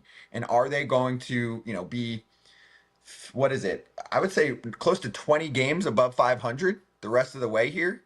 That's what you need, right? Because then you'd be 10 games above 500 to be one of the wild card slots. You're going to need at least that type of run. I just don't see that from this team. And the biggest factor is the National League. The National League is so damn good. There's more separation in the last couple of years in the National League over the AL than in my time covering the sport, and maybe in a quarter century or more. So that's part of the problem here. We're looking at the NL East right now. Mets obviously look really damn good. Phillies have gone through some rough patches, but they should be a playoff team. Now in the Central, I think the Cubs are a playoff team. I think the Cardinals and Brewers both have a shot and a better shot than Atlanta. And now in the West, you've got the Dodgers, the Padres, the Giants, and I think the Diamondbacks are still in the same range as the Braves and probably won't make the playoffs. I just named way too many teams. Half the teams I just mentioned are not going to make the playoffs. So no on the Braves. Like Oprah, you get a playoff spot. You get a playoff spot. I don't know how much you guys, I know AJ would probably like to weave a little White Sox in on foul territory, but I know they don't dominate the conversation, but they remind me a lot of the A's last year. Remember, 2 years ago, the A's win 50 games, and oh my God, they're the worst team ever. And then everybody bet the under the next year, and they won almost 70 that following season. And you're starting to see it now with the Wilsons and the Butlers and the Soderstroms and the Denzel Clarks.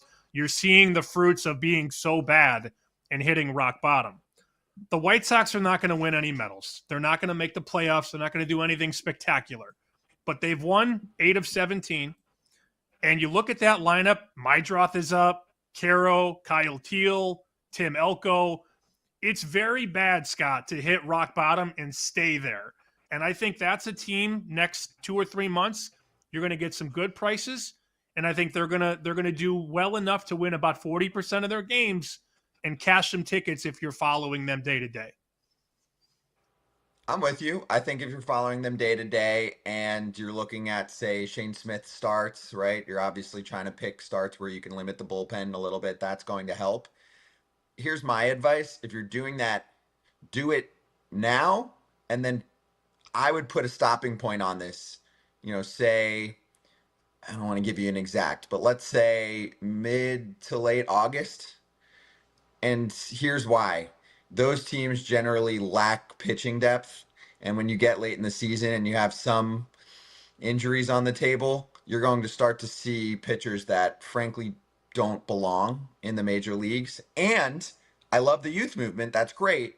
But you're seeing young players that have not gone through a full season like this. And even though they haven't been up in the majors the whole time, they were in the minors and then go to the majors, you often see numbers drop off. So that would be my caution flag is enjoy this run right now. Pick and choose your spots. You're more bold than me. It's not certainly where I go from a betting perspective, but we spoke before I hopped on here. And if in the last couple weeks you're just hitting White Sox money line every day, you're profitable.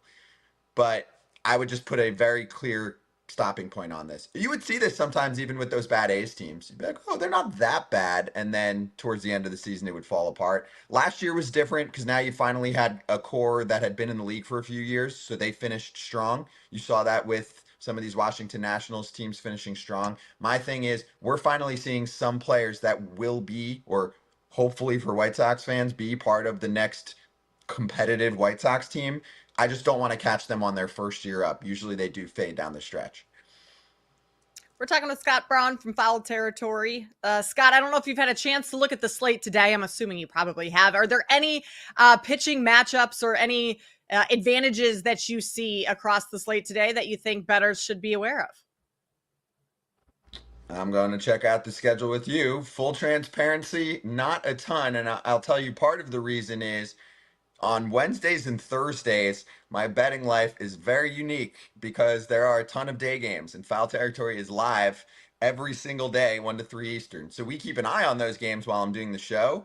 But one thing I generally won't do is bet on the day games, which can present some challenges for us, especially on Thursdays, because we do our locks every day, and we can only pick them for games that are generally a bit after our show. So look, it's about a 50-50 split today, so I'm checking out what we're dealing with. I mean, one spot that I'll look at early on here is the Yankees torched the Royals last night. I think the Royals are a really good team. I think they're a playoff team and could be a problem in the playoffs if their starting pitching is intact.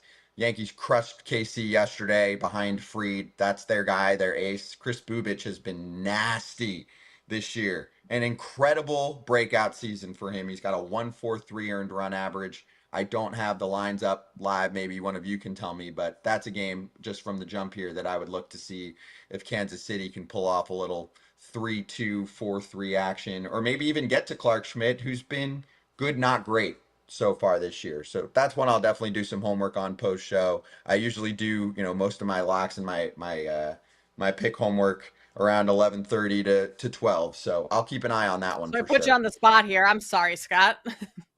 You're good. Small dog, KC, small dog, plus 13, total 9. Okay. I mean, clearly the market doesn't respect Schmidt, and that's nothing new, as you know. The anti-Paul Skeens, I would say, Clark Schmidt. I mean, if somebody were to ask you to describe what Skeens has done, the word dominant gets thrown around a lot, and that's a very easy word to use. But how would you just describe what he does every fifth day when he takes the ball? I'm going to pop quiz both of you, see if one of you has this one for me.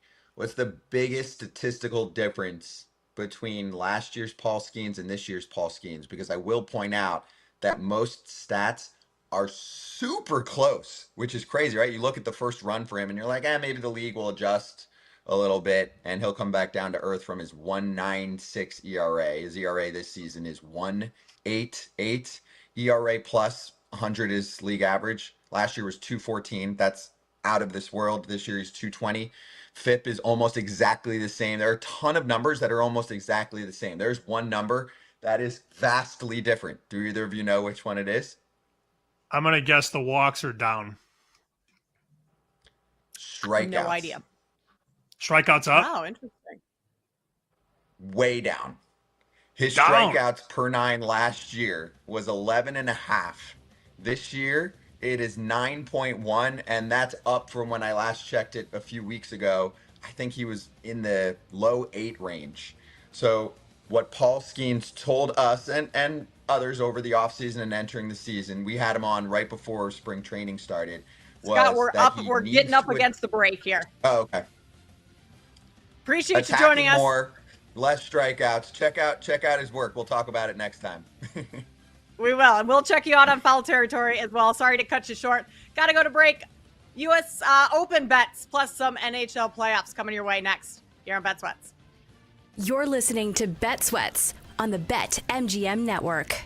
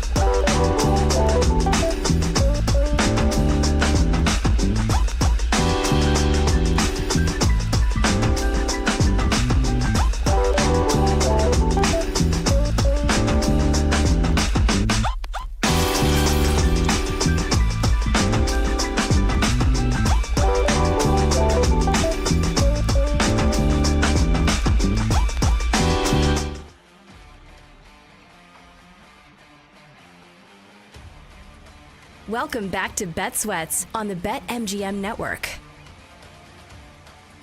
Okay, Constable Sam Panayotovich here with you on Bet Sweats. 20 minutes from now, our lightning bets for today. We have each have a couple in tonight's game 3 of the NBA Finals. That's back in Indianapolis. We also have game 4 of the NHL or Stanley Cup Finals tomorrow night.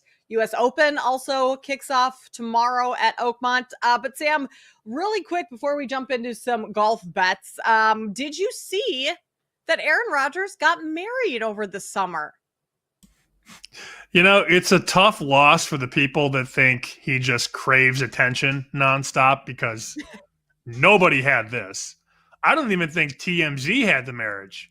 So kudos to him for keeping it extremely private. It doesn't make me like him anymore or any less, but it is interesting that that is one of the talking points around Aaron Rodgers. Oh, he always needs to be in the spotlight.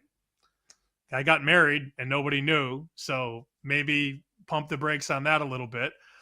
I wouldn't want him quarterbacking my team at his age. I don't like the Steelers this year. I'm not going to be betting them over the win total or to make the playoffs or anything like that, but I was a little surprised that this guy that craves attention gets married and nobody had a clue. And I don't think it's still out there of who he married. Like, I can't find anything. Did we even know he was dating anyone? I saw somebody on social say, congrats to Aaron Rodgers and Joe Rogan. And I did laugh. I'm not going to lie. That's pretty good. That's pretty good.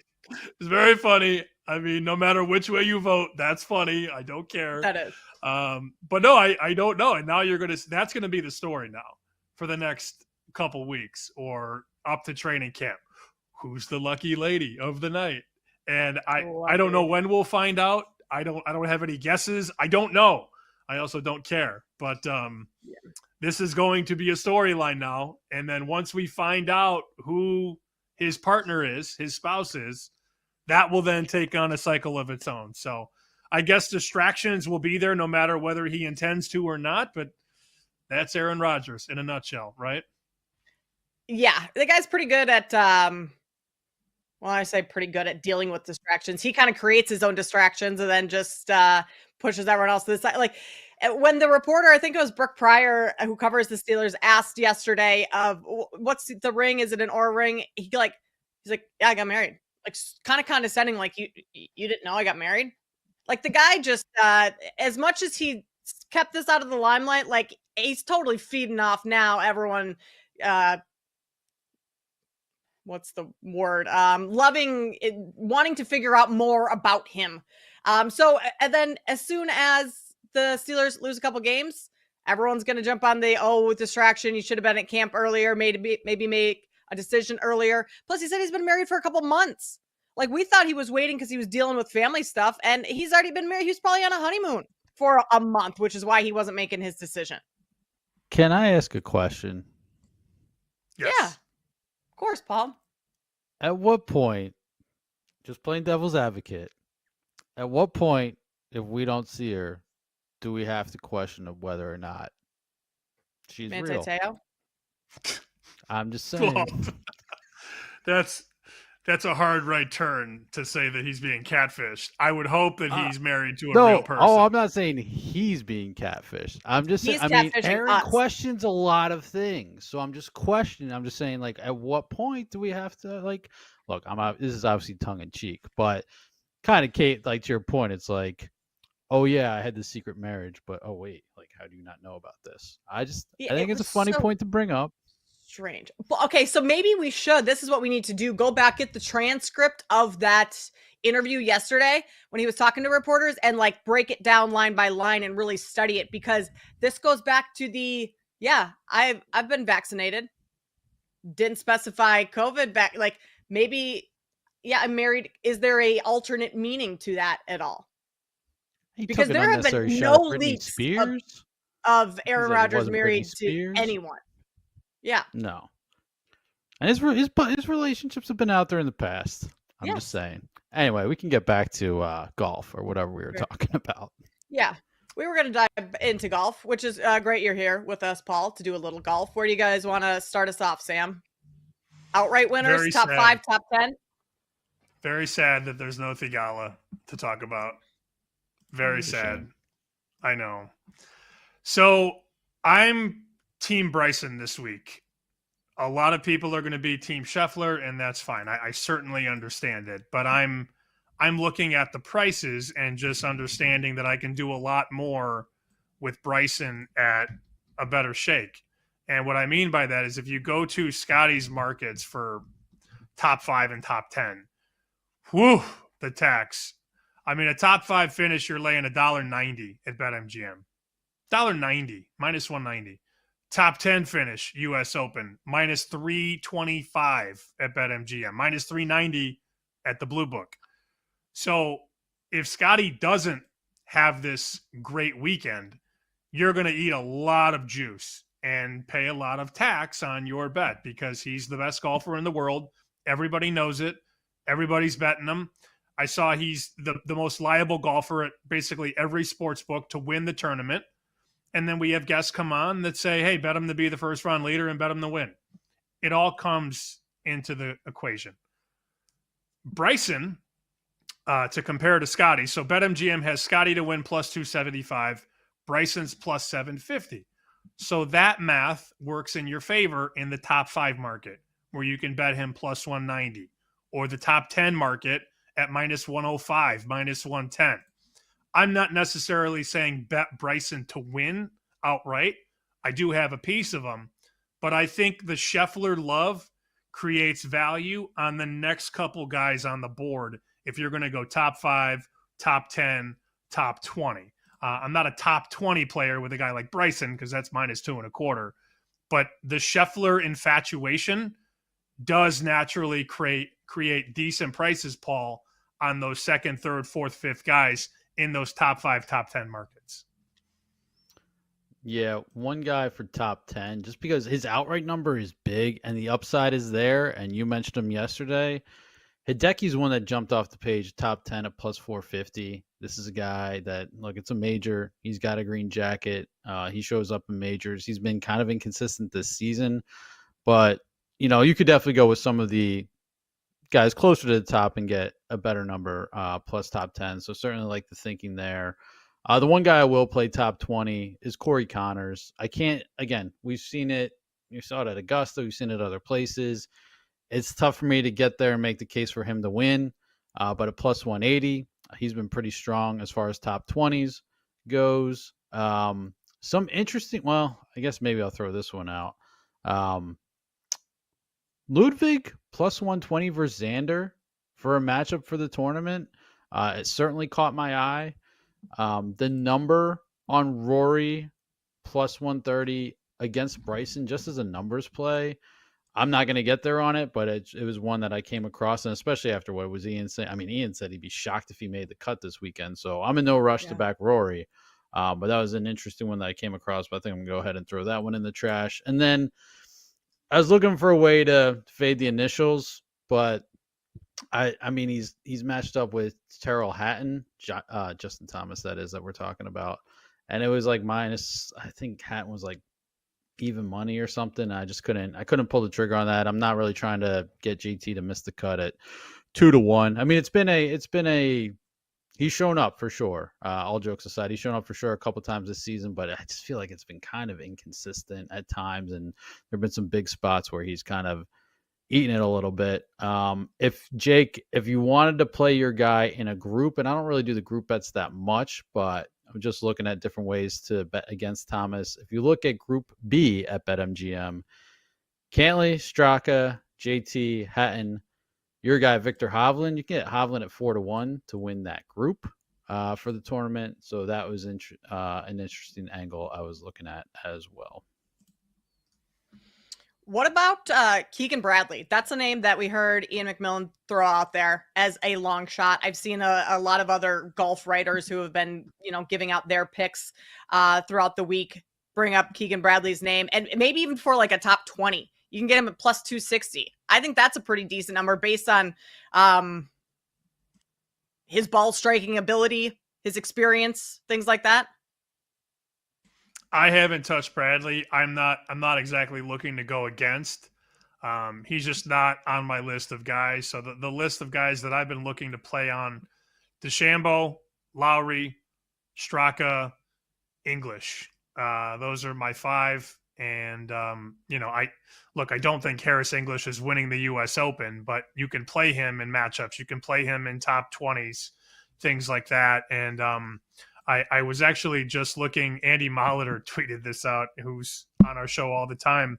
The last time we saw a favorite like Scheffler in this range, like 270, 280, was Tiger in the early 2000s. And Andy shared a leaderboard from the 2000 U.S. Open. Tiger Woods won it at 12 under. Ernie Els was second at 3 over. Plus 3. Right. That's the 2000 U.S. Open. Tiger is minus 12.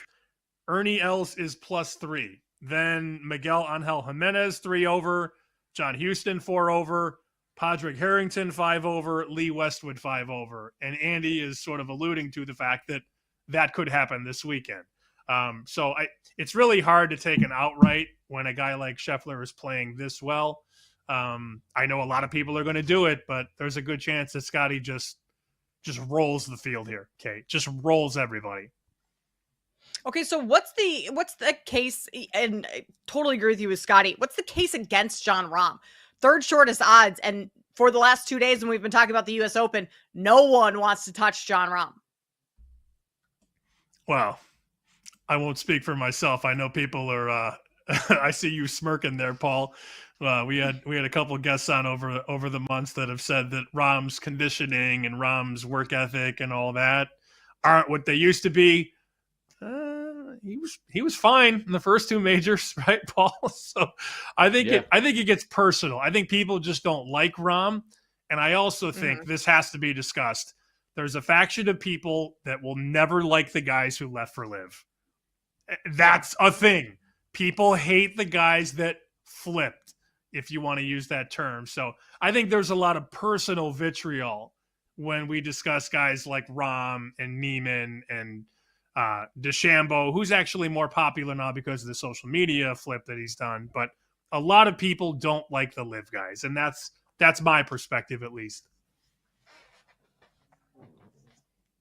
Yeah, Paul, I think that's spot on. Yeah, I think that's spot on. And I mean, look, Rahm played well until he didn't. He kind of melted down a little bit. Was that? So I'm not rushing to bet him at 12-1, but I mean, this is a guy that he used to be the top of the board. He was in single digits for a while. I guess he's 12-1 this week. I'm not placing that bet, but I wouldn't be shocked to see him in the mix. He's T14 at the Masters and T8 at the PGA, Kate. So is he going to win? I don't think so, but he's so talented that he's probably gonna be in that top 10, top 20 conversation. The reality is this course could eat some people for lunch, though. I mean, if you have a bad round and you're into the weeds and you're not around the green, this course could eat people alive. It could happen to anybody. Maybe not Scheffler, but you'll see a lot of talented golfers really, really struggle here. And if you don't have a good Thursday, Friday, see ya. Which is potentially Rory. For sure. And just putting a bow on the Scheffler point. Like, I'm in a pool where you pick 6 golfers, and like I'm gonna try and there's a case to be made to fade Scheffler, or at least not take him as a contrarian angle. I'm gonna more take him and then skip the Schauffele's and the Rorys of the world, because it pays out based on prize money. So even if Scotty's top 5, it's almost all right, let's key that in. Fine, I'll match you on that one and then try and beat you other ways. It just seems like a little bit of a fool's errand if he goes nuclear, which is, again, on a tough course, cream rises to the top, et cetera, et cetera. But I'd rather key in him in a spot like that in a pool than be oh yeah, let me go bet plus 275. Right. I mean, Scotty, this course of all courses, mentally is gonna weed out some of the not as strong mental players, right? Because you find yourselves in unfair, unadvantaged situations throughout the rounds where, I don't know, maybe that's where John Rahm kind of loses us a little bit. Rory with his current form. It's just very difficult to see somebody outplay a guy like Scheffler. I mean, it could happen, but you're not going to see 10 golfers outplay Scotty for 4 days. Not here. No way. He should hit the board near the top. If he has a bad day, he probably recovers. You got to beat him in 4 days, though, not one. We are going to tell you who's hitting our betting board. Coming up next in Lightning Bets as we wrap up the show here on Bet Sweats with Sammy P and Kate Constable.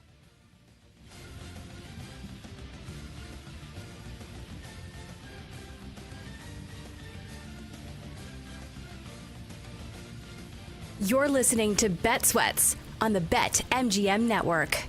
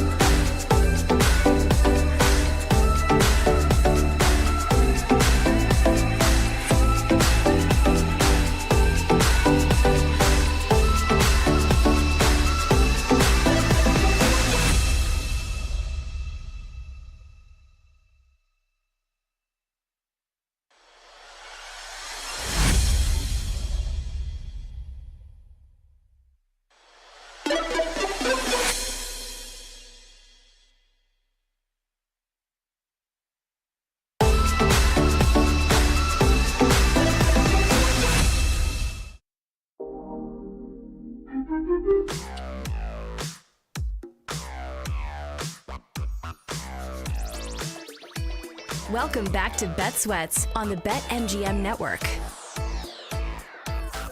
We've reached that time.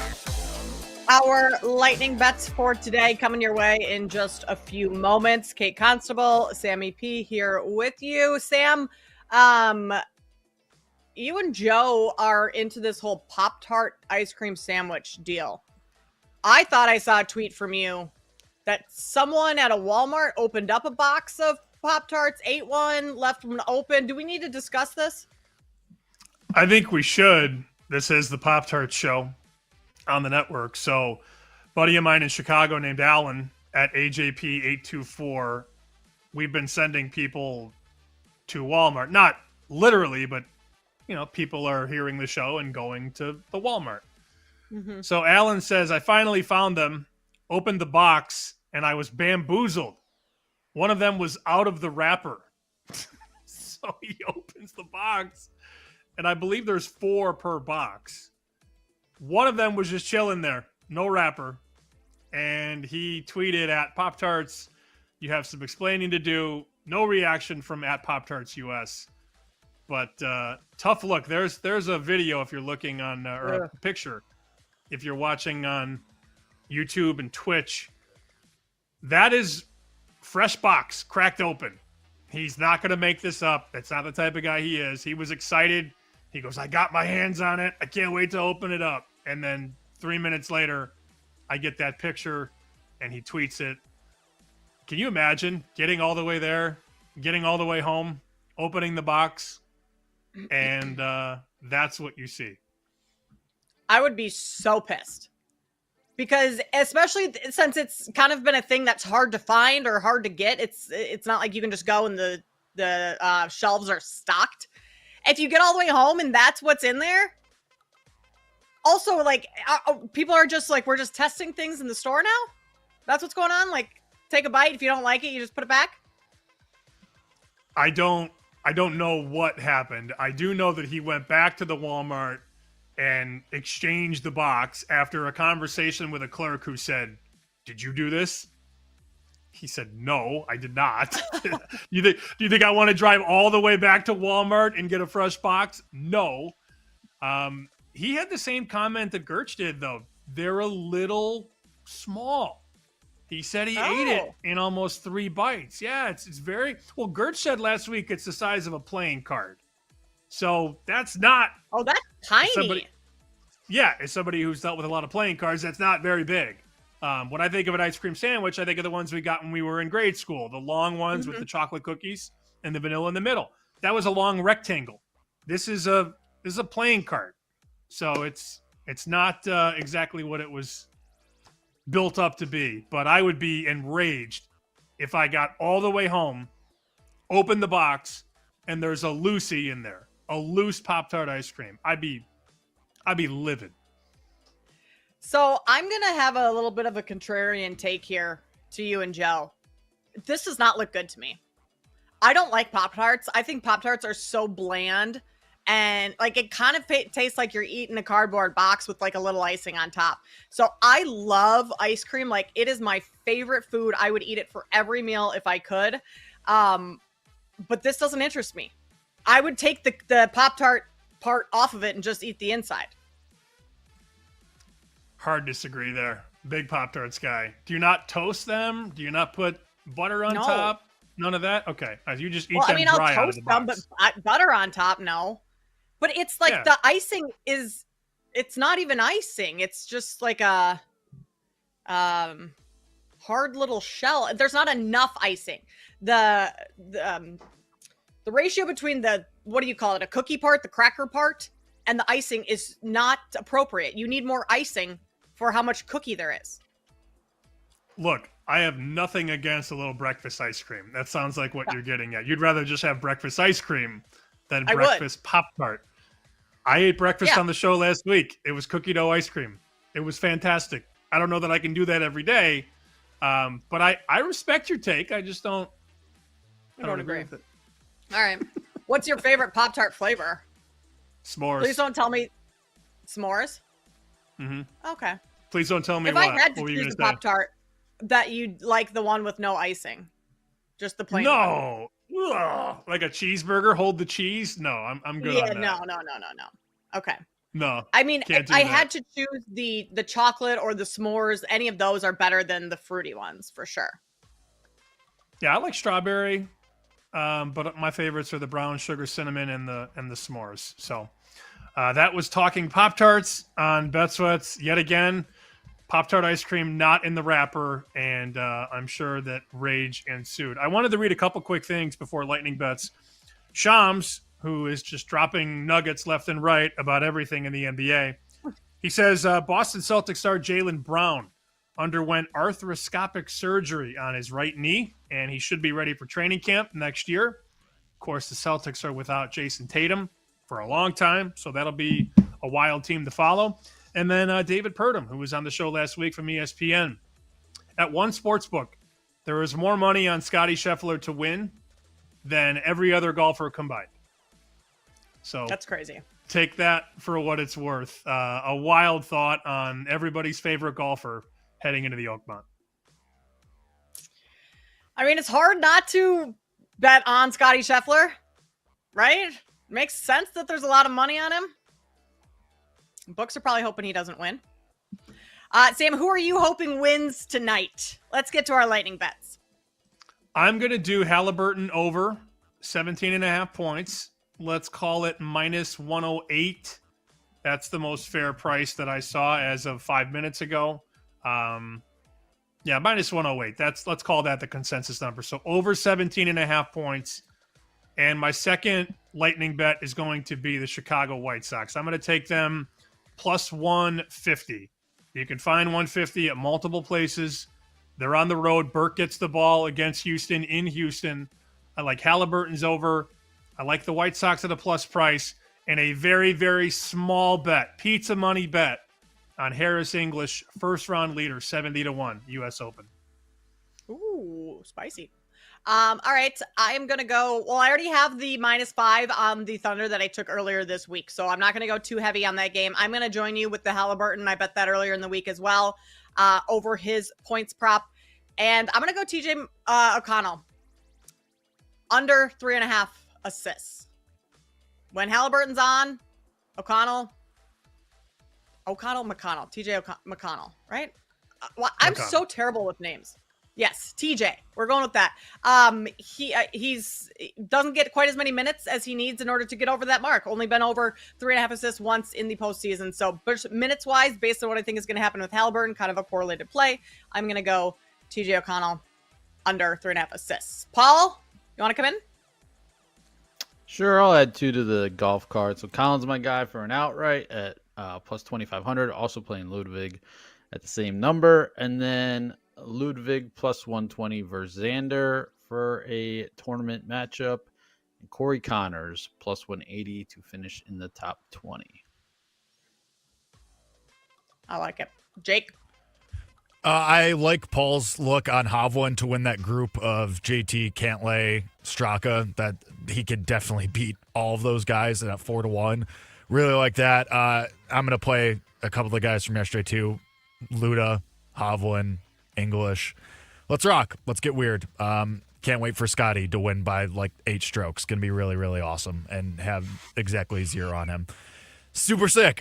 In the first early game that starts in like 45 minutes, I'm going to back O'Neal Cruz and fade Cal Quantrill because Cruz has been hitting the ball well recently, hit a home run last night, and Quantrill is terrible. And the rest of the slate, because PJ Glasser is gone, the Jake Show returns. It's now Send It In with Jake Hassan. So see you at noon Central, 1 Eastern, today and tomorrow. All right. The rumors of my demise. The rumors of my sleeve? demise were over broadcast. I always know when my jokes don't hit because Sam gives me the old What are you talking about on Send It In today? I know you go multiple topics. Baseball? Yeah, I mean, you may have heard there's a basketball game tonight, so we'll do that. Yeah, you may have also heard there's a golf tournament that starts tomorrow, so probably going to do that as well. And then baseball, because, it wouldn't be a Jake show if there was no baseball. And, I am nothing if not benevolent to the people, so. I wish we had eyes on Jake. when Scott Braun came on the show and said the AL Rookie of the Year race is over. Yeah. I did not see your reaction. I imagine not great. Yeah, it's tier. Listen, sometimes you got to come to grip with reality. It's not always fun, but is what it is. Be what it be. Game is game. I don't know. Maybe Jacob Wilson, like Sam texted me yesterday, has chlamydia, and it's not a tight hamstring. Maybe that's the real reason he's out. So, and if that's true, then does chlamydia keep you out of a baseball game? I suppose. I guess we're about to find out.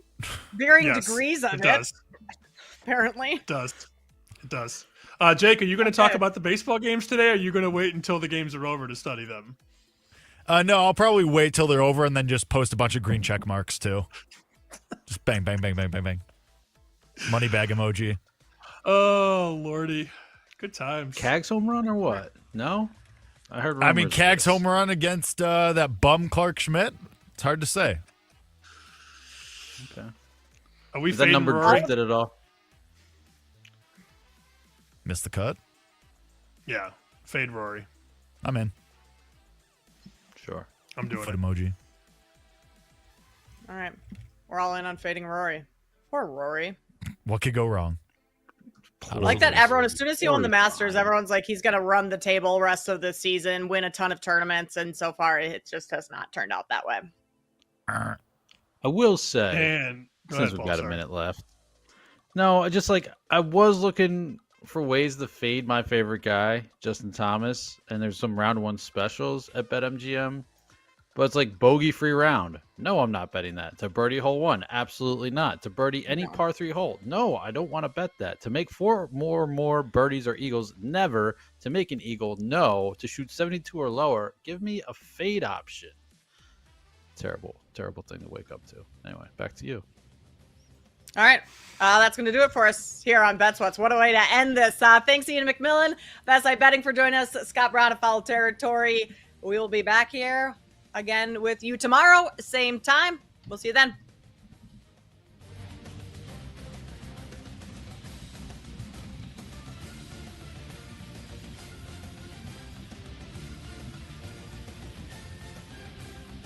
Thanks for listening to BetSweats. If you missed anything on today's show, make sure to listen back on the Odyssey app or wherever you get your podcasts.